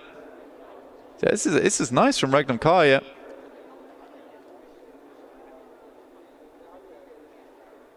It's vintage Team Secret from what we've been seeing as well. Throw themselves into these positions and really dial it down. Slow down the pace, look for an opportunity. Never really seem to be the squad that goes into kicking off. They're just playing for the backline, right? Once someone else presents the opportunity, makes a mistake, then they get involved. To a degree, we've seen that passive play work in a couple of the games over the split yesterday. I don't know if it's been as clean today, to be honest. I mean, again, you bring it up here, and we've seen it a lot in the past, the PUBG Mobile. You're so right in terms of that passive gameplay. It really reminds me of Inco Gaming, for instance, who have made it through a lot of events just by playing that passive gameplay, taking a center position, and just allowing teams to come to them and watching the carnage unfold around them. Unfortunately, in recent times, it's just not quite enough anymore, and you do need to be a bit more proactive. Team Secret has benefited off it so far with 59 points, which is, you know, very respectable. But it's one of those play styles that, you know, it keeps you up towards that top side, but it's not going to give you a win, right? It's not going to put you on that champion podium when it's all finishes and all the dust settles. That's the only thing I worry about for Team Secret. That's the thing, I suppose, is how long does that go their way? R8 with a dive in. Up close and personal here. Good so far up against IG. Able to handle themselves nicely on the crash towards the ridge side. It's a little bit of cover to work off as well. Restock themselves. Nade over the top though. That's Volt setting himself. Good distance on it. Nice detonation, clean connection. Nade's right on target. Couple left to work with as well amongst the squad, and they're going with the staggered nade, one after another, getting it close on the vehicle. It's going to land on target. The mortar shells raining out. So Vision making it very uncomfortable for R8. However, never alone. Backside, that's Fanta getting the shot off from GMX. You got the drive up here as well. Alter Ego going in. Meanwhile, POV of Solus, that's Fireflux, looking to see if they can steal away any points from the commotion that's been caused here. Smokes up all around. Vision rough for them to get info on this. Nade's going to be close. Right at the feet there. Keep this calm though for them. Scarface looks to move forward. He'll underhand over the top side. There's a lot of damage over towards Prestige. And he will go down. But that's the Gamax off in the distance. So stolen away from Scarface. Kedge is res back up again. So Fireflux can continue to play. And they need a whole lot of points here, Jackie. It's not looking good for them. Vision managed to find themselves a bit more cover over towards a compound off in the distance there. But in comes Alpha Gaming. And will this be a moment where Alpha Gaming suffers, or will they take it to Gamax here? They get one res off. One is down, but they're swift with it. It looked like a huge nade, but it's going to be more the plays that are made up close and personal. Gamax, struggling on this one as the dive comes in from Alpha. They clean up. The Doctor's here. It's an incredibly swift fight there coming through, and I don't think Gamax had any kind of response. They're going to get 4 death crates to move through. Lovely stuff. Loxy gets up to 600 damage. Will do a lot of work over towards Yangon Galacticos, who find themselves in a crater of misery here versus 4 Thrives. Will not let anyone in to their territory. Lovely addition on this map as well. Those positions gives you a bit more cover to work with. Used to be all flat ground around there. Very, very tough. But that'll do the trick. 4 Thrives. Get themselves some more loot on board. Not only that, but a lovely circle for them to push this one forward. Unfortunately, they are missing right now, I'd say, the star player in Falak. Honestly, though, you're going to take that every time, man. Like the dive in from Yangdong, the fact they've been able to grab that one away, get the additional stock from it, still have good zone control to play off. Yeah, there could be a lot to build from this, but it's the Moana madness in the back line, getting the shots in. IDA struggling, Influence Rage as well, getting hit heavy, down and out off the back of it. Rosemary still scanning through the smokes and looking to add insult to injury on this one. Bullets through the back window, barely getting out. Aaron putting the pedal to the metal. In the meantime, Alpha Gaming is still giving it on those sidelines over towards Kinotrope, and that is a long, long distance they're sending those across. This Scarface to find a double nade over towards Reefus. That will take one down. That was a far scout off towards that eastern side. At least Alpha Gaming do have eyes on towards that, but now you've got the deadly trio coming your way. So with the distance on the nade, he's the one with his eyes honed in towards Fireflux, looking to stop them from really creating too much commotion. You got the split, of course, as well. Doc and Top making the wrap back around. Potential to get some free points onto the back line of Kinotrope. Regnum Carrier again as well. Team Secret obviously popping up early, now going down. Very, very important as well, because they need to clear out those players, and Loxy finds Jaiki as well, and he's been in an absolute tear this game. Seriously good plays from him so far. I think he's bordering on 800 damage now. Silas will even find King. Should be the last player there for Thunder Talks as well. Oh, mate. He's the mobile heavy machine gun. Like, absolutely on it right now. That's what I was saying. He smelt blood in the water back round towards Kinotrope and hard commits onto it. Barrage coming out, keeping him pinned in. It's uncomfortable. Oh, my days. That is unreal. You see it a lot. You see players go for it, but you'll see a lot of players find success with it. And that's your very storied history player. Still making it work. Doc comes up towards the front line. A brilliant Molotov, and that will be Kinotrope burning to the ground there. Alpha Gaming up to 8 elims, and this is why you cannot count them out. This is why the analyst shouts them out at the start of the day. It's because when they start to pop off, it is hard to stop them. Oh, Hyunbin catches whiff of what's going on, though. He's hearing you hyping up Alpha Game, and he wants to cool them off immediately and show that DRX is still here to play on day 2, that they're not cooling off. In a good spot overall in the standings, but they really want to see if they can run away with a nice point accumulator on this one. Doc from the side being shot at. That's 4 Thrives to get the knockback onto him. Got the quick run in. Top looking to at least maybe save his mate. Hyunbin, Molly in the back. Flames go up, keep him pinned. Doc's down here. Great shot through the smoke. Hyunbin takes a nade just to the forehead, but he headers it away. And it will keep him alive for the time being. Another nice air burst, but they're sending one far, and it gets both of them. Doc's down. Top takes a tumble. And it might just be the elims they find this match. In the meantime, it is Sizzy who does find a player over towards Regnum Kai. That's Loxy right in the background. Luckily, Silas is nearby. Might be able to go for the res here, but the blue is pushing in. Got to be quick about this. No opportunity to dilly-dally. They got a clean house and then make their move. They dive in for the finish off onto top. It's all about Zjol. Had cover to work with, but no more. Shut down as they finish him up there. They can quickly loot and set their focus on the zone with the 4-5's POV here as well. For Alpha Gaming, though, there was that delay, right, where they were just, you know, quite lazily picking up the death crates there. And I think in that instance, when you don't have sight lines over towards that plateau, you've got to assume there's going to be a team there. Alpha Gaming, I think after that explosive start to the game for them, they slowed it down just a little bit too much. I think they need to be thinking about their next maneuver there. Regnum Kai up to 6 elims at the moment, 1,500 damage in the match. There's Noki finding one over towards Ketch as they were trying to rotate over towards the backside of Vision.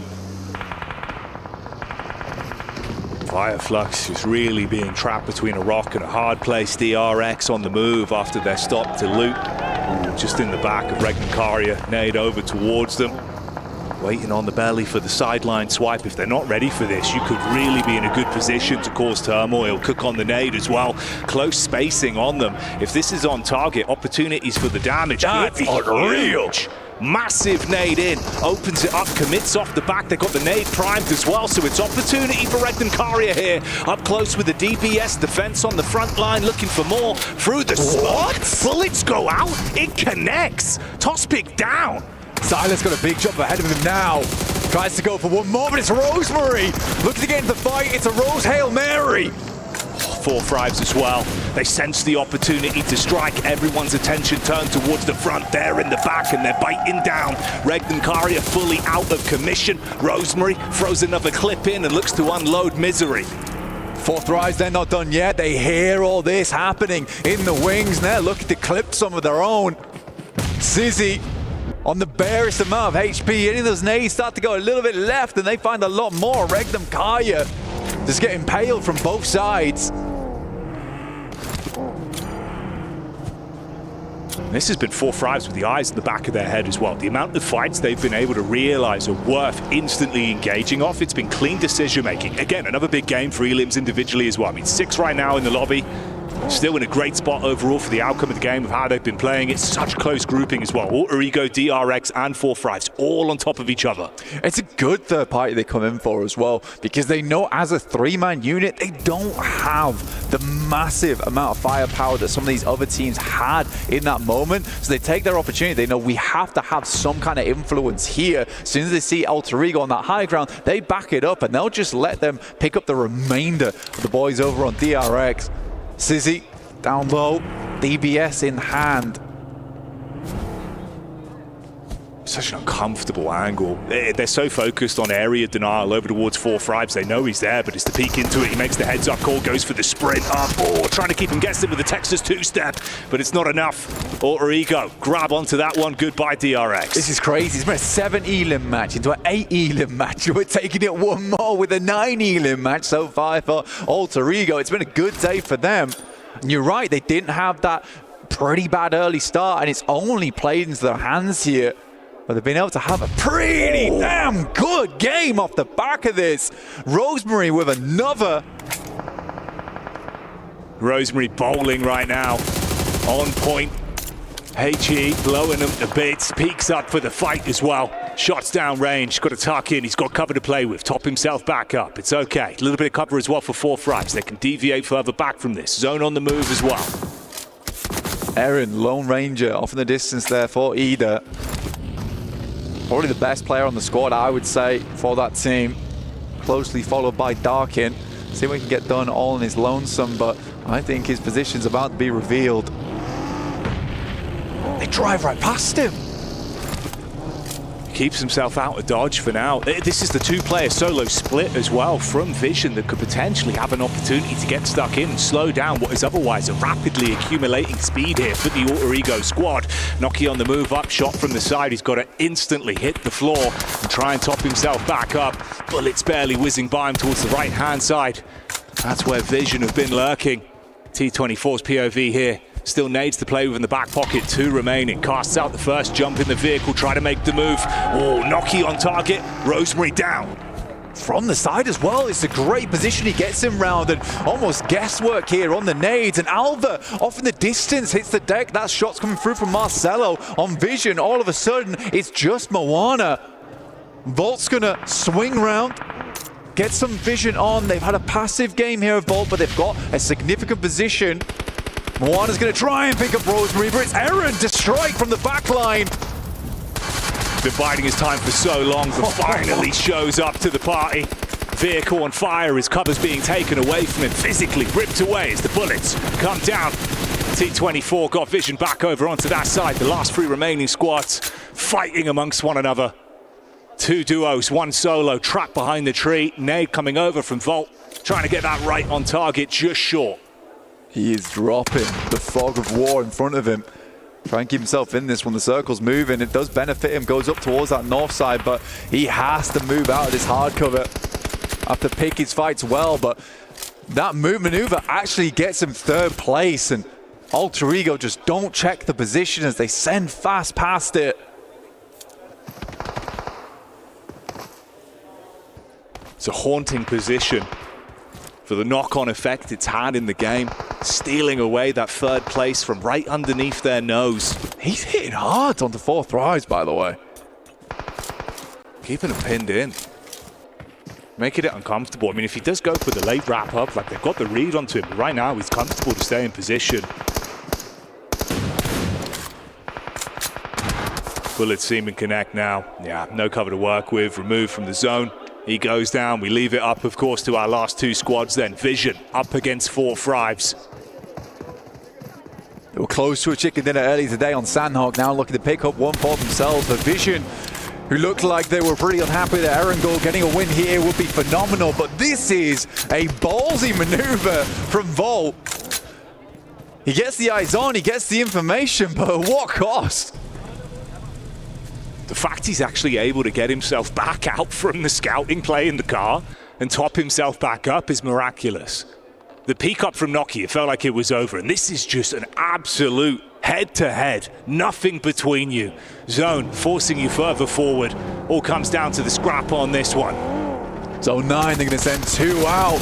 Noki's got to hit hard onto this one. Does it connect in the first place? Gets 1, gets 2, and Noki goes for an unbelievable 1v2 in the vehicle. It looked close, but the bumper stops short. Superman letting that thing roll straight into him.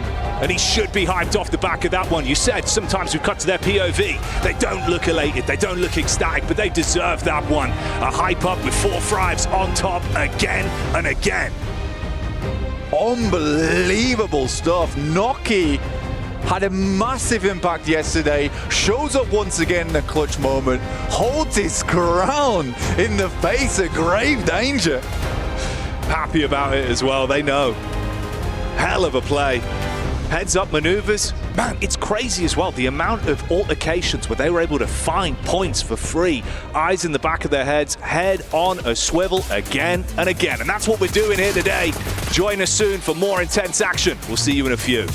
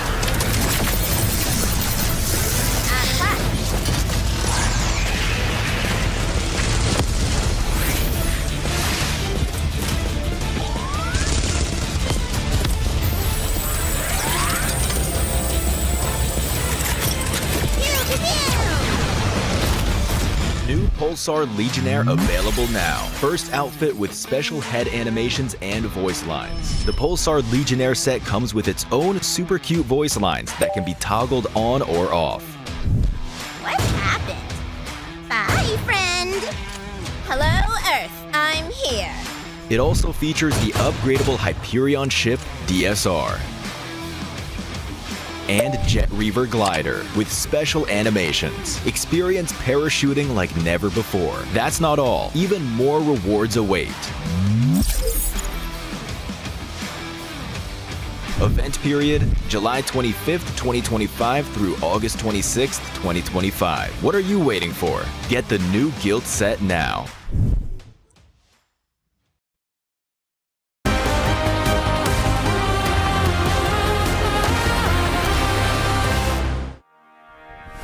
Four thrives, four thrives, four thrives, four thrives. Woohoo! Let's go. That was impressive. I mean, Naki has just been popping off, and in a way that's kind of quiet, I feel like. Sometimes the stats don't really reflect what he has been able to do for his team, but yesterday was what we saw in Miramar, giving Alpha 7 a heart attack in a way, and now here being able to clutch it up for the squad, Natura. I love this guy, man. Naki's so much fun to watch. He really is, because his team sets him up so well that even if he is the last player alive, which typically we've seen he has been, he's able to actually take what they left and do something with it. It's been such a nice thing to see from them, Max. It seems like the game plan is, okay, everything is going so wrong for us. Naki, you know what to do. I got you. Like, I'm just going to leave and just get a second place or chicken dinner. Like, he's been the one just kind of clutching it up when they are trying to go for those podium finishes for the chicken dinner so far. He's been very impactful. And I do have to say, looking back at PMSL CSA, he was by far the most silent player. You're looking at T24, you're looking at Falloc, IQ being the IGL, but Naki really just came in his own here at PMWC, which is why they're so successful so far, because every player is pulling their weight here in these matches. I mean, Naki's just doing everything. Not only in the matches, putting out 40-minute vlogs up on YouTube on his channel too. That man is just insane. But 4 thrives, 8 eliminations, 18 total points.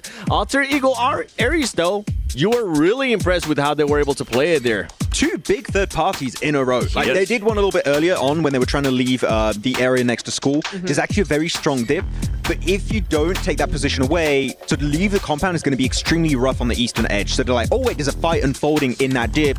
Let's third party it. And then they were the only team over to the east, so very easy transition. And after that, Nitra, they see another third party happening up north. They're like, we can fourth party that and get a big opening up north. I really loved how they played that 100%. We saw it. We were in the green room. We were watching that map feed. And as soon as I saw that start to happen, I was like, wait a second. This is awesome. Because you did have 2 teams were fighting over there. I think it was DRX and Regnum Karya. We're fighting over to the north side.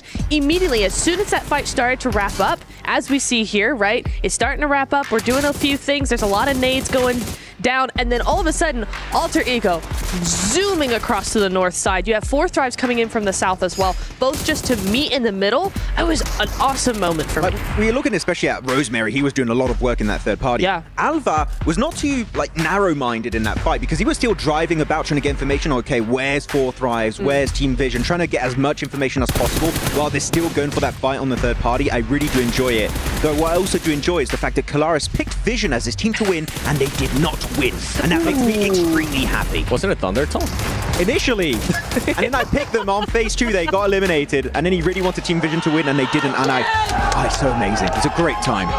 I saw him hopping around too. I love this reaction from Naki. Like, look at him. He's like, I've done it again. You know that clip is going to be used in the montage, eventually. 100%. Like, documentary. Memes by KNAT. It's already on it. Leon as well on Instagram. Shout out to everybody currently watching too. All the viewer parties as well. But for 4 thrives, something that really impressed me here, Max, was just that decision making. They saw an opportunity to third party as well between that fights. I mean, we saw Alter Ego being able to third party that too. We've been talking about this team with the decision making. I felt like in the last game, it was a bit lackluster. They were focusing a little bit too much on DRX. In this one, they saw an opportunity and they went for it. It's really frustrating because 4 thrives can make really good plays. Like just now, they just got the win. It was a very, very good match. I think they struggle when there's more than one good option. Right, they're like hesitant, which one is the best? And then they get maybe too much in their own heads. Here they were in a dip, which you were saying, I think, Neb, earlier. All the Pakistani teams love that dip in that open area. But here there was only one good option, which is third partying. And once they kind of take out that questioning out of the equation completely, it's like, okay, we fully commit to that push. And it's an amazing play. It's literally a game-winning play. So if they can do that on a more regular basis, chances are, and we're complaining because they do that, but they're still in first place. But if they fix that minor issue, they could create a massive gap at the end of today. I think as we take a look here at the SMB head-to-head, the reason why we are nitpicking on them, because this is starting to become, honestly, a possible champion caliber team with the way that they're currently performing, Neptura. And you can see in the head-to-head right there, they're currently leading in regards to average eliminations as well. I totally agree with you. I think we are looking at a top-tier global team at this point. Yes, they might not have that global experience, but at the end of the day, this is the type of gameplay that we want to see from them. Regnum Karya, you're seeing that head-to-head there. Again, a global team that that are slated to win. They are the favorites to win here. And they are very similar, but it is 4Thrives that take the cake on this one. The fact that you're not just out-damaging, out-eliminating like most of the teams, you're doing that against Regnum Karya. Yeah. They won PMGO. They were so close, got second place in PMGC. Like, this is a team that was at the very top of PUBG Mobile Esports. The fact that 4Thrives are directly competing and actually overtaking them in terms of stat is a very good storyline as to what we could expect moving forward here for PMWC. Let me just add, like you're mentioning the past tournaments and how they've been able to do, like so far today, Regnum Karya has been on an absolute tear. Remember how we started the day? They ended up with the win, then they were able to back it up with the top 5 and just continuing to be there at the top, making sure that they do just enough and what they need to do to actually make it to the grand finals. And if I'm being completely honest, I think that is one team that's going to be making it to the grand finals with what they have done so far. Now, I know Kalaris was picking Team Vision, so let's send it over to Barney because I think he might interview somebody from Team Vision. Welcome back to the main stage. I've got Volt with me from Team Vision. Volt, I've got to talk to you really quickly about, you had a really good season at PMSL, right? And then when you came out of that into this competition, how were the team feeling? Actually, it was hard to qualify to the EWC. So it's all about trust by yourself and focusing on the game. That's all. Yeah, I understand that. Now, for me, I think everyone kind of wants to know, we've got 3 games left, right? We're halfway through day 2 of the group stage. You need to try and secure one of those spots in the finals, okay? Do you feel like you guys can do it? And what are you going to do to like change it up? Actually, we will try for it, and we will fight until the last moments. So, inshallah, we will qualify to the finals. Well, best of luck, Volt. I really hope that you guys secure that match, those crucial points to get into the finals. But for now, thank you so much, and best of luck in the rest of your games today. Back to you guys. Well, Team Vision, inshallah, hopefully you will be able to make it to the grand finals. One team that doesn't really need to say that, especially with the way that they've been performing when we end up taking a look at the overall, is 4Thrives, because they're going to more than likely end up having a healthy lead. But you can see there some of the stats there from Volt, putting up a 517 damage, 2 eliminations, Max. Yeah, I mean, really good presence from this guy. Again, one of the top players going into PMSL CSA. He's been learning a lot, especially from Never Alone on this team. So he's been improving really rapidly. Initially to go into this tournament, so I'm very happy with his performance. I do think that maybe here they did go a little bit too aggressive on that fight in the southern side of their compound. I think there was going to be RA, there was also the side of Intense Game. I think they did stay split a little bit too long, which did cost them to lose a player, then a second player, and they just don't have the numbers to go up against 4Thrives for the chicken dinner. But there is a lot of potential here, especially when you think about it. You look at MENA teams, you're looking at Power, you're looking at R8. Those are the big heavy hitters of MENA. And the fact that here Volt and also Team Vision have been doing decent here and every once in a while is a very good setup for what's to come. But the thing is, when we take a look at the overall, look at Team Vision, currently in 7th place, 48 points, and look how close all of those teams are. Now, if we go there towards the top, 4Thrives, my goodness, 25-point lead, Neptura. I love this for them. I know we keep going on about 4Thrives, but I do love this for them. I don't think anybody... I know, right? Nobody expected this from them. I mean... to be completely... Actually, let's talk about that for a little bit, right? We'll get a chance to talk about it even more. For 4Thrives, I feel like everybody, including myself, we had them as a dark horse. We expected them to do good, but right now, they're completely exceeding all expectations. Yeah, this is not what I expected from them. I expected, okay, I thought top 8, it's doable for them. Maybe 6th, 7th, something like that. If they go through survival, that's understandable. They're the new kid on the block. They got to go through the rounds, get that experience, do whatever. to be top of the leaderboard and 20 points ahead of everybody else halfway through the second day of group stage is kind of insane from them. I don't think anybody expected it, not even their own fans. Let's be real here. I think it's a surprise for everybody, and what a great surprise it is. It is, and I mean, also we saw Regnum Karya, DRX, even though DRX hasn't had the gameplay that we saw yesterday, Max, in regards to those 2 wins, they're still being able to maintain themselves there towards the top. Yeah, exactly. I mean, sure, they're not able to get themselves chicken dinners, but they're still getting a few placement points, a few eliminations. They're getting into the late game, which is what I personally wanted to see after yesterday's 6 matches. So I'm definitely happier with their performance. Would I still like to see a DRX win? Oh, hell yeah. We just haven't gotten to that point just yet. Going on to the third page. Here, we're seeing, of course, teams trying to catch up a little bit. I haven't seen much from RA. Just a lot of fights that have been a little bit topsy-turvy. I want to see a little bit more presence in these fights. You know who I'm talking about. RA, okay?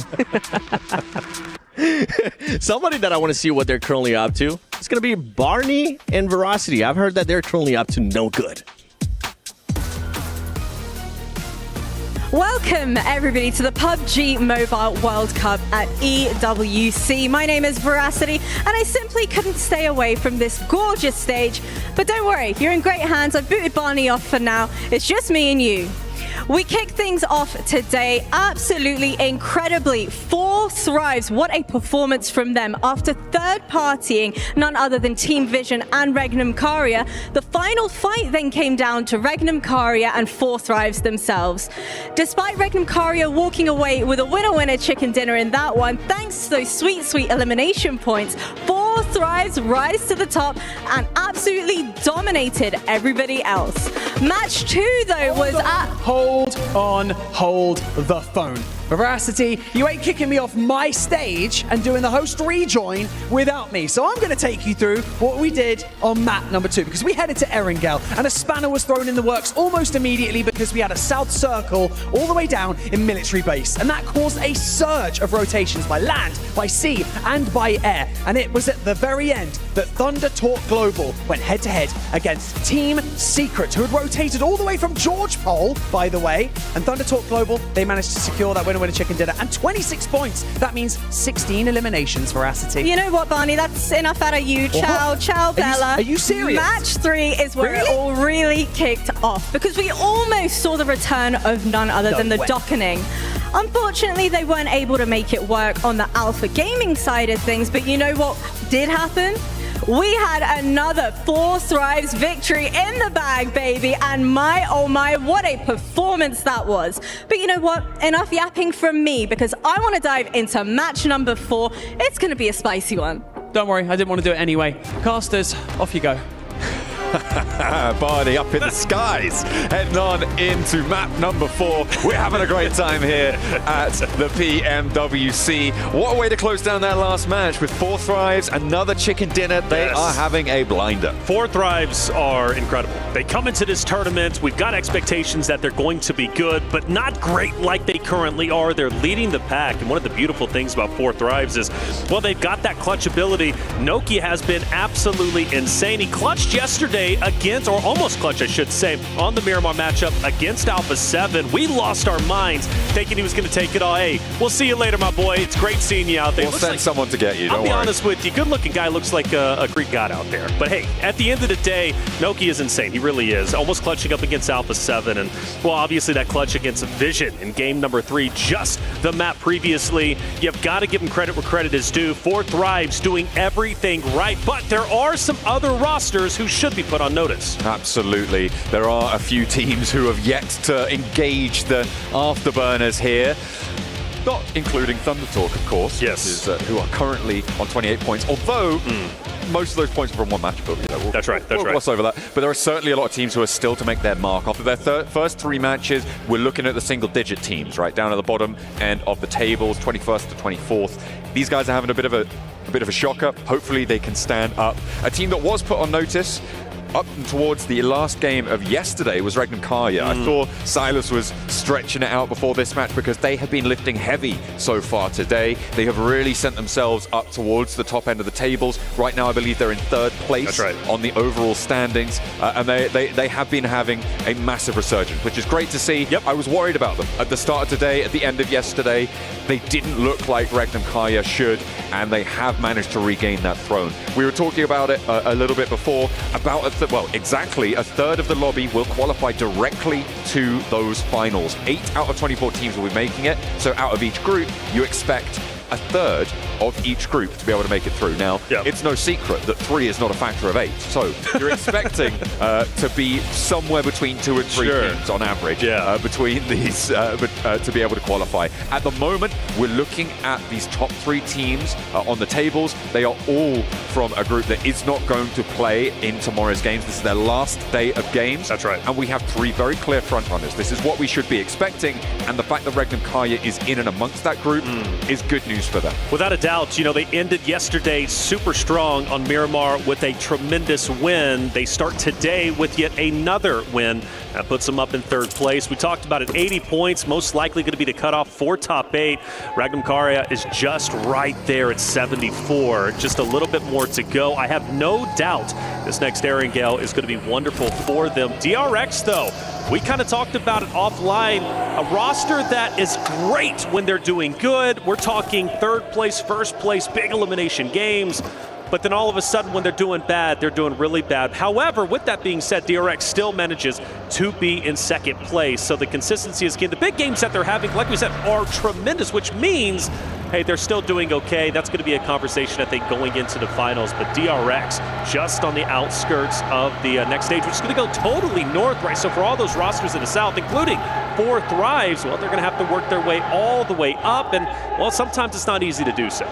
I mean, we were looking at this early rotation set around the military base bridge crossing last match back in the green room, and I'll give credit to Kalaris for this one because he was sat there with us. He's getting ready to come on in, but he was pointing out that it may have been a good idea to set up and try and guard APG, specifically for 4 Thrives to do this play as well, because it's very likely they're already beyond where we expect the bubble to be, and are looking set to be into the finals, right? So you sit there, you guard out APG, you force them to take an unfavorable fight.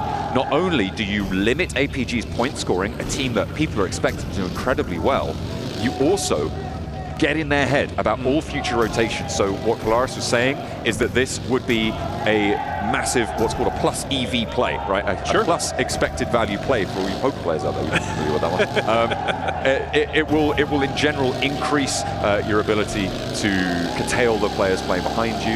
You're going to have a good time of it. So not only are you going to increase your potential scoring, get 1 or 2 points in the engagement, APG are going to have their point scoring potential limited to boot. So it's definitely a strong option in the arsenal for 4th Thrives. Well, they have the chance to do that, right? 4 Thrives on the Western Bridge means APG might run into them depending on how long 4 Thrives want to stay in that location. I expect them to go ahead and move on up, but even still, if APG ends up taking that Western side bridge, I do think they might have a bit of a tussle a little bit later on, but at least as of now, still looting up 4 Thrives.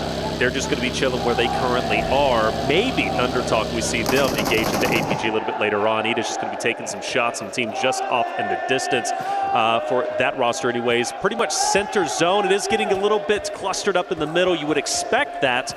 But as of now, everybody just trying to find their next location. Nothing too crazy happening at the moment. By the way, intense game for the first time here, at least, of course, for myself, looking at them coming out from the Americas region, looking for them to join the likes such as Influence Rage, Alpha 7, Brazil, have been doing a wonderful job representing Americas. Although Influence Rage currently a little bit further down than I want them to be, these next 3 games need to be powerful. I look for them to wake up during Miramar, but here on Erangel, it'd be an absolute bonus if they can pop off. But for intense game, as far down as they are, I know they got to tomorrow as well.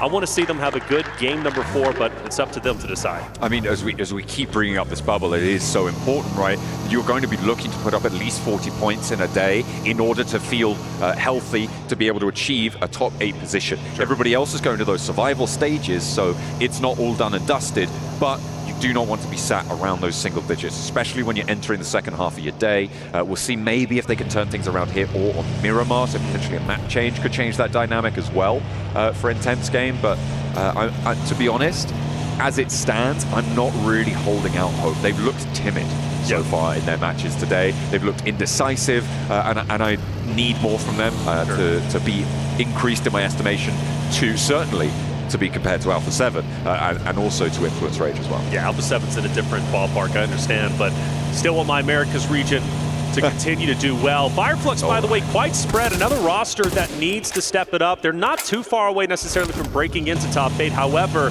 they're pretty far away if you consider they only have 3 games left. And, well, tomorrow's competition still needs to happen, and 6 more games for Group Red are going to occur, as well as, of course, Group Green. But they are a bit split up. 4 Thrives, notice, though, I thought maybe camp that western bridge. They don't, which is going to allow APG to move on up. 4 Thrives just full sended into the zone. They're going as far north as they possibly can, passing Influence Rage and, of course, a couple of other rosters up on there. But Gamex, another roster that is towards the bottom. Now, we talked about Power yesterday. Power and their indecisiveness, not pushing fights when they need to. You see them getting stagnant, therefore getting third party, getting pincered. It just didn't go well for them. But I think this Gamex roster, I don't know, are they still getting their legs underneath them? What's happening to them today? They're just not. They're just losing fights. It's been pretty brutal for them. Obviously, they've only got 3 points today, and to be honest, there's not really too much to talk about with them at this stage. I'll be honest. They just have not been performing. Right. They're losing their fights. They're losing their engagements. And they can't allow that to happen. They need to be tighter on those engagements. Maybe, and there's several ways to it that one can address that. You can choose to fight better, or you can be stronger mechanically within those fights, right? And those are kind of the 2 ways that you can address that. And right now, they're kind of dropping the ball on both of those. They are following in the wake of 4 Thrives on that north rotation, going past the top of this observatory hill for Alter Ego up towards Stalber, and they will not get contested too heavily here. Alter Ego taking a backseat on this side. Taking a couple pop shots at 4 Thrives, again, who have made it all the way from Fairy Pier up north towards Stalber, potentially going even towards the shoreline, which isn't as contested at the moment. For now, they kind of hang around the area of where Alter Ego are currently at. Gamex also another team that's going to be moving up in that vicinity, but we have a shift to the left-hand side, which is going to be towards Skull, Ruins, and so when you notice, everybody now kind of has to shift down. There was quite a few teams already there, but you also have that river that's just going to split right down the middle, which could make transitioning a little bit awkward, but I am expecting some blood to be shed now based off of this transition. Teams really committed to the north side on this one. There are only about 3 teams that stayed south, and then you also have APG and Thunder Talk on that south side making these late rotations. This is going to be great news for them, but now we're going to refocus back to those headshot hills that we just finished our last match on. Things like Mini Pachinki, that location that Vision were playing on in that last match, again going to be pivotal. The question is who gets there first. At the moment, it's a race between APG and Fireflux. It looks like Fireflux are going to draw short and play up the road a little bit further. So APG now going to be afforded a big opportunity to play on the south side. A lot of open ground, but you're right, in terms of choosing, it is still potential to go north of this river. However, we're going to see probably about a 30-70 split from north side to south side in terms of the team presence on both of these edges. But I'm a big fan of what Fireflux is doing. You got Catch, he's got the hovercraft. First and foremost, that's going to be huge, especially if we end up in an open zone right late game, which is still a possibility. But they also find the hard cover. They're relatively central. There's a very good chance the zone could shift south and encompass them. They should be set up quite nicely to maybe cut off APG and the likes of Thunder Talk, who start to move in. Still plenty of distance between them, of course, but I do like the fact that Fireflux is set up as nicely as they are. Again, a team that needs a big break. This game needs to go their way. Only 3 more games left. They're at 29 total points. It's simply not going to be enough to make top 8 by the end of tomorrow's competition. Ida, Influence, Rage, kind of tempting each other a bit. Who wants to take the shots? Well, nobody just yet. We're still early going. Yeah, they're not quite getting stuck in right now. I'm looking at the map as well, and I'm seeing Gamex, again, kind of floundering a little bit. I don't think they know where they really want to go. They haven't made the play call. They didn't commit to their north side rotate behind 4 Thrives, and to be fair, the circle did push back down south, so I'm not entirely against it. And in fact, Alter Ego making the same maneuver out on that southeast side, but a lot of teams have made that same decision now. On the north edge of Potato Hill, it seems to be getting a little bit hot now. You've got Thunder Talk, you've got Gamax, you've got Fireflux, and now Alter Ego joining in. Yes. It's gonna get dangerous. It is, and Thunder Talk continue to spread out and go for this 2-2 split. Granted, they're still relatively close to each other, but there's a lot of variability in that strategy. Naturally, it can pay off quite well. It can also be your undoing, leaving you with just a duo. And while we do have a Gamax member who's going to be all by himself, is he's going to be a little bit further north, closer to where Thunder Talk is at. We look at DRX, and DRX is taking the northern side of zone, which is relatively dead at the moment. That's great news for them, actually, for the longevity. I would not want to be in the southern portion or even central at the moment. It's just a bit too congested. For DRX, they're going to hug the northern side and hope the zone shifts to them, and it doesn't. Oh, wow. This big 2-2 split for Alpha on this circle shift is pretty huge, and I like Zyol and Doc getting into those vehicles nice and quickly. I think it's too bold to hold in this circle as they did. In the previous circle, having that South Rozhok Hill with the split down towards Mini Pachinki, where Top and Reefus were playing there on the south side. Great. They have a lot of control, could slow things down, but now teams are going to start to crash into their locations. And they are, and the bridge fight is underway. Yangon Galacticos, again, another team that is on their last 3 games at 48 points. They need a little bit more, and this is how you get the party started, fighting up against Regnum Kara, who's been absolutely unstoppable. Loxy moving in. Now, Loxy has been the top, or was the top elimination leader for this roster just yesterday, and I expected to be the tip of the spear in this fight, but unfortunately, losing one of your teammates is going to hurt, but you still got 3 to work with. Ooh, a nice little clip there from Rosemary to be able to find a player from Thunder Talk that rotate around on the south edge, not playing well there. Unfortunate for them. There's Alpha actually keeping their players in towards Rozhok, but not only that, they're pushing in towards the south side of the urban environment there. Doc with a nade on the bounce, and finding another player from IDA, gets the shutdown, actually goes to Team Secret across the way, out on the east end of Rozhok. The fact that they've pushed Doc into Rozhok, it's very bold for my taste, and I thought they were going to go for a regroup, but no, they're maintaining this 2-2 split. I feel like this is going to get a little bit too hairy for their south point. Yeah, I don't like the 2-2 split, I really don't. You know, luckily for Rias as well as Top, they're going to be just fine, but you look at Doc & Co, who's going to be up top, it's getting very congested in that area. They're going to have to fight tooth and nail. Luckily for them, they're doing just fine, but rotating back south to join their teammates, it's going to be even more difficult, especially when Gamax starts to move up. Influence, Raids, Fireflux, right, who are all within that vicinity. But hey, I've seen the 2-2 split pay off. I mean, you look at yesterday, Alpha 7, they love the 2-2 split. It pays off more than ever. They finished off in second place, just behind that a 4th drive. So you could be successful with it. But luckily, it looks like, at least from our perspective, Doc is going to rotate down, but they still got a solo of Zyol who's going to be up top. So hopefully he'll be able to rotate down. But in the meantime, we do have Gamax, Alter Egos, and an engagement. Gamax have been holding them out for a little bit. Alter Ego finally find the opening towards that plateau that we saw be so pivotal on that vision situation in the last match. The same story seems to be unfolding here. Unfortunately, Alter Ego looking to keep that crunch going, get a little bit too bold towards that plateau for Gamax. They lose a player, and this is a great position to just slow down, to stall this fight out for Alter Ego. They were taking quite a lot of damage from the blue zone. They needed to heal up before going for the next leg of this rotation, but now they feel nice and healthy, and they're on the road again. A crossfire potential coming on through, but Alter Ego look to hop out and go for the challenge. They've isolated another player from Gamax, and they're just leaving players behind. They're bleeding out, and they're on 2 now. It's not looking good. This is, again, just indecisive, floundering play. The nade connects, though.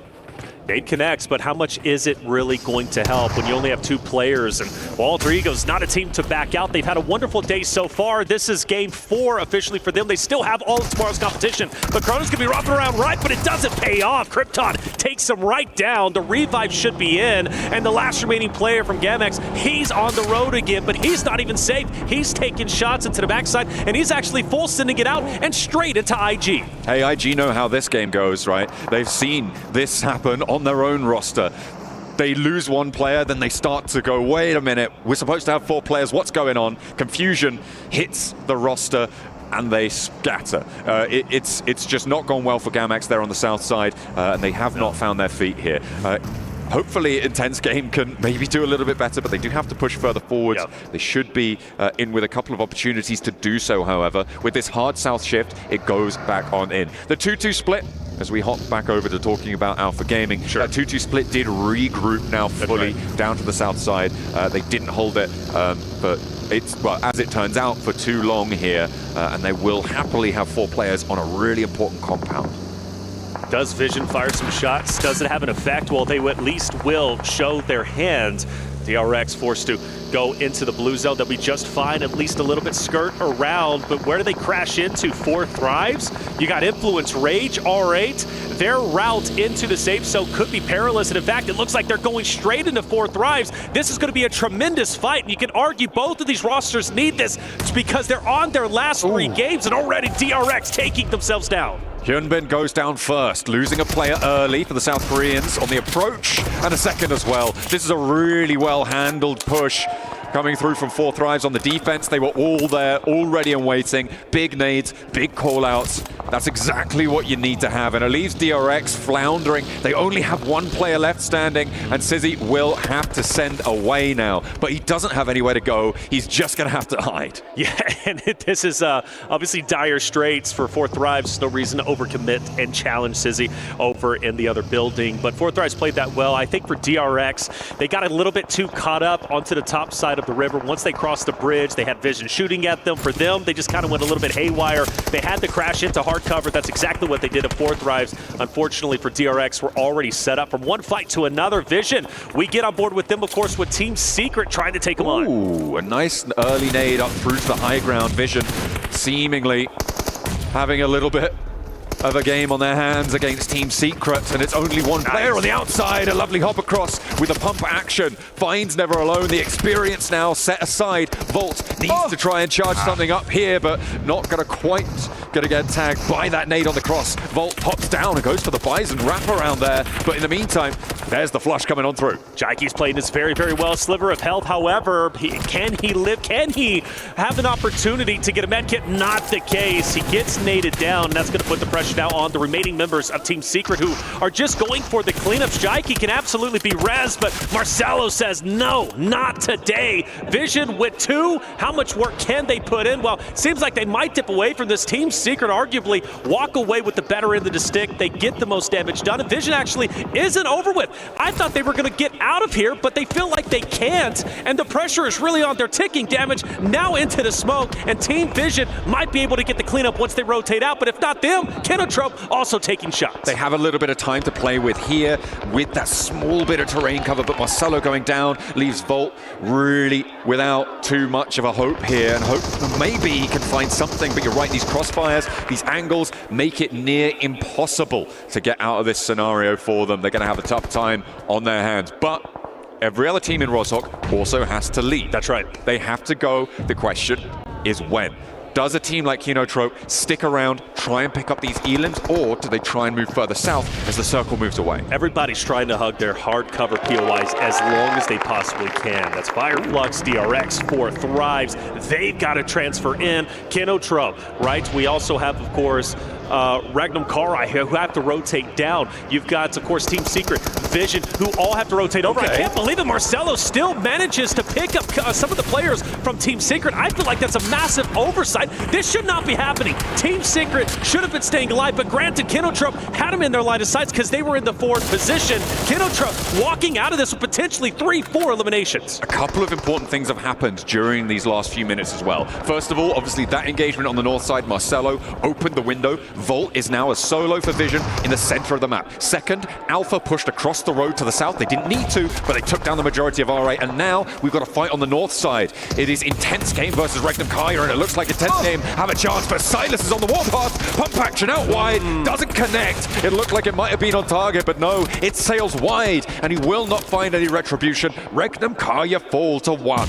There it is, intense game, showing up and showing out. This is the time they start to come alive. Granted, only 3 eliminations, but plenty more they're going to be able to get. Plus, they should come out of this 4 strong, and unfortunately they don't. I thought they were going to be able to get the res, but just falls a little bit too short. But still, with 3 members, I fully believe intense game is going to be just fine. 4 Thrives just sent into the north side of the compound that Alpha currently occupy. The fact that Alpha pushed down south and now fully wiped out RA, it's great. It covers their back. It may provide an opening for teams like Alter Ego to to flank in towards there, but they had their players towards the south because of that push, and 4 Thrives did not have to contend with the massive volley of fire that they may have done if Alpha stood on that north side. And actually, Alpha getting lit up, Doc's too far out wide, and Influence Rage is still alive with 1 player. Just one. Diego was there, and he was able to extract his pound of flesh. All right, on board with Thunder Talk, locking down the stairs and doing it quite well. That choke point, so critical. Obviously a replay from earlier, but for Thunder Talk's perspective, it's great to see them getting active. In my opinion, they've had a wonderful day. I think this is a great day one from them. They still got tomorrow's competition. I know they're a little bit lower, but I think they're starting to wake up. And even though they're out, I still feel Thunder Talk is going to be a strong team moving forward. I feel like they have had a good day one. I feel like you could equally say they had a good match two, right? It is a majority from match two. 26 of those 28 points come from that one game. And right now, they haven't really proven to have the backup behind that. They were on top of that massive mountain on that military island position. They had a really easy time, frankly, of that game. And so, whilst sure, they're having a good day, they need to show more. Certainly to be in with a chance of getting towards those top 8. Kinotrope, intense game. They've been opposite of each other for a little bit, but it looks like Kinotrope might be nailing the final nail in the coffin on intense game. Only one more player remains, going to be Adrian, and well, he was way off in the distance for the longest time, trying to pop shots off as Rafa and co were fighting up close and personal with Kinotrope. And well, for Adrian, he's going to be one of the many solos that are still left. DRX, right? Team Secret Vision, all with solos. Meanwhile, Fireflux, you got Alter Egos, APG still looking very healthy with 3 members themselves. Kinotrope too, right? Winning that fight puts them at 3 themselves. And do my eyes to see here is actually, is Rafa still, is he back up? No, he's bleeding out. But hey, Adrian does come in. He can still do a lot of damage to Kinotrope depending on how he plays this. His 2 nades are cooking though, and I don't think that Adrian's going to be long for this one. One goes short of the car, the other one goes behind. It doesn't actually get the knock there. That should have been, but a little bit of a misplacement on the nade as they try and drop another one out wide. That should have hit. Goodness me, Adrian, the luckiest so-and-so in the game right now for intense game. Has the smoke blooming, has the vehicle, but at stage 6, that blue zone's going to start to do more than tickle. And Finale wants to try and put him down here. Remove that threat on the northern side. The vehicle connects the spray, and finally, Adrian is out of there. Well, good effort nonetheless, dodging the nade, staying up as long as he did. Top 9 for our boys from the Americas region. We'll see how well they're going to do on the Miramar, which I think that's where they're truly going to wake up. We've still got this battle kind of stagnating a little bit between Alter Egos, APG, 4 Thrives. You mentioned 4 Thrives rotated in to get the hard cover. Very contested area. This is going to be crazy, especially when the zone shifts. If it goes north, 4 Thrives are going to have such a tremendous advantage over APG as well as Alter Egos, who might have to rotate in. So for Team Vision, they've been fighting tooth and nail. I know it's a solo, but Volt, he's given it his all. I mean, he's got a pretty decent bunker to play around here as well. Given that 4 Thrives sit on the north side of the compound that is south of Volt's location, there are other players as well around. He's actually fairly well covered off from getting pushed from that north side. Kinotrope is really the only team at the moment that could reasonably push onto this position. I wouldn't be too surprised to see Vision get up into a top 3. Kinotrope can have a tremendous advantage if the zone does shift north. If they can take down Fireflux, they have all that open space that they can utilize to be the gatekeepers for 4 Thrives and Co to push up. And it looks like 4 Thrives do run into a little bit of an issue as one player is currently down. I don't know what ended up happening there, and that was to Volt, excuse me, the solo, right? Still managing to fight tooth and nail. They should get 4 Thrives member back up, so they'll be 4 strong. Mind you, hitting 100 points, right, is tremendous for them. So good on 4 Thrives at the moment. They are leading the charge and could very well take first place in our group play. Yeah, it looks like Volt might not be long for this one. Kinotrope certainly will be the team to displace him, but he has managed to get across here. That makes it so much harder for Kinotrope to spot him. Gets a little bit easier for the other teams, though. So Volt is currently dancing through a hailstorm, and it is a very unfriendly atmosphere in the middle of these hills. He will go down. That goes to Fireflux across the way. Kinotrope take up that mantle, and again, this position is quite strong. And now with a duo placed in here, I feel like it's just got a lot stronger. I mean, 4 Thrives currently have that north side playing up to 100 points. You're right, they're breaking that century. They've basically locked in their ticket to the finals. Very, very happy. But they can play on more. Let's see how far they can go. Yeah, very happy with where Fourth Rise are currently at, and I think this is going to be a game that they take, in my opinion, which, by the way, would be back-to-back, a huge accomplishment at this level of competition in PMWC. They came into the tournament. We had expectations for them to do well, but this well, not exactly.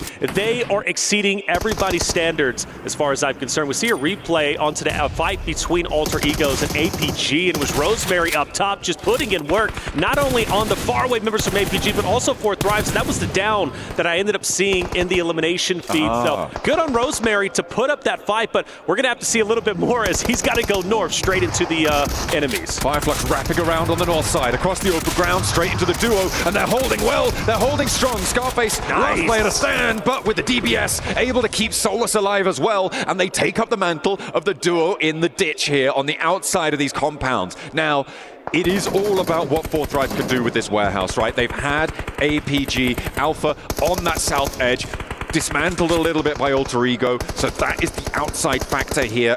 And this is a standoff between these two teams. It's Alter Ego and Fourth Rise, the major threats in this lobby. Oh, wow, but getting that knock is huge. Maybe Alter Egos can start to push up. Mind you, Fourth Rise, who knows, do they start to engage themselves? They don't have to move, but I was kind of seeing some nades cook, and if they get a couple downs themselves, maybe they do want to capitalize. This is, in my opinion, where Alter Egos need to push up. Why go to the open space? Why wrap around? Take where APG is currently at.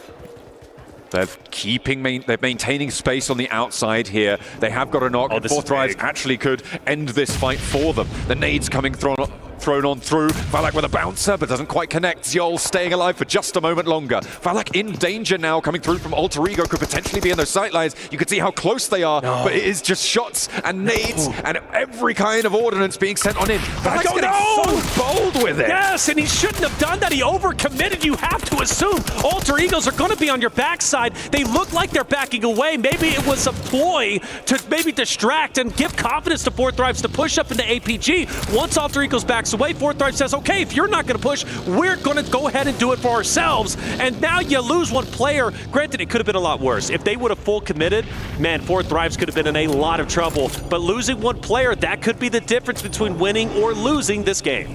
And now Alter Ego, having not taken the option to dive on into the fight, will not get third party. They won't get embroiled in the compound engagement. They have the outside control. They have the numbers, they have the terrain, and the circle has pushed away from both of the hard covers. Over to Fireflux. This is the other stronghold position as Krypton diverts, goes for a drive-by, back into the driver's seat, doesn't quite connect on the shots, but down go Fireflux. They lose one on the knock, but they have full control on the outside now, and neither of the two other teams can take a challenge. They can't leave whilst the other survives. Wow, look at how active Alter Egos are getting.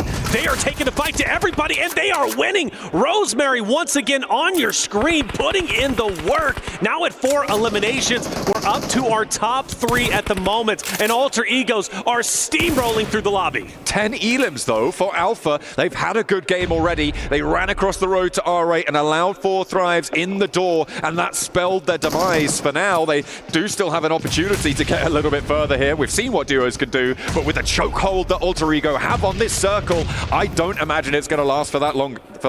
Not at all, and man, I'm so impressed with Alter Egos. The amount of pressure, not only with their utility, but also taking the moment and shining through it. Alter Egos mowing down Fourth Thrives. They took down one earlier. They get the finish on them, and now it's APG versus Alter Egos. And Rosemary, who else? The tip of the spear, pushing forward, looking to take down APG, take game number 4, and they will do exactly that. A beautiful chicken dinner coming through from Alter Ego. They rotate around the outside, they pen in the fight, they extract value. They get 13 eliminations on the match and 23 points to add to their tally. They are the top of their group, and they are on top of the world right now. A happy bunch of lads they are. What a great run from them in that match. They rotated far during that game. They played it well. They played it wise. And in the end, they came out on top. Without a doubt, and Rosemary, you gotta sing his praises. Rosemary was that guy for the roster, taking matters into his own hands, keeping the pressure up onto APG as well as Fourth Thrive. Simultaneously, during the replay, we watch it even in the final moments, pushing straight forward, because even if he goes down, he has full-fledged confidence his team is gonna have his back. Absolutely. Absolutely fantastic stuff. We also saw in those final moments Alpha having a decent showing, getting late into the game, a large elim count. They had some good plays there, allowing 4 Thrives. Not a shining moment though, and 4 Thrives will capitalize on that. A beautiful shutdown for Alter Ego to find the chicken dinner on match number 4.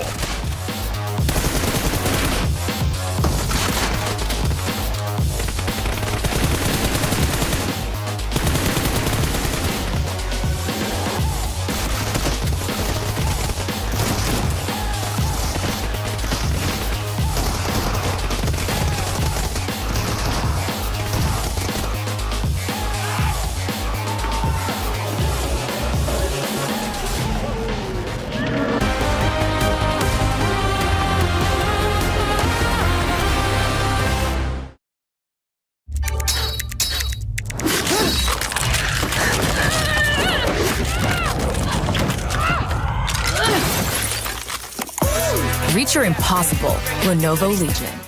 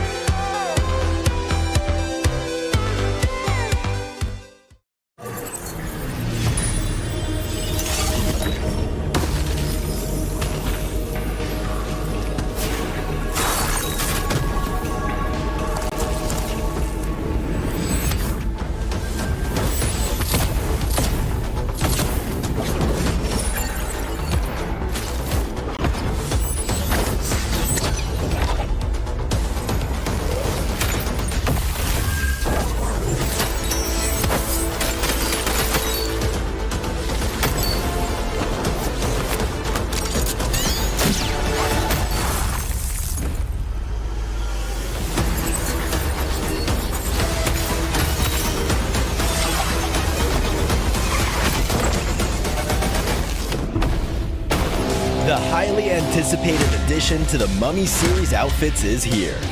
Paired with the new Ice Tube Glider, the Polar Spectrophage set is just what you need to freeze your enemies. Or send them ablaze with the Inferno Feed set's new upgradable Chain Inferno Uzi. All the Mummy outfits are back.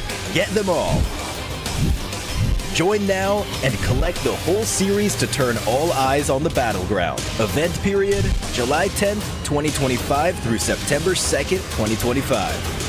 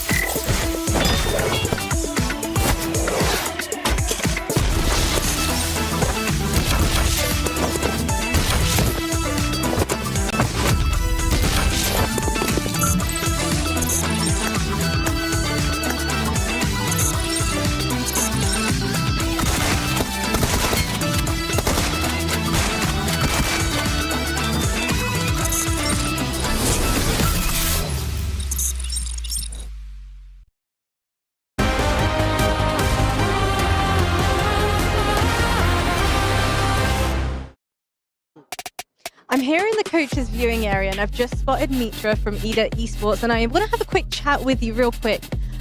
First and foremost, what was your preparation like heading into this entire event? Can you repeat again? What was your preparation like coming into this event?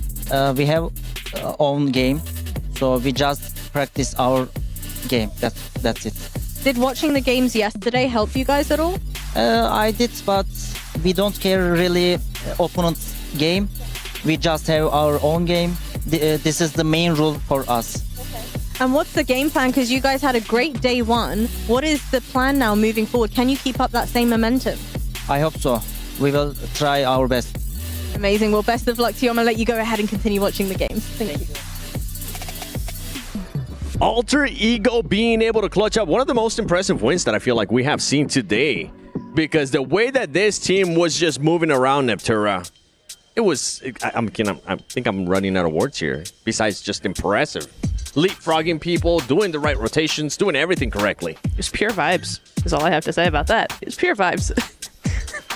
Max is going to be having very many words with me after show, I think. No, I think it was really good. And I want to say vibes particularly, honestly, because how I often see a team, when I'm looking for a team that I think might win a game, I am looking for a certain kind of aggression in how they're moving.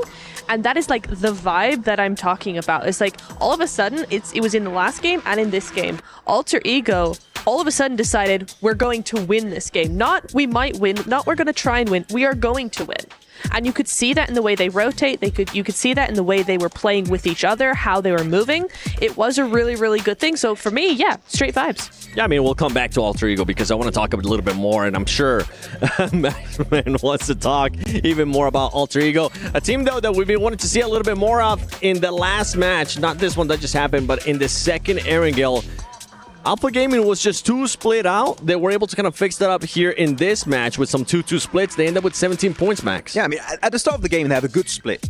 Good wide split into phase 2, going into phase 3. It was like, okay, that's a pretty good one. You have Rozok under control. You have Mini School, as I like to call it, between Mini Pachinki and School itself. They have these 2 really solid positions. Wait for the circle to shift, and then you can take the better of the 2 positions fully under your control. And then, 7, as you're talking about the splits that kind of caused their demise later on in the game, they send players solo over the road to try and take care of Thundertalk at one point. That worked out, but then the same onto Alter Ego. That was really confusing to me. So I think that they're just feeling a little bit too confident. Sometimes they're like, oh, just send a player who'll take care of the squad. No, like, you're at PMWC. Okay, can't do that. It's PMWC. You're going to be in a lot of trouble. So I want them to try and be a little bit more respectful of their opponents in these matches. Well, even if you rewind it a little bit, right, towards the beginning of the match, whenever they were having a 2-2 split there towards the Rozok, you were not happy about it. I was not happy about it. Neptura wasn't happy about it either. But it's good to see that this team is at least staying a little bit more closer to each other. One team that we also saw, and we're not really going to continue to talk about them that much because they have just been so good. Yeah, if you said 4 Thrives, you're absolutely correct. They have been performing really, really well. There was some things here and there, especially with Falak in the last game. I didn't enjoy how he ended up overextending Neptura. Yeah, classic bait move, I feel like. He just decided, I don't think he knew or he realized that there might be a player still in that building after he naded it, right? So he was like, there's nobody there, I'm going to go forward. But there was no need for him to do that in the first place, and that's really what caught him out. So yeah, it is unfortunate that we saw that, but again, I feel it's like the one major mistake we've seen from them in this entire tournament so far. So it's like, okay, I'm going to give it to him this once. Don't do it again. There's been a couple more, and I feel like now we're starting to just start nitpicking on this team because they are starting to become the contenders, right, for champions. They do have a healthy lead whenever we end up looking at the overall. That team has just been able to continue to perform. Now, going over back to Alter Ego, I feel like one of the winning plays, and I'm pretty sure you might end up agreeing with this, Max, is when they ended up rotating south, but then we saw a nasty leapfrog.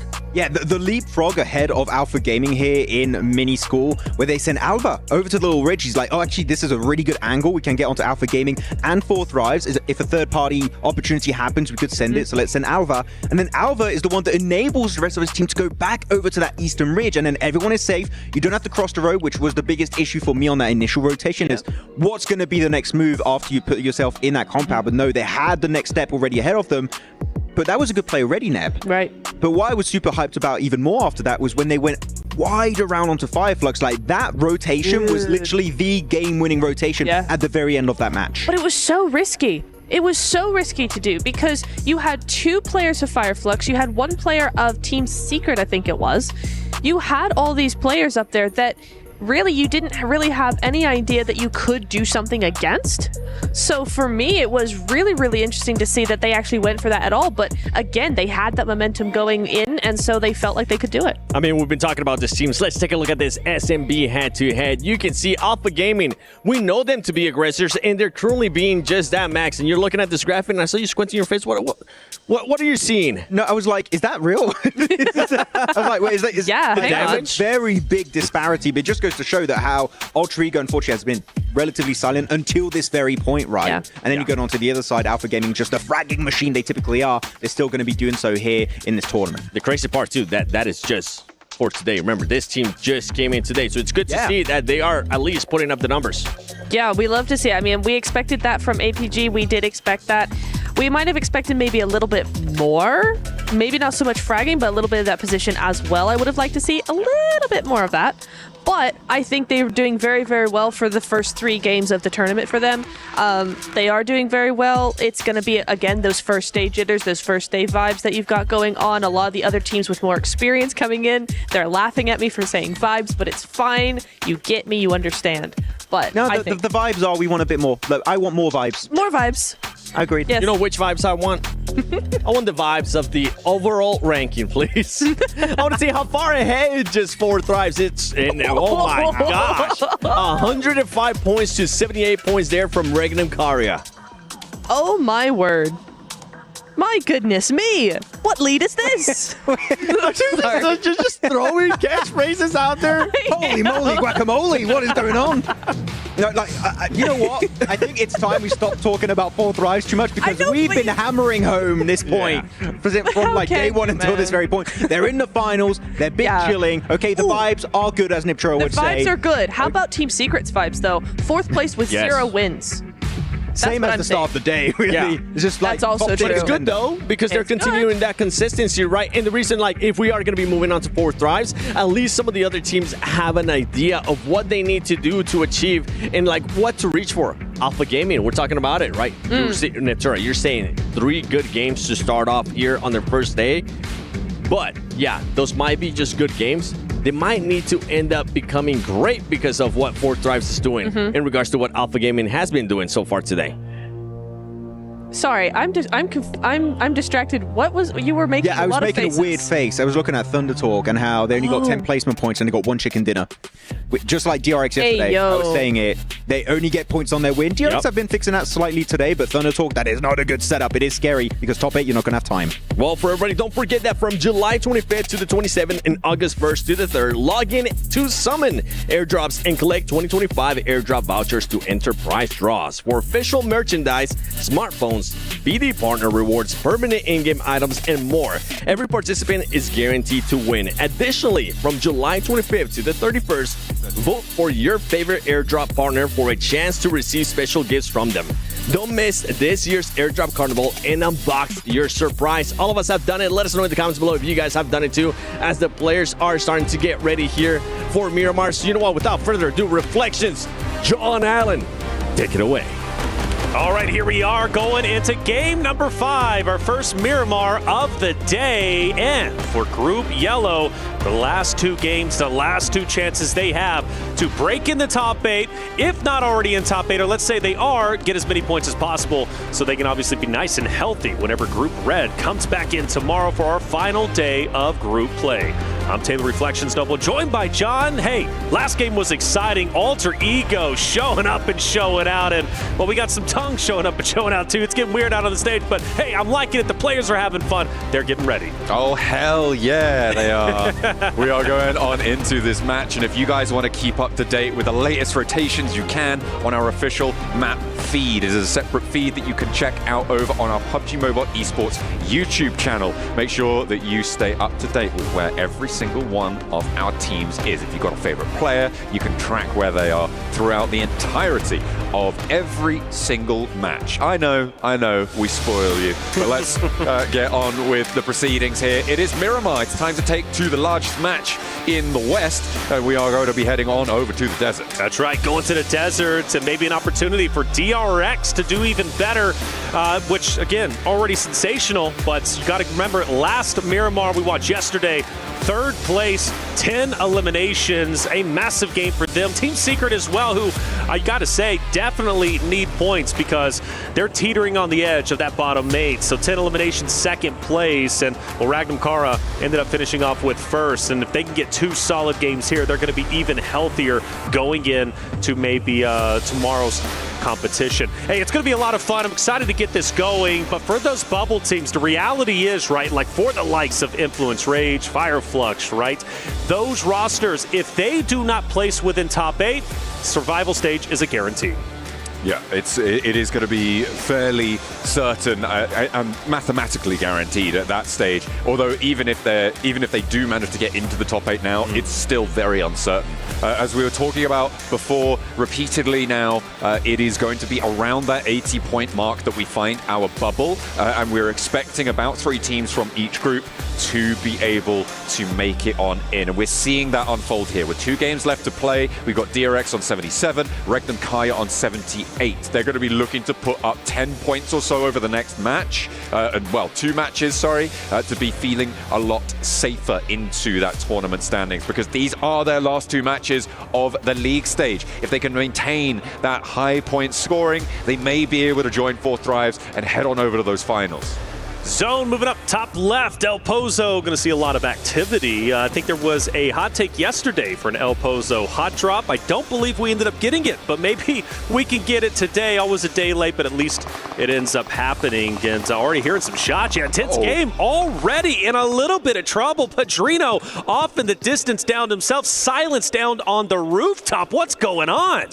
Well, it's an early fight. It's a hot drop. Low ammo counts, low weaponry, low armor, low meds. This is what characterizes these early engagements. And the fact that Emre has an M249 is a little bit unfair, right? The fact that you have so much lead to just pour down range in that scenario, it makes it very difficult to stand up against. The question, as I said before, is ammo count. I wonder if he's already unleashed the majority of it over towards them, because he's running around with a pistol in tow as well. In the meantime, the flanks are coming on through. An intense game have sent Adrian out wide to cover off the flank. There's another hot drop going, and it's Regnum Kaya and Fireflux in the meantime playing off towards La Bandita. Well, Regnum Kaya is very healthy, you would have to say, in the points category. They want a little bit more, maybe even get closer to 4th Thrives, or at least solidify their position within the top 8. But on the opposite end for Fireflux, well, they're trying to break into top 8. This could be a big fight for them, and if it doesn't go their way, well, they could be, in a lot of trouble. For intense game, they do manage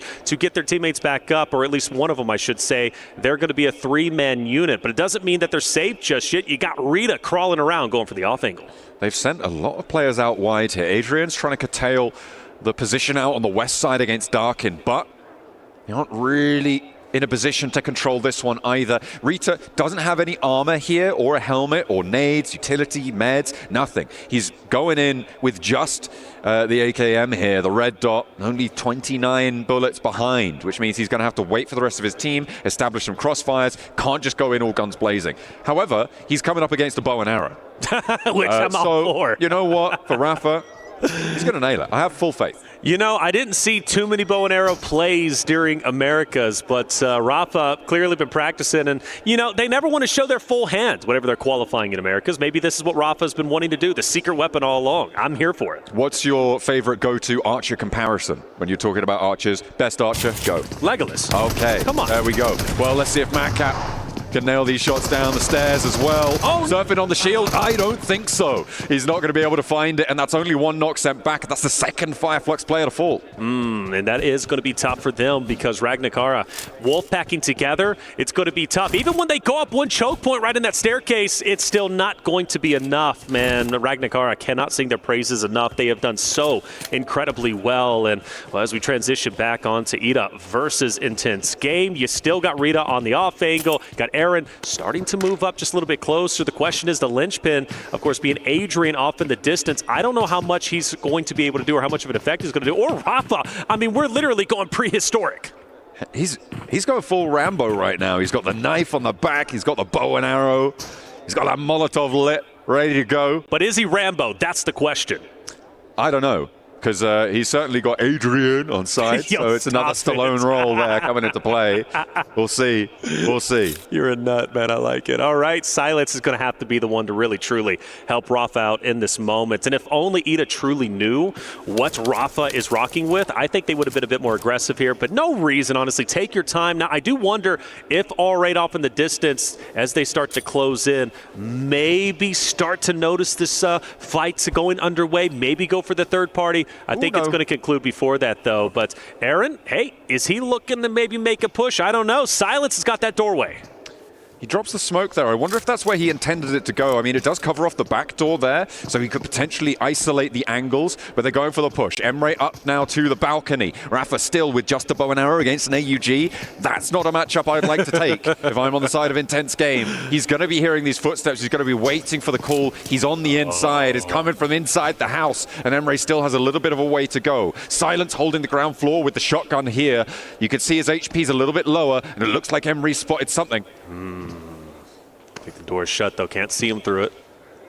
Rafa can't be spotted just yet either, but as soon as he does, you got to think his chances are a lot better. And Rafa's just up ahead. Ida playing this very slow, very cautiously. Rita there in case Rafa decides to maybe jump out or maybe make a play on the outside. Unfortunately for Rafa, he's going to get gunned down. Silence down low. Not going to be able to help Rafa in this moment. So honestly, this is going to be a true 1v1 since Ida is so spread out. Goodness me. They have got that off angle from Adrian on the outside here for Intense Game. As Aaron goes up to join him. Yo, M249 versus bow and arrow and knife. That would, and of course, if the bow and arrow wins, hey, it comes to show you Rafa might be that guy. Darkin moving down. Adrian spots him. Adrian, good trigger discipline. Finally goes on the attack. Misses too many shots, but finally clutches up in the end. My heart, it can't take it. I thought Adrian was about to choke. A guaranteed elimination. The issue is the ammo count here for Adrian on the outside. He doesn't have a lot to play with. Sure, he got the knock, but it's not confirmed yet. And Nate takes down Rafa. The Archers no more. No more indeed. Well, here it is. Silence. You've been waiting all this time. You go to the classic top of the stairs and already down. Rita gets the off angle, takes him out, and Adrian, the last stand, the last attempt for Intense Game to make anything happen in game number 5. And, well, he's a maneuver and he's walking away. And honestly, he can't truly disengage because the question is, or excuse me, Eden knows exactly where he's at. Rafa goes down, and so does Adrian. And, well, there it is. Intense Game, the bow and arrow, the knife, simply not stronger than the AUG and M249. The standoff there not going well for Intense Game, but now there's a third party. R8 have come to play, and they are going to be moving in from that north side. Meanwhile, the rest of the lobby has been condensing close to this location, right? We are centering up towards El Pozo, as you said, on that early circle, and now with Prestige, he's on that north edge, has got full sight lines over towards Rita. This is going to make things hard, but IDA with 3 players can still live on. Let's not forget for R8, towards the very bottom, only outdoing Gamix Esports. They still have tomorrow to play, but already 4 games have concluded, and R8 sits at just a measly 8 points. This game is needed. They need to do well. Question is, can they do it? We have a zone shift, and well, for a couple of the rosters, including R8, you got Thunder, of course, looking quite well. Team Secret, Gamex still chilling at where they currently are. You got Alter Ego, the winners, and the amazing pushers from the last game still chilling up on the northern side. Meanwhile, though, 4 Thrives, APG, DRX, some scary names that are going to be rotating into a tightly contested area. You're going to hope that they can make it in unscathed, but it's a difficult and treacherous path out to the east of El Pozo. DRX currently moving up on that western side. They're going for a wide sweep here as one board behind Hyunbin on the road. We'll see if they can get on further. Regnum Kaya, they've managed to earn a point so far this match. Any point beyond 80 that they get is looking to be gravy right now. They should be happy with their position as well in this zone. They should be okay with this spot. Currently a little bit leaning towards that south edge, but they're in and they are covered off for the time being. Ginatrope with the high ground, be in a very, very solid position. They're going to stay here as long as humanly possible, of course expecting potentially to be challenged a little bit later on. 4 Thrives off in the distance. Regnum Karya, you got number 1, number 2 in the same vicinity. IQ taking a couple of shots. 4 Thrives trying to make it through the valley here. Going on down to the side. They've covered off their south flank, but Fireflux pushing up to the road to take more shots, and they clock IQ as he goes for the cross. Look for more. Noki very, very low, but just about surviving catch. Sidles on in with the M249. Plenty of ammo, plenty of guts to go for it, and he makes the play work. A nade over the top of 4 Thrives are losing 2. No 2 ways about it. They are going down. That's it, and the rest of the 4 Thrives member just forced to retreat, get out of there, and live to play another day. And I know it seems a bit rough, and it is. Don't mistake it, but they're still in first place, and more importantly, walking away with the duo means, well, they can still accomplish quite a bit as they go into the later stages. But for Fireflux, you gotta appreciate them setting that trap, taking the opportunity to take down 2 members of 4 Thrives. They desperately need the points. Only Noki now remains, the Clutchmeister himself, looking to try and snake his way through the streets here, but not really having too much to work with. Does manage to catch a break, though, and send into the buildings. And will head up to the top floor, tries to tuck himself away.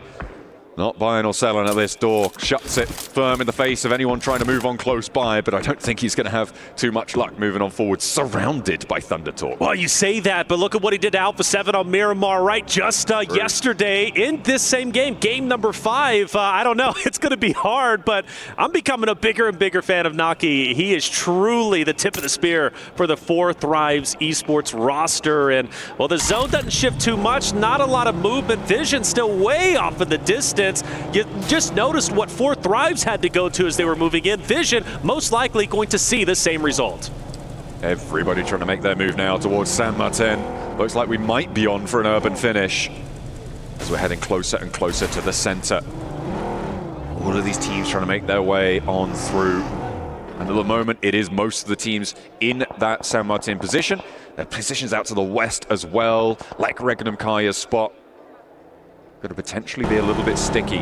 Alpha, they've still got all 4 players alive, a little bit spread from each other, but they're still on the rotate, so they haven't fully committed. As Doc takes a tumble, he's in cover though, and he'll be all right for the time being. Gain momentum again. Fireflux with a challenge over the top. Yeah, Solus is the one laying down the fire. APG is going to have to stop in the meantime. Fireflux once again on the outskirts using the bus and whatever natural coverage that they possibly can. They just recently took down 4 Thrives, or at least 2 or 3 of them. And now they got to try to go against APG, who is a little bit split to their credit. So they're not going to be able to utilize all 4 of their members. So if Fireflux does play this right, they could do a lot of damage to APG. Unfortunately, they don't really have too much to work with here. With Solus down, they need to commit to that res. That means they only have 1 active sightline for the next 10 or 15 seconds, depending on how fast they can get back to their feet. It allows APG to regroup. You can see now they have the high ground. They're going to have brilliant angles over towards Fireflux. Excellent intel. In the meantime, Gamax, they've managed to sneak their way on through towards this peninsula of land that sits to the north of R8. This is a pretty happy position for them right now. Look at the cover that they can provide towards their back. They just need to execute on those shots, and DRX are going to challenge. But Vision being on the outskirts, they finally rotate in. They crash into the hard cover, but so does APG, rotating away from the Fireflux engagement, now onto the top ground. And you've got players with off angles, you've got players inside hard cover, and it really comes down to these players on the outskirts. Zyle taking a little bit of damage, but so is Vision. Doc already going to be down top. He can't really push forward. Vision has all the line of sight straight ahead, and they're taking it to APG. I think they might be in a little bit of trouble, but again, it comes down to Zyle. I want to see what he can do on the outside. To win this fight, Zion needs to win the fight on that angle. Like you say, on the outside, it's going to come down to him. There's only 2 players on the inside, and they cannot push across the open ground towards Vision if they want to clear this fight before this position is dealt with the Nawaf out on the outskirts here. He has full cover on this run out for APG. They need to control it if they want to find that opening, that chance to move across, conclude the fight, or disengage. The difficulty is for APG, where do they go if they do disengage? They can potentially go back to their fight with Fireflux, maybe try and go over towards the north side of the road, but in the meantime, Vision actually going to disengage it for them. They're going to move out wide. And they've got to go north either way, so this fight, it's going to take a little bit, most likely might even go until the blue zone encompasses them, and then forcing them to move forward straight into Thunder Talk. And of course, 4 Thrives solo of Naki, maybe even Team Secret, but this fight, I don't know. How long does it continue to to go? Well, it's really a question. APG is really the team to kind of rotate out at the decide, and I think they're doing exactly that. Right now, I'm looking at the sitting of the circle. I'm looking at R8's spot. Fireflux going to challenge for it, but I feel like whoever ends up in where R8 are right now is going to be able to clutch this one out. I would put my money on R8 right now, despite them not doing so well.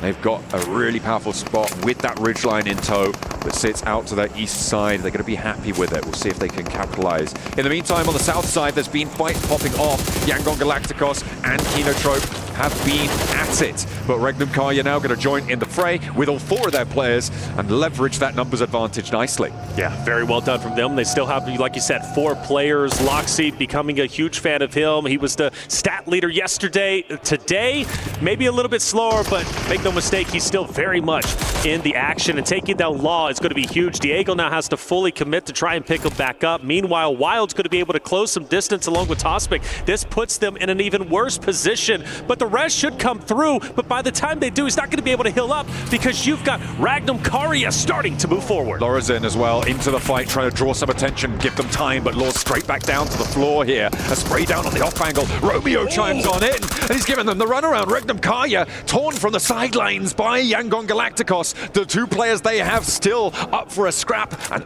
Regnum Karya disengaging. They've sent Silas out wide, but he's just opening up the path for them to leave this one. Toshpik, though, seems pretty locked into the engagement. Karya with just 2 players left. Tospic up on the top side. Smile maybe going up top to get the cleanups, get the finishes. The question is, does he clear his left side? I don't know. No, he's going for loot. He doesn't know Tospic is just off to his left, and Tospic is going to go ahead and just chill out, spring the trap. Once Smile peeks his head up, he might be dead here. He's hopped back into the vehicle, though, and he may have just escaped catastrophe. He's so slow in the driver's seat. He's on the driver's side as well. Smile, he goes down. Is there a retribution? Is there an answer? No. Romeo's up and into the fight with Influence Rage in the meantime. That is disastrous. In the meantime, though, Toshpik's teammate Silas has fallen. Their IGL leader will go down to 1 player for Regnum Karya. In the meantime, Romeo's still putting them through the ringer. Will lose 1, and Influence Rage are busted down to 3, but Romeo finally falls. Yeah, they take down Yangon Galacticos. Influence Rage stays up like you said. The question is, Regnum Karya, well, they're all done for as well. Fireflux against APG. Zyle's going to fall down. Reefus also very low in health. Then you've got R8 just above them. And, well, do they decide to maybe take that high ground over Fireflux? Well, in the meantime, Fireflux need to finish this fight off as quickly as possible. You know you've got it down. You know there's utility coming your way. And Scarface, half damage. He gets taken down, and there is the third party from R8. Catch now, the last to stand for Fireflux. The high ground coming into effect here. Reefus claims one of those points. Zyol is down. Alpha are flagging a little bit. Next circle is just about to pop, and finally, Marth finds that final blow necessary to take Fireflux out of the fray. The west side shift just benefits R8 more and more. APG going for the res.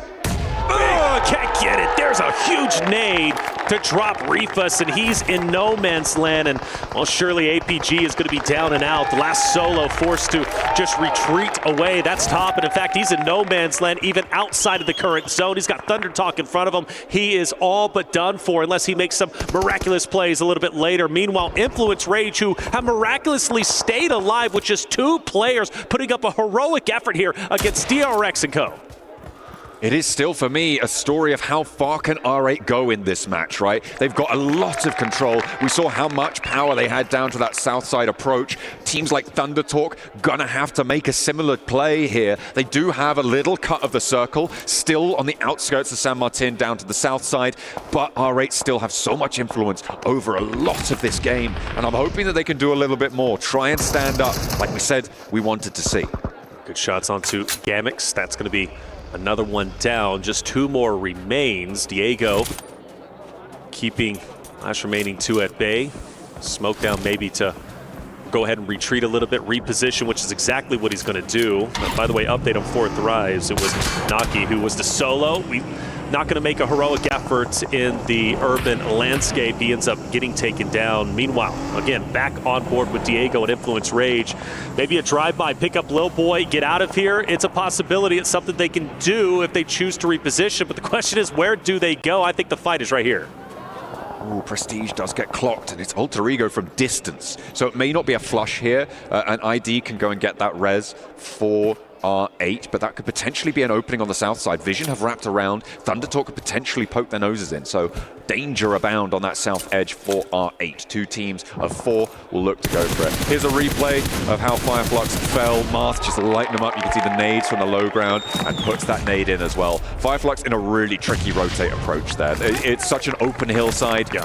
They didn't have too many options. Yeah, I felt like they had their back against the wall for the longest time as well. You know, every time we were on board with them, they were forced to set a trap and, well, spring it just in the right moments. And one was against 4 Thrives, and then, well, they had that next opportunity against another roster. Back on board with R8. Vision down low, and the utility is just hurting them so much. Marcelo forced to crawl. Can anyone from Vision get him? Well, at least as of now, not yet. And plus, you got Noof, who's going to be way off in the distance. So for R8, loving their positioning, loving where they currently stand. And mind you, still 4 players remaining. This is the best game R8 has had today. Certainly is. It is a little bit of a turnaround for them. They've got this strong position, and as I said, it is a question of what they can do with it. Vision crunching in into that same position Fireflux held, trying to use that back angle to help, but the blue zone's going to push Noof out, and now they're going to have to go for it. They do manage to go for the approach and do open up with a knock towards Ida, but Marth is still there, and Damar is ready for the res. The north side a little bit more exposed, but nobody's pushing from that angle. Nades on in aren't quite connecting, and Vision can't get their foot in the door. Well, Marcelo's back up, though, and that's a huge boon for them, in my opinion. We've watched Marcelo make some wonderful plays, and, well, he can do exactly the same here. The question is, how do you penetrate the top of this hill? And it seems almost impossible. And you mentioned Marth, right? Marth on that off angle, too, is, well, obviously hurting, and, well, we do see R8 is going to be able to recover, and Vision doesn't have the confidence, nor do they have the ability at the moment to push up and punish R8 with the down. Thundertalk are pushing in, though, as well. They're trying to move on up, and you can see they have now just crested. They pushed Marth off location. This is worse for Vision, though, because it means it's now a full 4 squad on this angle, taking the shots out wide. And Team Secret, like you say, pushing up from the east side, could crest this ridgeline. It is a big test for R8 now, as 3 teams bear down upon them. Yes, R8, they're going to have to put up a wonderful fight, and I honestly believe that they can do it. The good news for R8 is they don't have to leave this compound.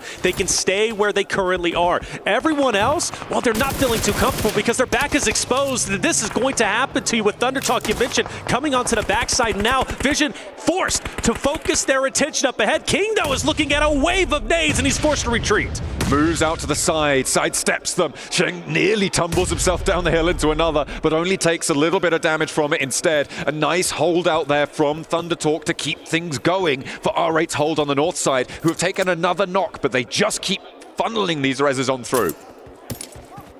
Thundertalk forced to just take a little bit of a break at the moment before they crest over that hill to challenge Vision once again.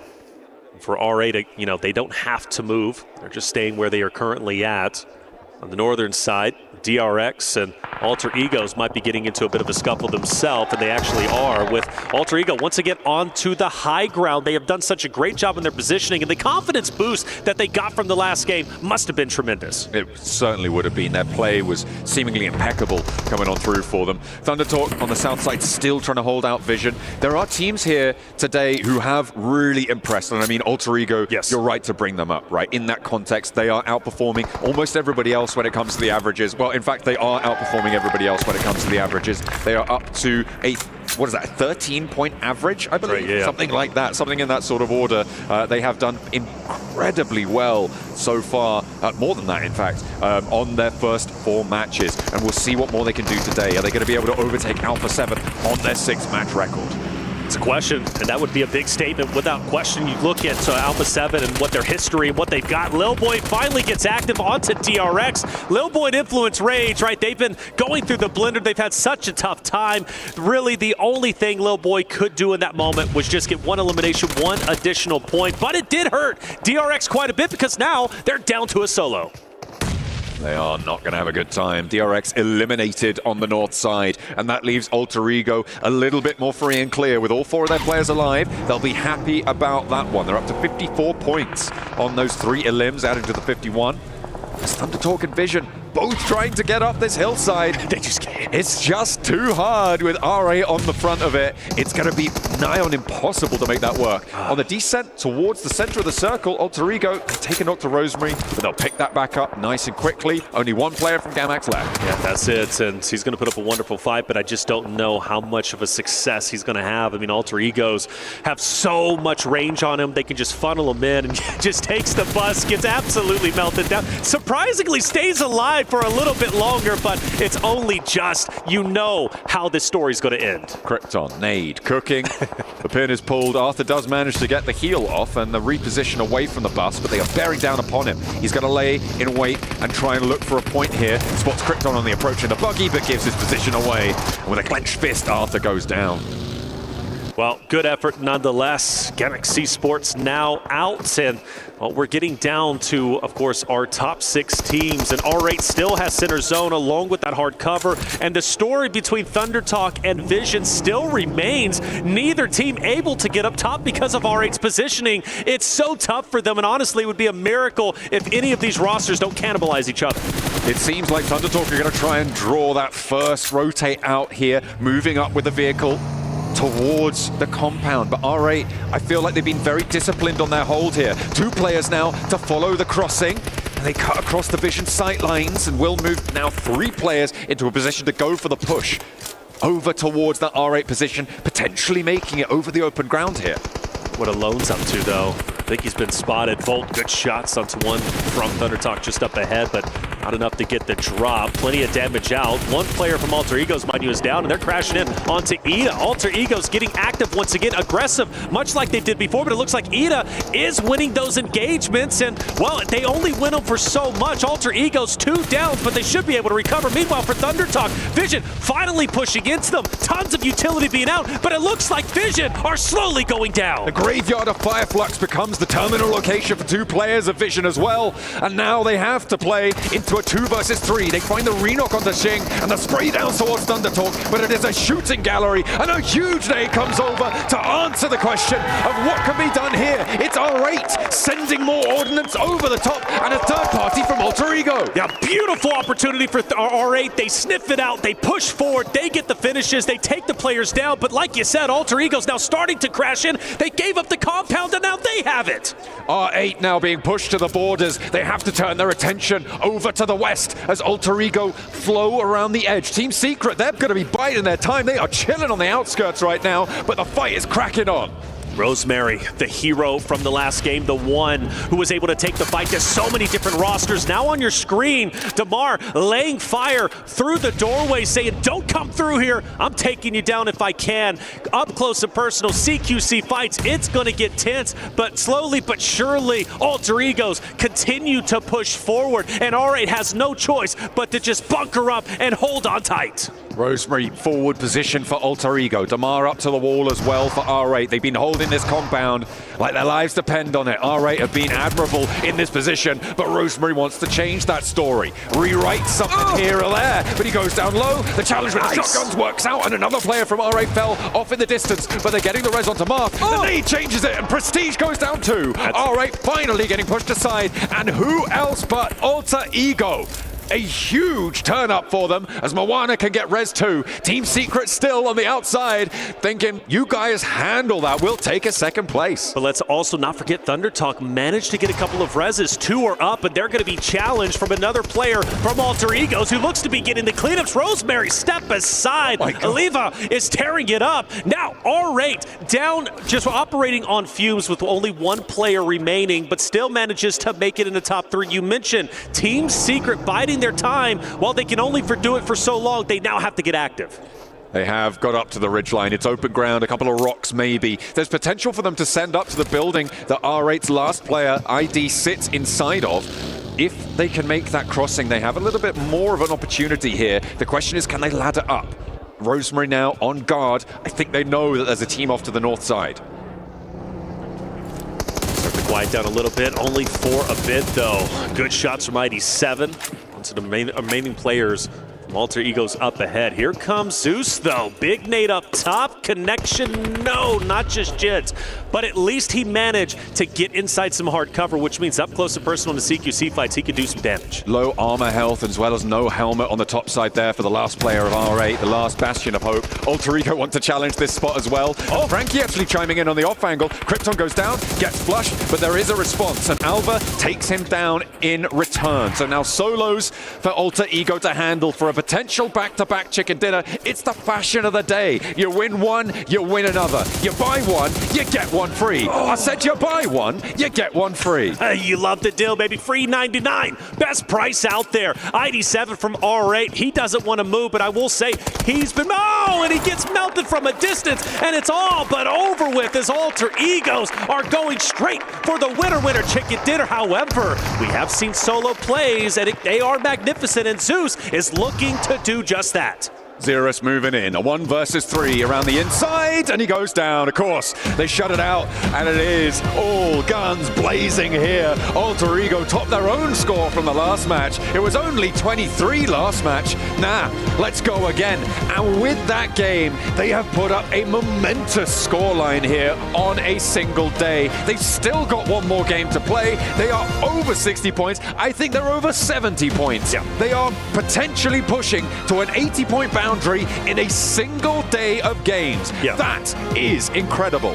Absolutely stunning. Alter Egos looking like the top dogs. We talk about 4 Thrives and how incredible they are and how incredible they have been, and there's no disputing that. We talk about how powerful Alpha 7 is based off of their day 1 performance, but Alter Egos, a new challenger has approached, and Alter Egos are looking like the top dogs themselves, could very well qualify off of day number 1 of competition for Group Green. Phenomenal job for Alter Egos, and Rosemary leading the charge. We're going to a break. When we come back, the final game of the day will be underway.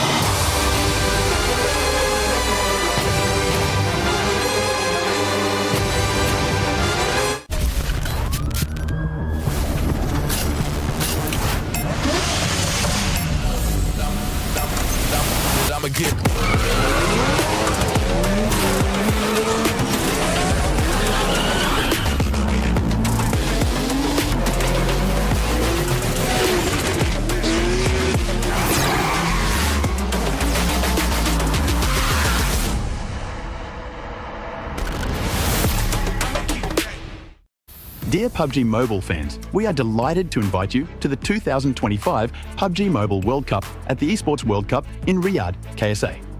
This exciting event will take place from July 25th to August 3rd at the Boulevard City. We've prepared tons of event perks, such as the PMWC avatar frame, eSports Passion set, eSports Passion parachute, and tons more items. Let's check out how you can get all these rewards. During the tournament, go to the Pandora event page via Lobby, Event Center, eSports to join the event. Mormon from SEA, Top from CSA, Pedrinho from the Americas, Silas from the EU, and Prestige from MENA will guide you through the 5 major parts of the event. They consist of tournament celebration, prediction rewards, eSports shop, themed outfit, and champion challenge. Join these activities to earn rewards and collect eSports tokens to redeem even more gifts in the eSports shop. The more eSports tokens you collect, the better rewards you'll get. You can get up to 2,870 eSports tokens from the prediction event. It takes place from July 23rd to August 5th and consists of 3 stages that coincide with the tournament: Group Stage, Survival Stage, and Grand Finals. During the group stage, get 20 esports tokens by predicting the 8 teams you think will advance directly to the grand finals. Each correct prediction will grant you an additional 60 tokens. Make a total of 3, 6, and 8 correct predictions to get 300, 680, and 720 tokens, respectively. You'll get another chance during the survival stage to guess the other 8 teams that will make it to the grand finals. The rewards are the same as the group stage. During the grand finals, you must try and predict the ultimate champion. Just predicting will grant 30 tokens, and a correct prediction will grant 400 tokens. If you're unsure about your predictions, you can let your friends' predictions guide you. Find someone reliable, copy their predictions, and wait to be rewarded. The 3 prediction rounds take place on July 27th, July 30th, and August 3rd at 10:45 UTC 0. Rewards are issued the second day after each stage ends at 4 AM UTC 0. You'll receive esports tokens based on your prediction results. Note, esports tokens don't expire and can be used in future esports events. Who do you think will be the ultimate champion? Join the 2025 PMWC event and share your predictions. Invite your friends to join the predictions and watch the tournament unfold.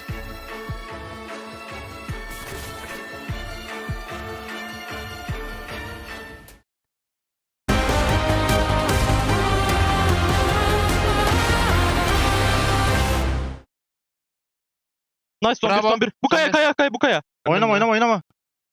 Canı bir söyler. Helal! Nice! Helal lan! 哎，上炮楼的应该上炮楼的，对，上炮楼，2楼是吧？1楼，外面，别急，抽，外面，是，别点，准备，打不到，应该跳雷，nice，我操，又没爽到，我操凶的，楼，哇塞，不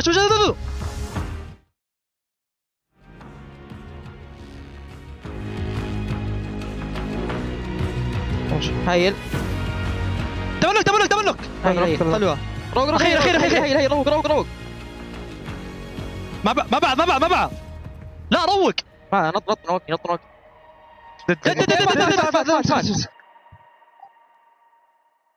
نايس والله ديتري Alterigo, you said 7 said we were gonna do something together, and he abandoned me. I did. I thought about it. I wanted to go with Alterigo.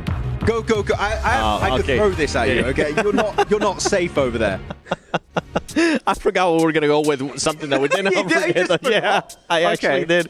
But with that one, I mean, Alterigo, back-to-back wins, too, in an impressive way. For a second there, I thought it was actually going to end up being R8. That was not the case, Max. I mean, most importantly, a win on Erangel, a win on Miramar. You're playing 5 of those a day is very important. And most importantly, the team that Kalash again predicted to win did not win in R8. So I'm very happy about that. But no, Alterigo, we were talking to the SEA talent just a few days ago, and they were not very optimistic about the chances of an SEA team winning the entire thing. But man, Alterigo coming in swinging with the 2 wins here today. And especially, I got to say, they're respectful. They go for some very nice rotations here around the compound of R8. So far, the fighting's there. The vibes are good, Niptura. So I'm very happy to see it go forward.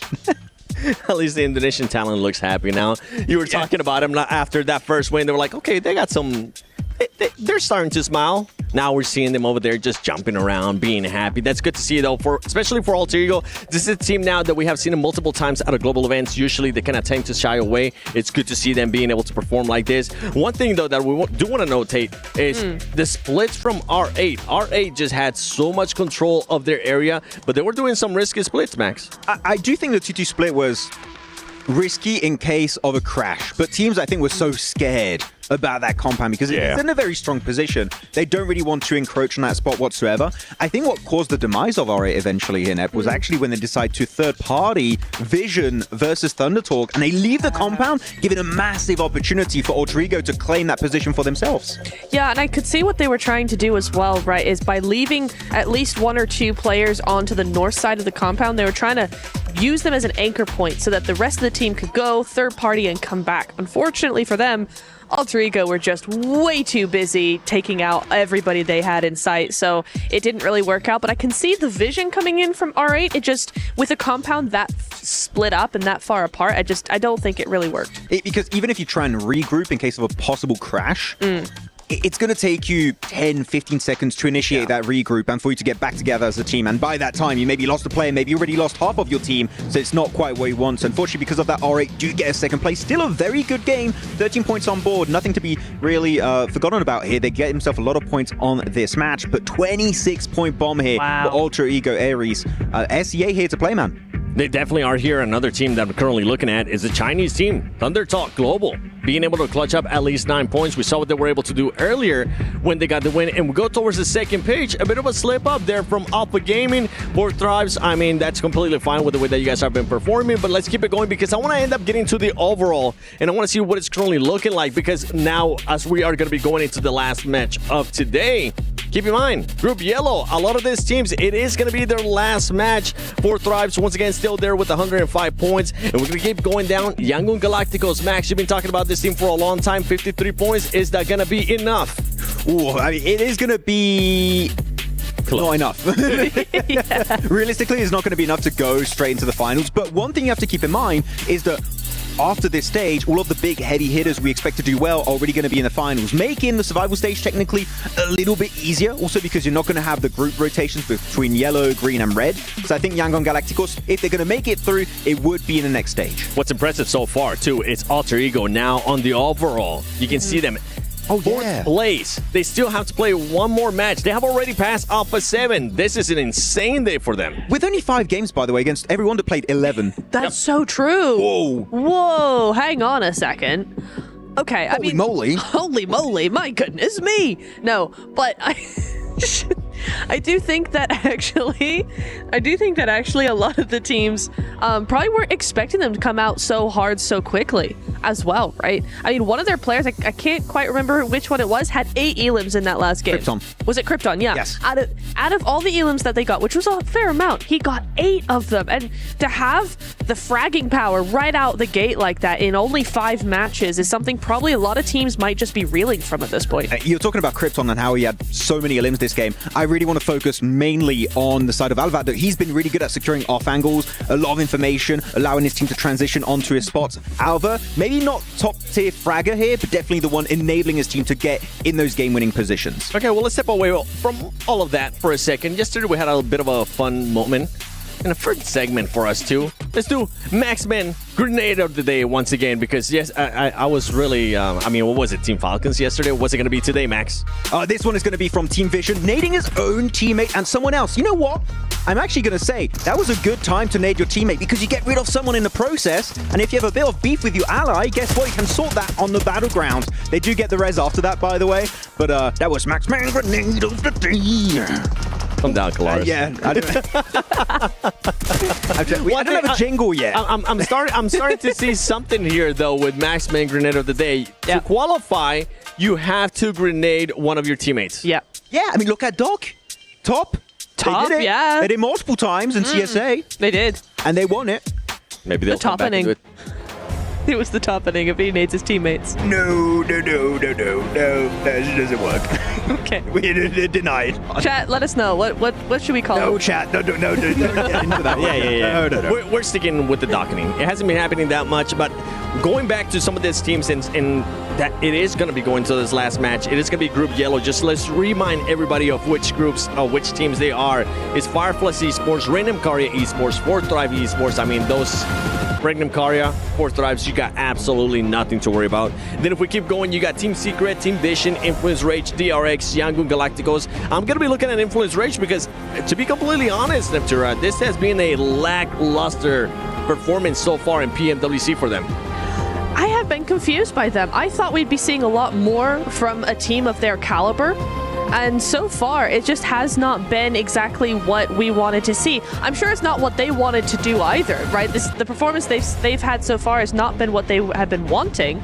But at the same time, I think with as much experience as they have, I think we could have very easily expected a bit more from them. It is quite confusing when you look back at their results, right? They did really good in Americas. They did really good in PMGC last year, right? Actually outdoing their homies, as we call them, of Alpha 7. And the Hong Kong Invitational, you were covering. They were doing exceptionally well, almost competing for that first place against Weibo.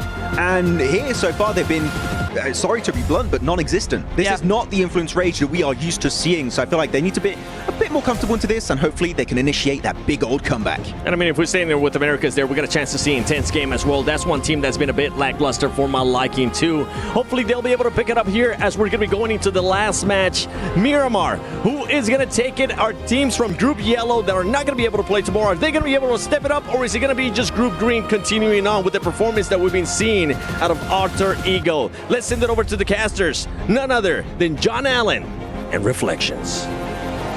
Oh my goodness, what a day we've had today. It has been phenomenal coming on through for these teams, and well, for one team in particular, it has been a miraculous day for Alter Ego Aries, up in 4th place, going neck and neck with teams who have 6 more matches under their belt on this point scoring. They have almost guaranteed themselves a spot in the finals on just their first 5 matches alone. To put in perspective, Alpha 7, we hyped them up yesterday. They come in 2nd place, just behind that of 4th Thrives. And look at where Alter Egos currently stand.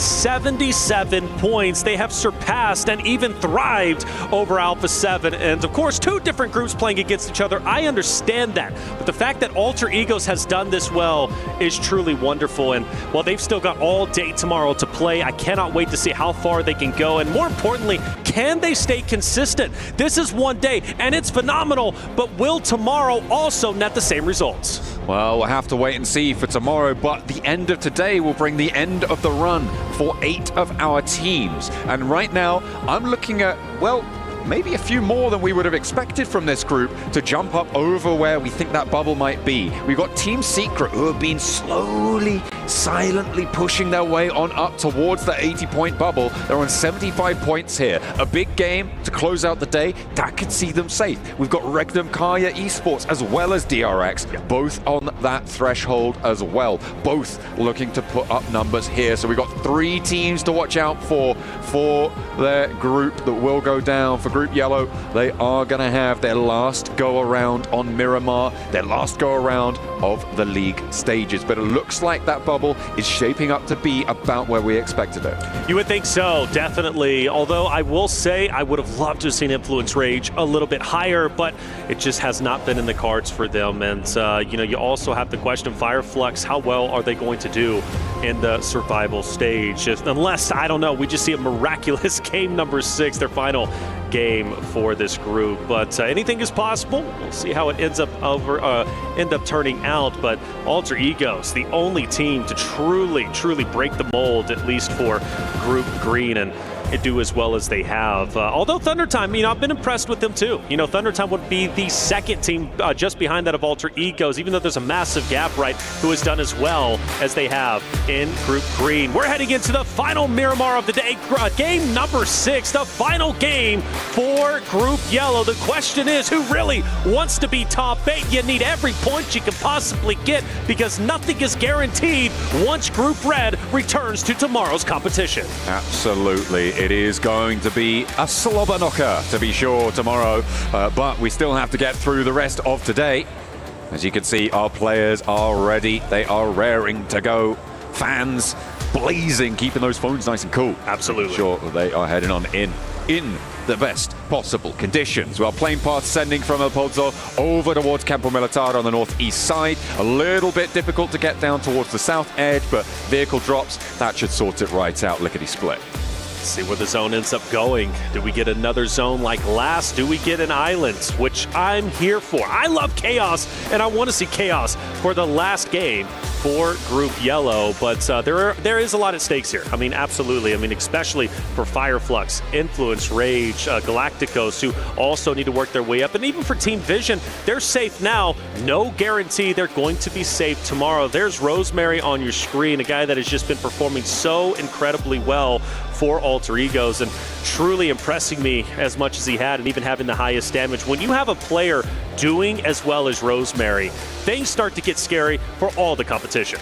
Yeah, absolutely. And the prize that they could potentially be claiming here, even just in the group stages, $80,000 for first place in the group stages. Massive. Alter Ego could be looking to take that one away. Right now, they are uncontested on these averages. They have been playing phenomenally well. There is no other team that stands up to them. They have had 2 chicken dinners in their first 5 matches, which does have a bit of a statistical outlier smell to it, you know. It could potentially get a little bit more stinky towards towards the rest of today and tomorrow as well. Yes. They do have to keep up this pace in order to keep that metric going. But for now, they're going to be very, very happy with themselves, and rightly so.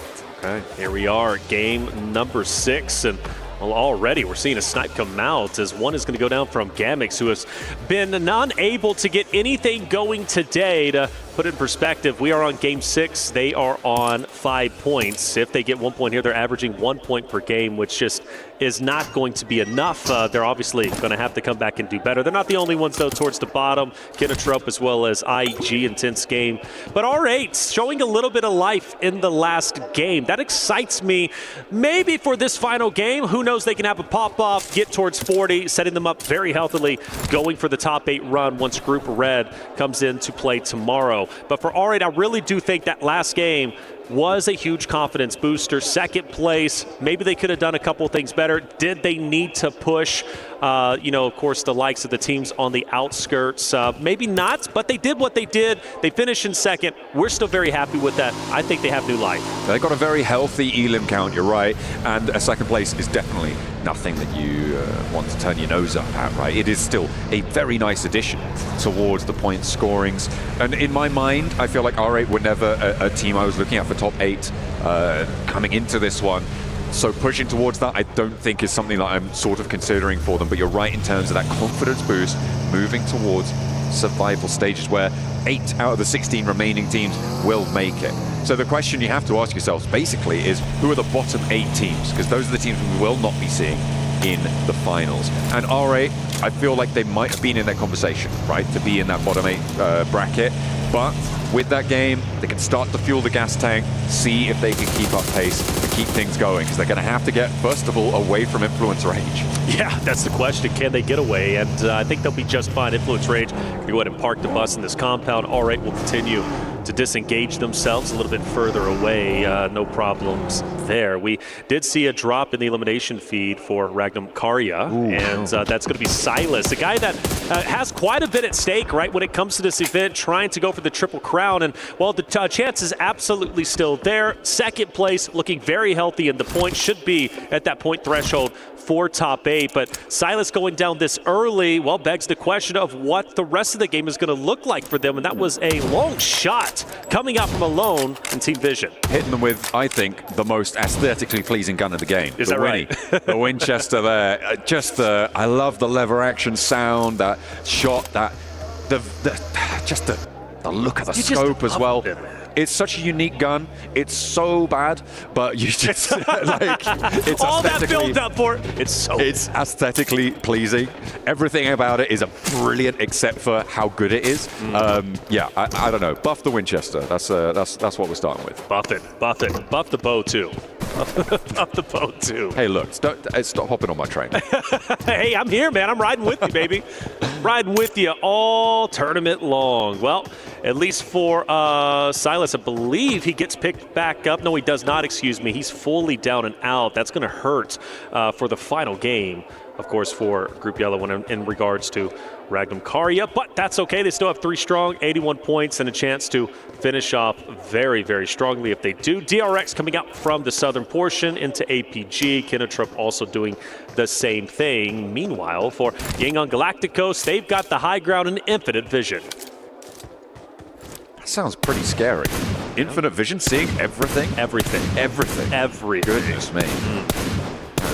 I mean, that sounds like he's seeing Ghost right now. He's taking out the tires. That's right. On the vehicle over across the way, making sure no rotates without their say-so. Nice stuff. Let's go, crowd. Get loud. Love you guys out there holding up the signs. We're getting active here in Riyadh. And tell you what, the crowd loves the games. Tomorrow's going to be packed full. Home team comes back once again on the stage. True. It's going to be insane.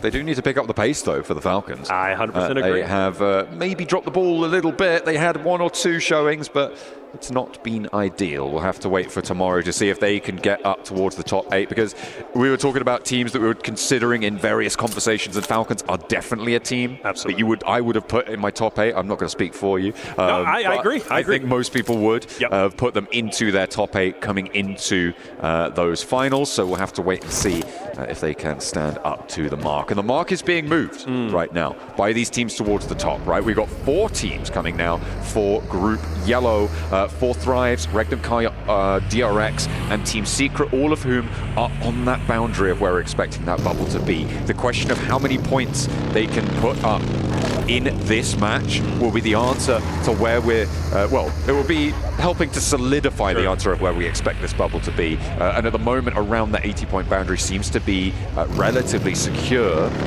But I didn't really expect Team Secret to be able to keep pace here. I feel like they haven't done anything today, but all of a sudden, here they are. Absolutely. Team Secret have been consistent, right? That's what's key. You know how they've done it?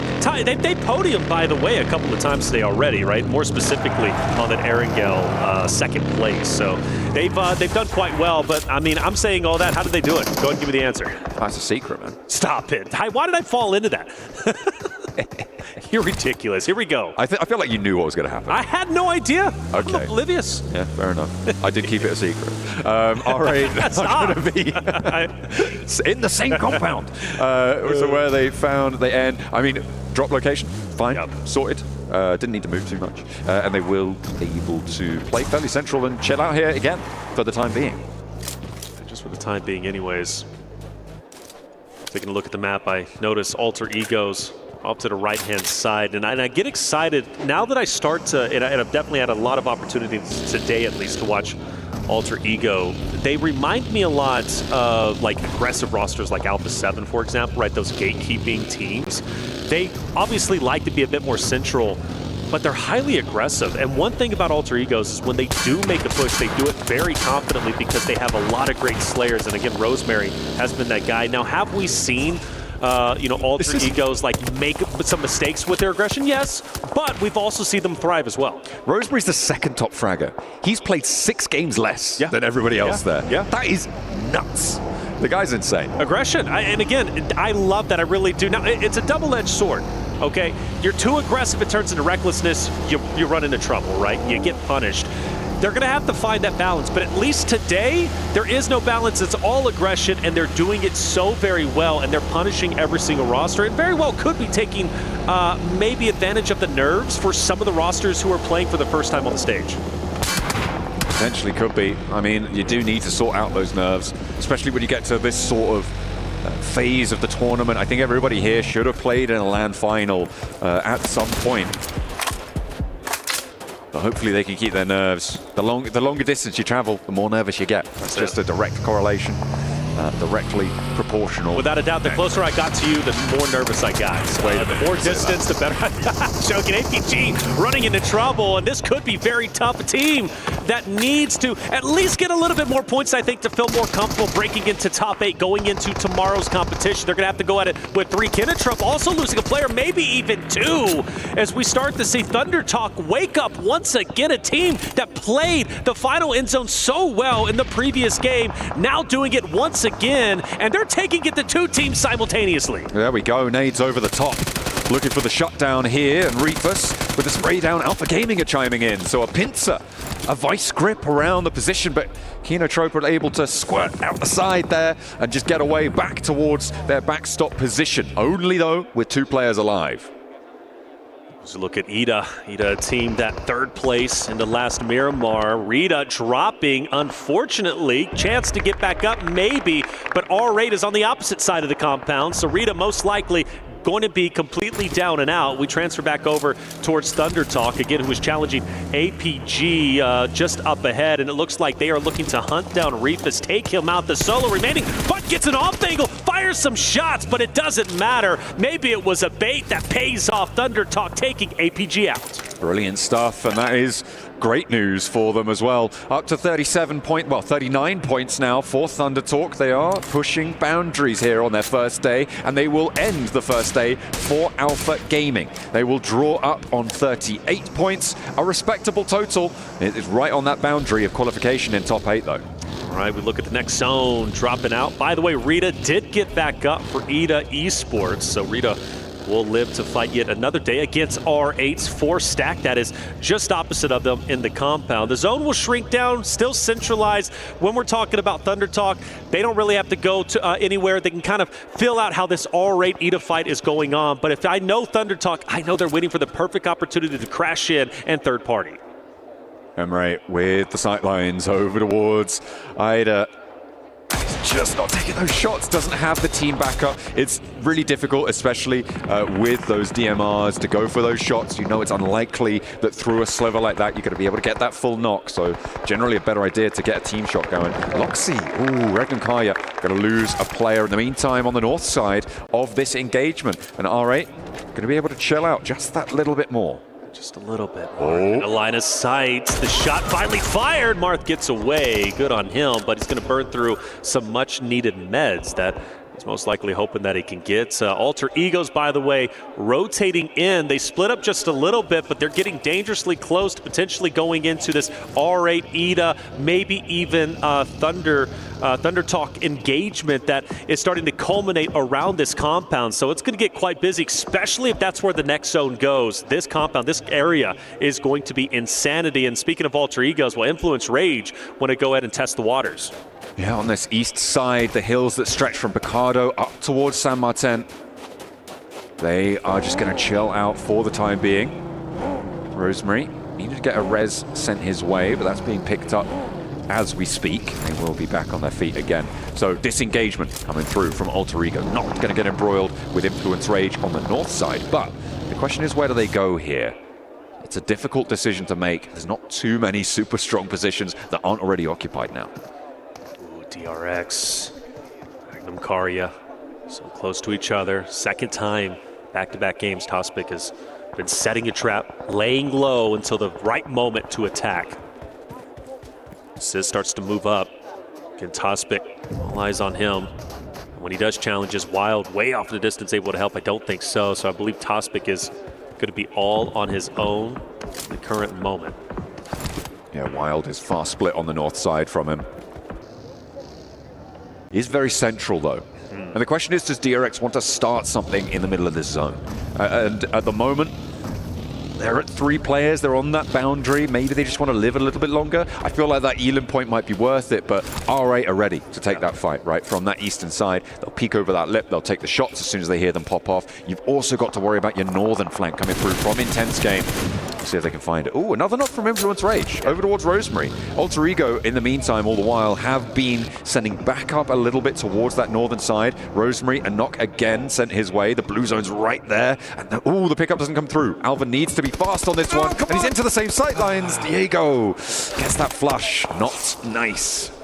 All right, so losing your top Slayer, in fact, the top Slayer, right, when it comes to our tournament so far, that's gotta hurt. What can Alter Ego do without Rosemary? What you gotta say, hey, their game today, their scores have already been phenomenal. Even if they let this one go, they're still going to be just fine. But for Alter Ego's Influence Rage, that story is still going to unfold. They have the 2-2 split. The only thing that I question is Diego and Law. I hope they don't get a little bit over-aggressive. They need to backtrack because Fireflux is just on the opposite side, and I believe they might run into each other. So that would be my biggest worry if I was Influence Rage at the moment. It is pretty tricky to navigate from that eastern side. The circle has shifted down to the south of the road, nice and hard towards Power Grid, keeping R8 again in a central location, so another opportunity for them to keep the wind in their sails and keep on going. Romeo, we've seen what damage this guy can do. We'll see if he can do a little bit more over towards Gamax, who have lost one already. They've taken a knock as well, so they are playing on as 2. Yangon Galacticos going to sidle on into the compound there. The concrete's trying to keep safe around it, but Gamax can't suppress him. Smile is on the hunt, and that is one more under the belt. Gamax going down without a fight. There it is, without a fight, and well, today just not going their way. They finished with a total of 5 points, averaging less than a point a map. Tomorrow has to be much better. But for Yangon Galacticos, right, this is their final game. They currently sit in 7th place. They're at 56 total points. They need everything they can possibly get, and that fight is a start. Influence Rage finding another tag on towards Alter Ego. as Alter Ego do try and send forwards. That was Krypton who moved in. This was an early scout from them, but Influence Rage have had their number for a while now, and Alter Ego may have bitten off more than they could chew. Gone down. Alter Ego's forced to just survive with just 2. Like you said, getting picked off one by one. Thunder Talk up ahead. They're taking shots. Moana's going straight into Jing, who might apex that hill, take a couple of shots on the car. He tries it, but just, Bono hits the buggy, and he might be down and out. I think this is Alter Ego's fully finished off. Moana hits the dirt. Has to try and keep safe now. A little bit too far away from Thunder Talk to fully commit, but there is Team Secret. The nades pouring on over the top. They move away from one another, stop an immediate knock and flush on the entire team. That nade would have found both of them, but Alva had repositioned away. That's what you're looking for. Thunder Talk are going to take shots. Team Secret want a slice of the pie here as well. We'll see who's able to pick up the pieces, but it might just divert the fight between these 2 4-player squads. Oh, AJ from Thunder Talk takes down one from Team Secret, who might be crumbling right before our eyes. Zeris still has to move forward to help his team out. Thunder Talk is mainly doing this fight with just 2 players, mind you, and Jing has been the linchpin, and he's been the one starting the fights for this Thunder Talk roster. And it looks like Alter Egos are sending a solo out, just try and get away as this fight is currently underway. Team Secret going for the revive, and Thunder Talk can't get the nades over to get the cleanup. Is Alpha going aggressive down towards the south? Maybe he's looking for the fight. Over towards the edge, but AJ misses that spray on the cross, and it allows 2 players from Team Secret to find that res, get back to a healthy position, and now Frankie is feeling a lot safer, has the backup of 2 teammates on the off angle. Circle shift out to the west side now, and over towards 4 Thrives, Yangon Galacticos. All right, still seem very solid where they're currently at. I don't foresee them having to move anytime soon. We look at intense game against Vision, and looks like a big win so far for IG. Much needed points. They've been relatively quiet all day today.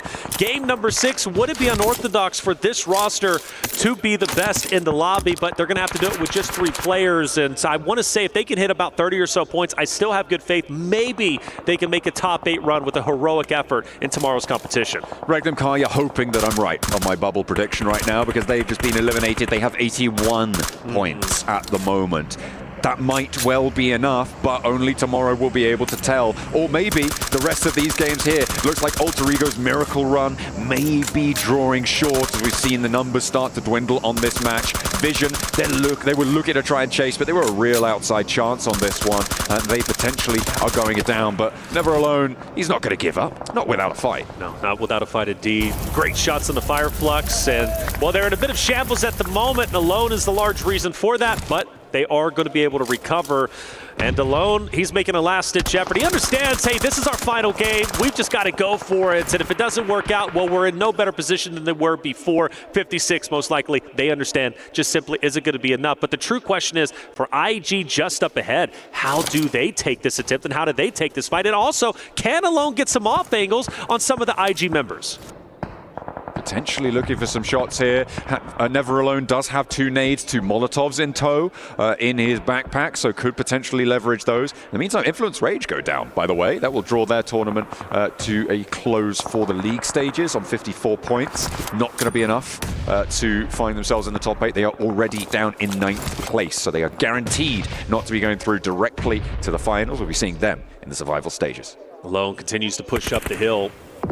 Got to think Catch understands this. He throws out a couple of nades in Alone's path, but Alone does manage to get some distance between him and the roster of Fireflux. And, you know, once Alone, so this is the thing, right? You see IG, they can maybe pincer Fireflux here if they can time it correctly. If Alone decides to challenge, it would be a perfect scenario. They would have to time it very right. But if they do so, hey, things could get quite weird. But in the meantime, it does look Fireflux wants to make the attempt. They're pushing up, and Silence needs to be ready. And the pincer may be the other way around here as Intense Game have a backstop of Yangon Galacticos. It is just Romeo here, but Saycloud's not too far off either. The spray down works out well, though. Scarface, Soulless fall. The answer is sent back the way of Intense Game, but the front axle careens over the dunes here, and Silence once more. He's chewing through them and spitting them back out. Wow, Fireflux are gone. They choose choose to leave alone and then go straight into Intense Game. They get a couple of downs, but Intense Game's going to be able to recover. Now the question is,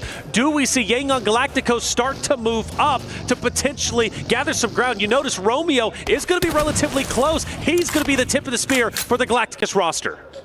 Are they going to go for it, though? I mean, they've got such control over the northern side. Do Intense Game want to go there? I don't know. They might try and push towards DRX and have a good time of it. We'll have to wait and see. Thunder Talk trying to stop Team Secret from leaving. You're not going to be successful in that endeavor, unfortunately. Might be able to catch the backside of that rotation as Alter Ego do finally fall. Their day is over, but they earn a gargantuan, a mammoth amount of points. That's right. Nearly breaking into top 3 is so impressive. Off of just 6 games. Can't wait to watch them tomorrow. Smile taking down a 4 Thrives member. That's the first one to drop so far. Not down and out just yet, though. They can get him back up onto his feet. 4 Thrives have already done a wonderful job. So this fight is going to be impactful, but not as impactful, at least from 4 Thrives' perspective. Now, DRX, however, on that potential theoretical threshold of 80 points, they sit at 79. They need everything they can get, and they are playing very cautiously. Yeah, Team Secret as well, looking to try and keep that one going with the 3 points they've earned already, and placements starting to come in after the next team falls. Every point's going to matter here. Team Secret on 78. They are currently level with Alter Ego, who have gone down, but the 6-man disadvantage. Intense Game do send on in towards DRX's bunker, but they are not having a good time of it. The 3 players alive for DRX are working with one another beautifully. So easy, though. Nice. The last to stand stays alive for the South Korean roster, but in comes R8 around the headland. Yangon Galacticos moving in. The Sharks are here. They've smelt the blood in the water. Absolutely, and they want to feast. Team Secret also not too far away either. For DRX, still in a little bit of trouble. You need to get your teammates back on your feet, at least have a duo to make something happen, but the nades are careening in, and R8 has the utility to take them out as they currently stand, but they just can't make the connection. Either way, they're starting to close that vice grip. They're moving forward. They're starting to form a fatal triangle, and in the middle is DRX. They are just trying to live this one out. They have got 3 points. They're over Regnum Kaya now, which is a very nice place to be. Another point would be beautiful, but they've got the placements. The nade from the backline doesn't tag on to QX, and the nade from So Easy, looking for Marth, isn't going to be able to get the full job done, but does tag him, force that heal. He's burning, and there's Sanhok. The Molotov behind him forces him out of the bunker, and they may be onto another one. R8, losing their 4 position, have lost a little bit of momentum. They have, and DRX still holding on very, very strong, and I do want to point out, Yangon Galacticos get a little bit overzealous, and well, for 4 Thrives, they take down one of their members. They have to try and recover, but if they push up a little bit too far, maybe Team Secret is in the vicinity. Maybe they capitalize and set the trap to take down Yangon Galacticos. We'll see if that ends up unfolding. Meanwhile, all attention on DRX in this R8 fight, which should have been single-handedly going to R8, but you got to be so impressed. DRX holding on tight to what they got. They understand they need to hit the 80-point threshold, and they're going for gold. They need more placement points as well to feel safer and safer. Currently, with the points that they've earned, they're on 83 points. They are ahead of Regnum Kaya by 2, and that's before you add whatever placements they get in this match, whatever more they're able to earn. It's going to feel nice here for DRX, and it's very likely now that we'll see them moving on up and in towards those finals. We'll see how far they can go. 4 Thrives right now with the challenge of moving on in, and they opt to take the northern rotate, try and flow in behind Yangon Galacticos, and maybe backfill on this rotation. Let's see what they decide to do. I thought Phallic and 24 were going to push up onto Smile. Luckily, they don't. And the reason why I say luckily is because you had Romeo and Say Cloud, who are off in the distance for Galacticos, who were going to have the great angle to potentially punish them once they apex the hill. Anyways, Phallic still stays. He wants presence on top of the hill, and Smile knows this, and both are careening towards each other on their stomachs. Ooh, it's slow, it's steady, but it is potentially fatal. Phallic, he knows. With the advantage, I think, on this engagement. Smile will crest the ridge, but I think Phallic will get the peak first here, has that info, will have heard those steps. He knows exactly that the player there has full sight lines, goes for the spray down. He does not miss those. There is no way that he's going to lose out on that engagement. And that's another point under the belt for 4 Thrives. They want to try and put up, or the 120 on today. That would be beautiful for them. Keep Without a 10-point average going. Without a doubt. And you know what? To keep Phallic, by the way, to challenge Smile in that vicinity was great. It seems like a tremendous risk, but Four Thrives knew exactly what they were doing, and they have been piecing apart Yangon Galacticos. Remember, they took out the first one a little bit earlier. They just take out a second one. They're taking them out piece by piece. Now, on board with ETA Esports, who we watched a little bit earlier in the engagement against R8 for the compound. They kind of separated each other, but they're still within the same vicinity, and they're still fighting. R8 up ahead, and the first knock is in. The tap with the Mini 14, good for the knock. And the first blood is drawn on this skirmish. Forcing Damar back up to the wall there, not really going to be in a super resable position, potentially just done and done for him. And R8 looking to move on with 2 players left standing. See how much further they can go. There's that flush to confirm it. Thundertalk going to make their approach now. Potentially try and push in behind Ida and have a little bit to say about this situation. But they do draw short. They stop, pop some smokes, try and stay safe. In the meantime, Four Thrives over on this northwest edge. They found Yangon Galacticos with 2 players still standing. Say Cloud and Romeo down in the ditch, and Falak close by with a nade, looks for the cook over the top, doesn't quite connect, and T24 is down in the meantime. 2 players to face him, and he will be rebuffed. Well, he gets taken down. Revenge is in the cards for Yangon Galacticos, taking on Four Thrives, dodging buggies. Do we go over the top? Well, IQ goes for the attempt, backs away. What are we doing? You had full ground to do it. Nades are being cooked. If he could just apex that hill, he's taking them both out, but he doesn't know. And the nades come in. Can IQ live? Yes, but just barely. You can't res Phallic here. Surely not. There's no reason to even go for it, but he gets a couple of shots on a Say Cloud. IQ finally drops, and now it's up to the clutch master himself, off in a distance of Naki. 6 teams now remain, and in the top side it is DRX still going. It is Team Secret still going, but Team Secret take a knock sent their way in the meantime as IQ was bleeding out before Noki's feet. He's not going to make that dash. There's no way that he can get over there. Doesn't have any nade, any Molotov to back him up. Only smokes, and you can't be using those right now. You need those as a solo to go further. Another team drops, and now 5 teams remain. These placements are adding up. The P90 for Noki, a 1 versus 2, but it's a needle threaded from the backlines there from Romeo to see Noki down. But a tremendous day, a tremendous 12 games for the Four Thrives Esports roster as they finish, at least at the moment, in first place without tomorrow's competitors joining back in the mix. We're getting down to now our top 4. You've got DRX, Team Secret, you've got ETA who's up ahead, and well, things start to look crazy as Yangon Galacticos also joins in the mix. And you know what? A big win here would be absolutely needed. Let's not forget, they're on their final game. They have a chance to potentially apex and be well within the top 8. They can still qualify for finals off of this game, but they've got to do everything right. It is a monumental task to be able to find enough points out of this game for teams like Yangon Galacticos. It's going to be a real tough time. Ida, though, this could also be a massive game for them. They're up to 8 elims already, up onto 41 points now on the tournament with those elims. It's a question of how much further they can go. With 4 players alive, they do have the dominant position. They are looking to try and flow around and control that south edge. We're into stage 9 here, nearly coming up to the 30th minute as our circle is closing dead center. It will be on top of Team Secret.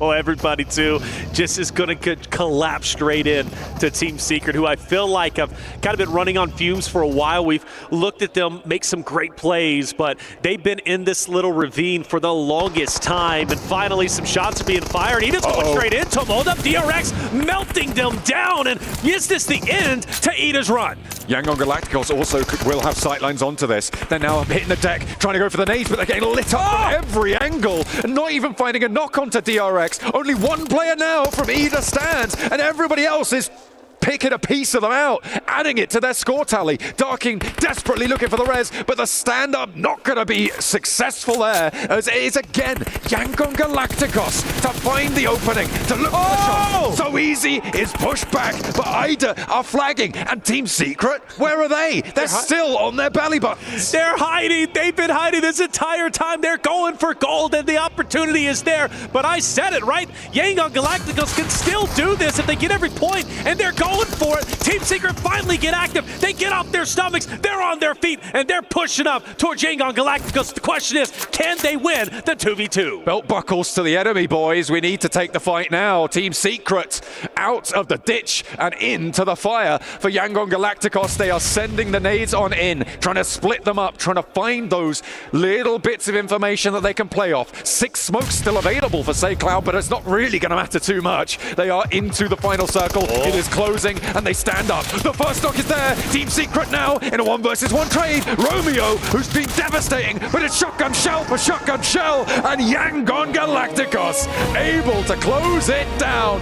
Will it be enough? Question is, will it be enough? Is exactly the question we should be asking ourselves. A tremendous win, a great finish for the 12th and final game for Yangon Galacticos over in the Group Yellow region. Man, well done from them. And I said it, look, I think they can do it. I really do. I was feeling it in my bones. 2 players left. They went all the way. A tremendous win. You got to give them credit. What a romantic close down to that game, Romeo.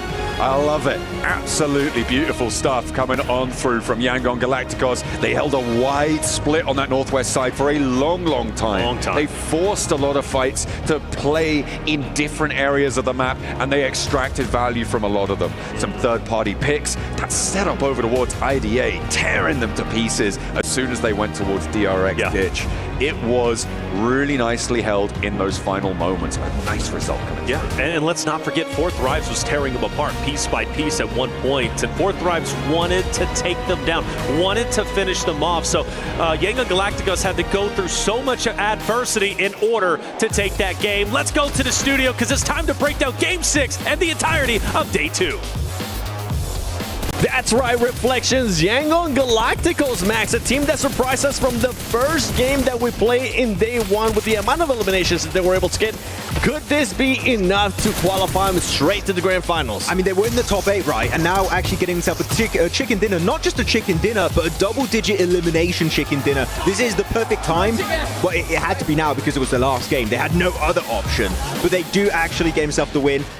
Now it's going to be stressful because don't forget, tomorrow they're not playing, right? So they're going to be one of those cutoff point teams possibly that's going to be at the bottom of the top 8 if they do end up qualifying. So there's going to be a big target on their back. That's the point threshold we need to reach. So it is going to be the team to beat in tomorrow's 6 matches. And for this team, I mean, we got to talk about the other team too there towards the end. Team Secret, they have been so consistent. And something that you mentioned earlier too, Neptura, is that this team has been able to maintain themselves there towards the top, even though they haven't gotten any chicken dinners. And once again, right here, they don't get a chicken dinner, but they do end up getting 11 points. I mean, yeah, we've seen them in the top 5 basically the entire time, top 5, top 6. So with 11 points, they're able to actually do that again. They're able to just maintain that position. Is that a position we're going to see them still in at the end of Day 3? No. Is it going to be top 8? Possibly, with as consistent as they've been without any wins whatsoever. Seven's looking very frowny face at me. I think he disagrees. No, I would love to see a win out of this team, whether regardless if it's going to be in survival stage or maybe grand finals. We'll have to wait and see, right? We still have to wait and find out what's going to be happening tomorrow on the final day for group stages, as we're going to be having Group Red coming back. You can see there, Fireflux. Not really. We didn't get a chance to see much out of this team, Max. I expected a little bit more. I know you were kind of high on them whenever we were watching PMSL EU. They were barely able to get into PMWC, but it's just a lackluster performance. I was excited for Fireflux, but now that I think really back on this team, they only really did well in their region or back in the European Championships, and when we had those, like, what, 2 years ago? So since then, they've not been doing too much. They actually fell down significantly in the rankings of the Turkish teams, and as of right now, even Ketch or Solis, they're like, our renowned players on the world stage, are just not able to bring the heat on the same level just yet. So Fireflux, unfortunately, compared to like a Regnum Courier, I think they might be missing out on an early slot to the finals, and maybe entirely they might miss out in the survival stage, and I unfortunately would not be too surprised. Yeah, I mean, we gotta wait and see, but you know what? You know what I want to see? I want to see how high up Fourth Thrives is currently on this overall leaderboard, because they have 111 points. And the scary thing for me is I'm just gonna bypass second place, third place, fourth place. We'll come back to them in one bit. Alter Ego Aries. 78 points, Neptura, in just one day. And look at the difference. They're surrounded by those teams with 12 games apiece. They've only played half of those. That is wild, actually. Yeah, because the only other team with 6 matches is Alpha 7, who have also managed to maintain top 8 position even when during the day they're not actually playing. But Alter Ego, that is a phenomenal performance. I mean, 2 matches in the first day is wild. That's right. And I mean, remember, Max, at the start of the day, we have Fourth Thrives with 56 points. That is just an insane performance from Alter Egos. Now being able to, in a way, improve on the performance from Alpha 7 yesterday, getting 23 more points than that in just one day. If they double their points and they do the same tomorrow, they'd have 160 points, give or take. Wow. How do you do that? It's not happening, but like, oh my goodness, that would be crazy. Actually, I want to bring up a question here as we look at this page. Who is currently not safe out of all this? I think Alpha 7 are safe and Alter Ego because they are playing tomorrow. They're looking very good in my opinion. They are going to be rising up in the rankings compared to the teams that have played 12 matches. Team Vision, they're going to fall, all of that. But like, what's the cutoff here we're looking at for you guys? You just said it. You think just Team Vision? Team Vision, yeah. That's the only one you think they drop off. You don't think Yangon Galacticos could fall off despite Alpha 7? Alpha 7's going to push down Vision and Yangon 100%. I think the better way to look at this, right, is remember the cutoff point, right? You got 59, 55. If we can, let's go towards the second page because then we kind of get a better idea of how some of these teams have been performing. And based on this, I mean, just look, IDA performed well, TT as well. Which one are you looking at, Natura? Hora, for sure, will be stepping up massively tomorrow as well. Alpha Gaming should be doing something. I mean, 38 is low for them, but I think we'll see more coming in from them tomorrow. Weibo Gaming as well, TT, both the PEL teams I think are really going to do something here. R8 have been looking okay. So like any of those teams, honestly, on the second page that are playing tomorrow have a chance of doing much better. One chicken dinner's enough. Yeah. Yeah. I'm going to say I'm sticking with Team Vision. Right now, some of these other teams haven't really shown me that much. Something that I wanted to point out for you guys there in that other page was APG. They just continue to not being able to just clutch up those placement points. This is something that has been going on throughout the whole year, Max, something that we've been pointing out every single time we see this team when it comes to a global stage. Yeah, we know you can get the eliminations, but when it comes down to displacement points, they're just not there. It's because they lose players for weird reasons. Okay, I could have used a way worse word, but I'm being pretty nice right now. Which one? Not going to say it. They keep sending players. I think it was who was it? It was Refus earlier versus the side of Thunder Talk, and then there was going to be Alter Ego in that position. There was no reason. You can play it passive. You can respect your lobby. Like, sure, you're big Alpha 7. Everyone's scared about you because you're such a world-renowned team. Like, fair enough. But respect your teams you're going up against. God damn it. Like, they need to respect the lobby way more. They just go for these weird sends, lose a player. You're down to 3. You take a 4v3. You're going to be losing the fight. Please, tomorrow, rethink it. Stop wasting lives of your teammates. I agree. I have to agree with him. Look, I like Alpha Gaming. I like them a lot. I think they've got a lot of good things. I think there's a lot of potential there to do really, really well. So it's so frustrating when they do things that just seem a little off, outside the box. We don't want you to think outside the box because the box for Alpha Gaming is already so big and so interesting. You don't need to think outside of it. Stop. Draw inside the lines. Outside the box vibes, yeah. Outside the box vibes. Yes, outside the box vibes. I'm owning it. Outside the box vibes. No. Get out of here. We're going to end up moving on from this vibes. The only vibes that I want to see is the Kriya top plays because so far, I mean, we got a chance to see them earlier in the day when we were looking at those day ones. Let's see what we got so far here for day 2. And we're going to start off with Ida. Okay, not bad. I wonder if we're going to be getting some APG at least top plays because they did have some good plays. But I'm with you, Max. I really enjoyed what you were talking about there in regards to that team. It does seem like they just do very questionable things, not respecting the lobby. It feels like they still think they're just in their own region, PMSL and CSA. Look, they're the best team in CSA by a significant amount. Like, Hora, 4th Rise are doing good. Actually, 4th Rise kind of eclipsing also the results of APG, so they're making a big statement here. The playstyle that APG have is just not really well suited for this right now. So you need to respect the lobby, be a little bit more careful. This is PMWC for a reason, and they need to be a little bit more cautious. As we go through some of these other top plays. And Influence Rage, we did say it, right? We wanted to see a bit more, and they are done, right? Because they're not in the top 8, if I'm not mistaken. So they're going to have to go through Survival. And we know they can make it, but it was a weaker start than I expected from a team like Influence Rage. I want to just go back very quickly to Alpha Gaming, though, because we have heard, and we speculated ourselves many times with different teams, are they going to go for finals or are they okay with playing survival? And I think certain teams might want to play survival. We discussed that as well. I wonder if that's the case for Alpha Gaming. I think they are a team that does do very well once they've had as much practice, as many days as possible in the lobby. Are they just kind of messing about for a little bit to an extent? You know, I'm not saying anything, but are they kind of just playing until they need to? Okay, so Look I'm at going that to say... smirk. I know, yeah. he's ready. I'm sorry, because you're saying like, oh, do they want to play survival stage? I think if you want to play survival stage, you're crazy. You don't know what you're talking about. You want to qualify for the finals as soon as possible, because do you really want to put your spot for the finals at risk twice? No, because... For Spotify, like, for the lion's share of $3 million, like, come on. Like, you need to want to qualify right away. I don't know, because Seven was even saying that a large majority of teams that are very successful in finals are the teams that come from survival stage. For me, that means they're not confident. That's it. Like, oh, we're going to get more prep. No, you're just not confident you're going to beat the top teams in the lobby. That's what I think it is. Interesting. Time will tell. Collecting all that data will tell. Before we even show it, though, we got a Sony hero of the day. Any guesses? Ooh. It's a very clear one. Yeah, I feel it's like. gotta be Naki. No, now you got that was your guess. Dang Max. No, there's no way you're Rosemary, yes, Krypton, but I would have to say Rosemary on my final pick. Krypton's a good one. Krypton had a good one too, yeah. Yeah. I would have to say a Rosemary. So you know what? Just show me the Sony Come on, hero be of the Naki. day. Come on. Because if it's not Rosemary, okay. 5,000 damage by himself? Yo. What? Okay, that is a... Is that the most? On a day? I think that's up there. That's better than yesterday for sure. Oh, yeah. Hey, hands down. Yesterday it was 3,425. Yeah, and we were like, oh, wow, that's so much damage. 5K? That is ridiculous. Whoa. Like, without really... keep in mind, that's without really playing long-range DMRs, which usually enables you to get way higher damage. No, this is AR shotguns. Right? Jeez, and he gets that much damage. Like, the elimination for that much damage is quite low. 18 eliminations for 5k damage. Like, you would expect maybe to get around 25 or something.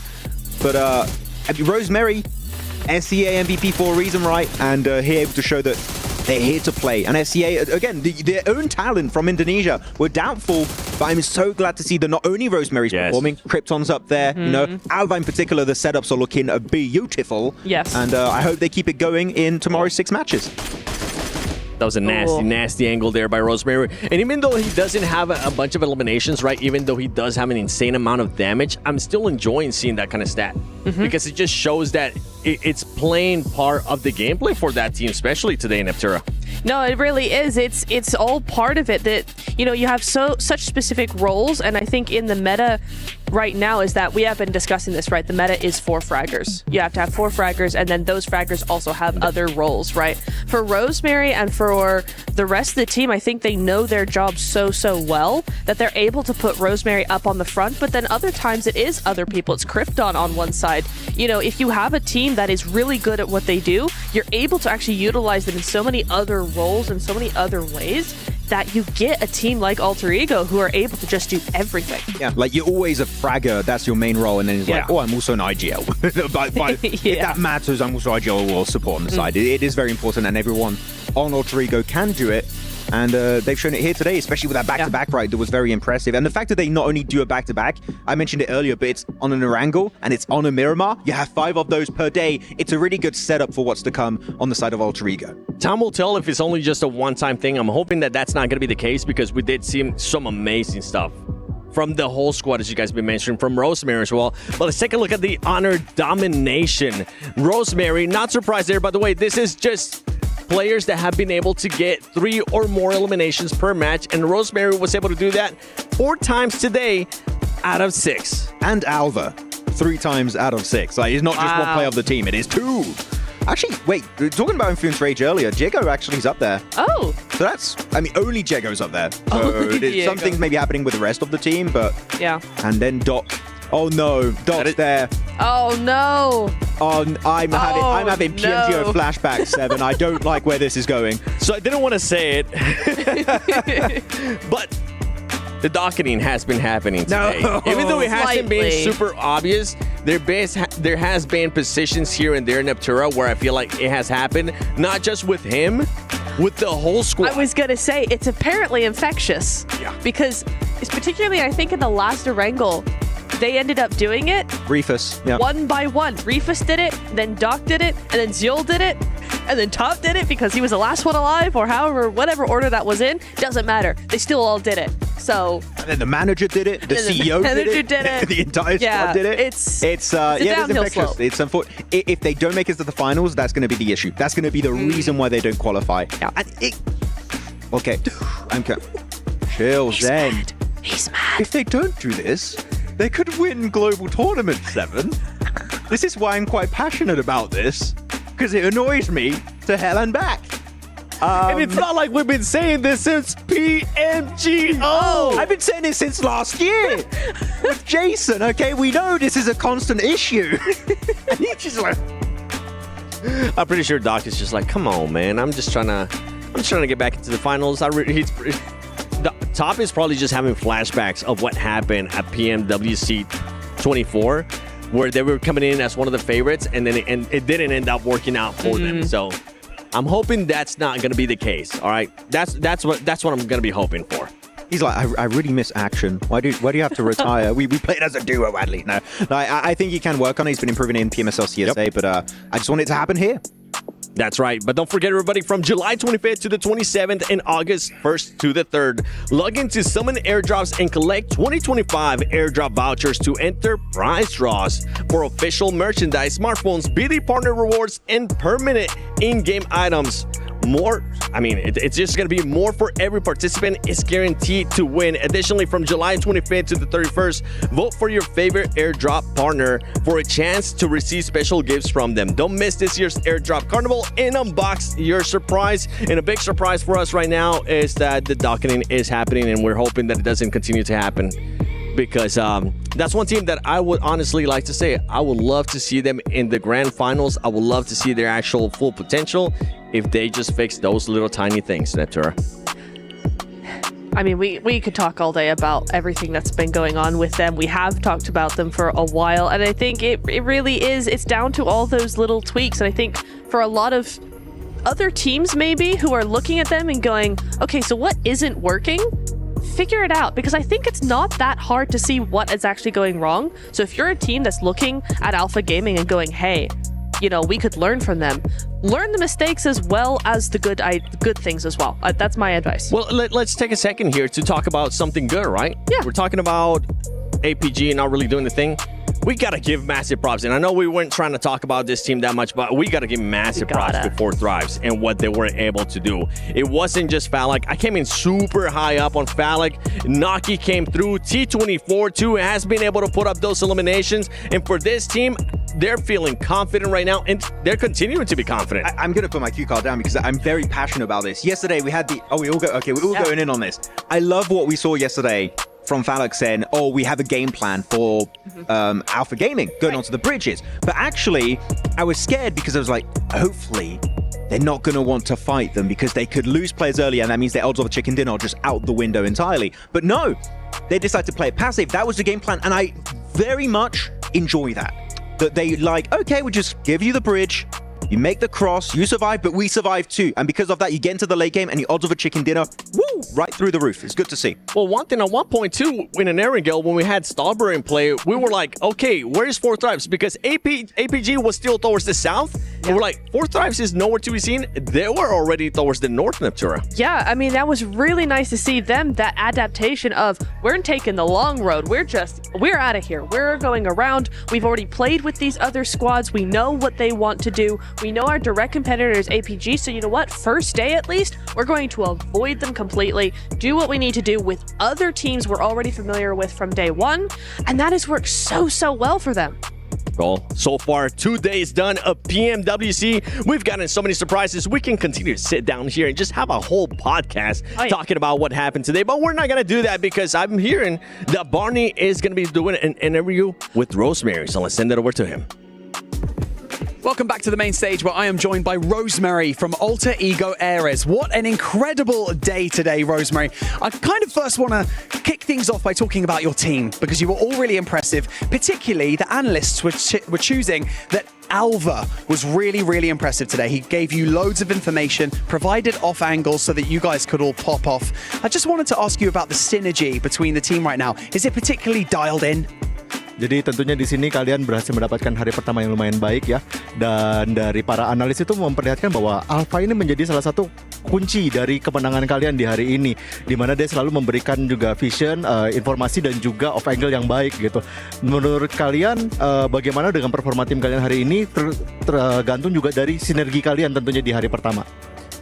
Kalau untuk ditanya tentang performa kita di hari ini, kita masih banyak mistake yang kita lakuin dan mungkin di esok hari kita bakal memperbaiki itu. Dan untuk sinergi kita, ya puji Tuhan kita mau ngelakuin apapun itu selalu bareng, makanya kita mendapatkan chemistry yang bagus dan sinergi yang lumayan bagus.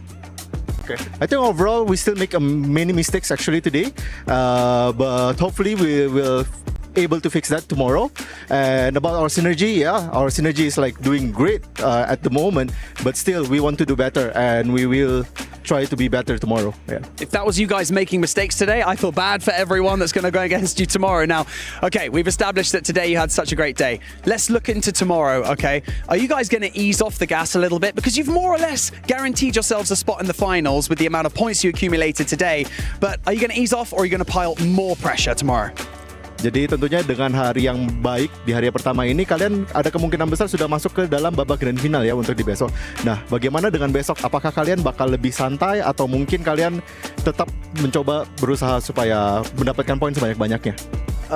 Dengan hasil yang kita dapat di hari ini, ya itu puji Tuhan lah kita mendapatkan hasil yang bagus. Tapi di esok hari kita bakalan lebih try hard lagi, biar nggak ada mistake lagi yang kita lakuin di satu match pun. Yeah, I think tomorrow, of course, we're doing great, and we will look forward for tomorrow. But we still, as I said, that we still make many mistakes. And for tomorrow, we actually will be more try hard than today, and we're just gonna try to be the best version of our team tomorrow. Wow, going to try even harder tomorrow. It's going to be such an impressive watch. Thanks so much for joining me in this post-match interview. What a great day for you guys. We can't wait to see you tomorrow. And with that, day 2 of the group stage is over. Tomorrow is our final day of the group stage, where we're going to see all of these teams try and secure those spots in the finals. And if not, they'll be battling their way out of the survival stage. So we're going to have to wait and see what's going to happen then tomorrow. We'll see you back here, same place, same time. See you then.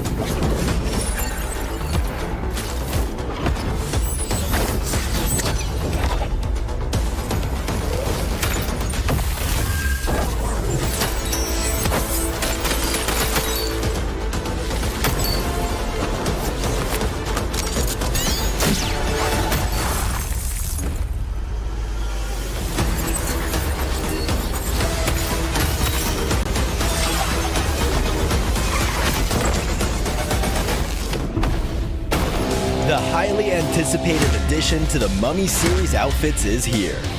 Paired with the new Ice Tube Glider, the Polar Spectrophage set is just what you need to freeze your enemies. Or send them ablaze with the Inferno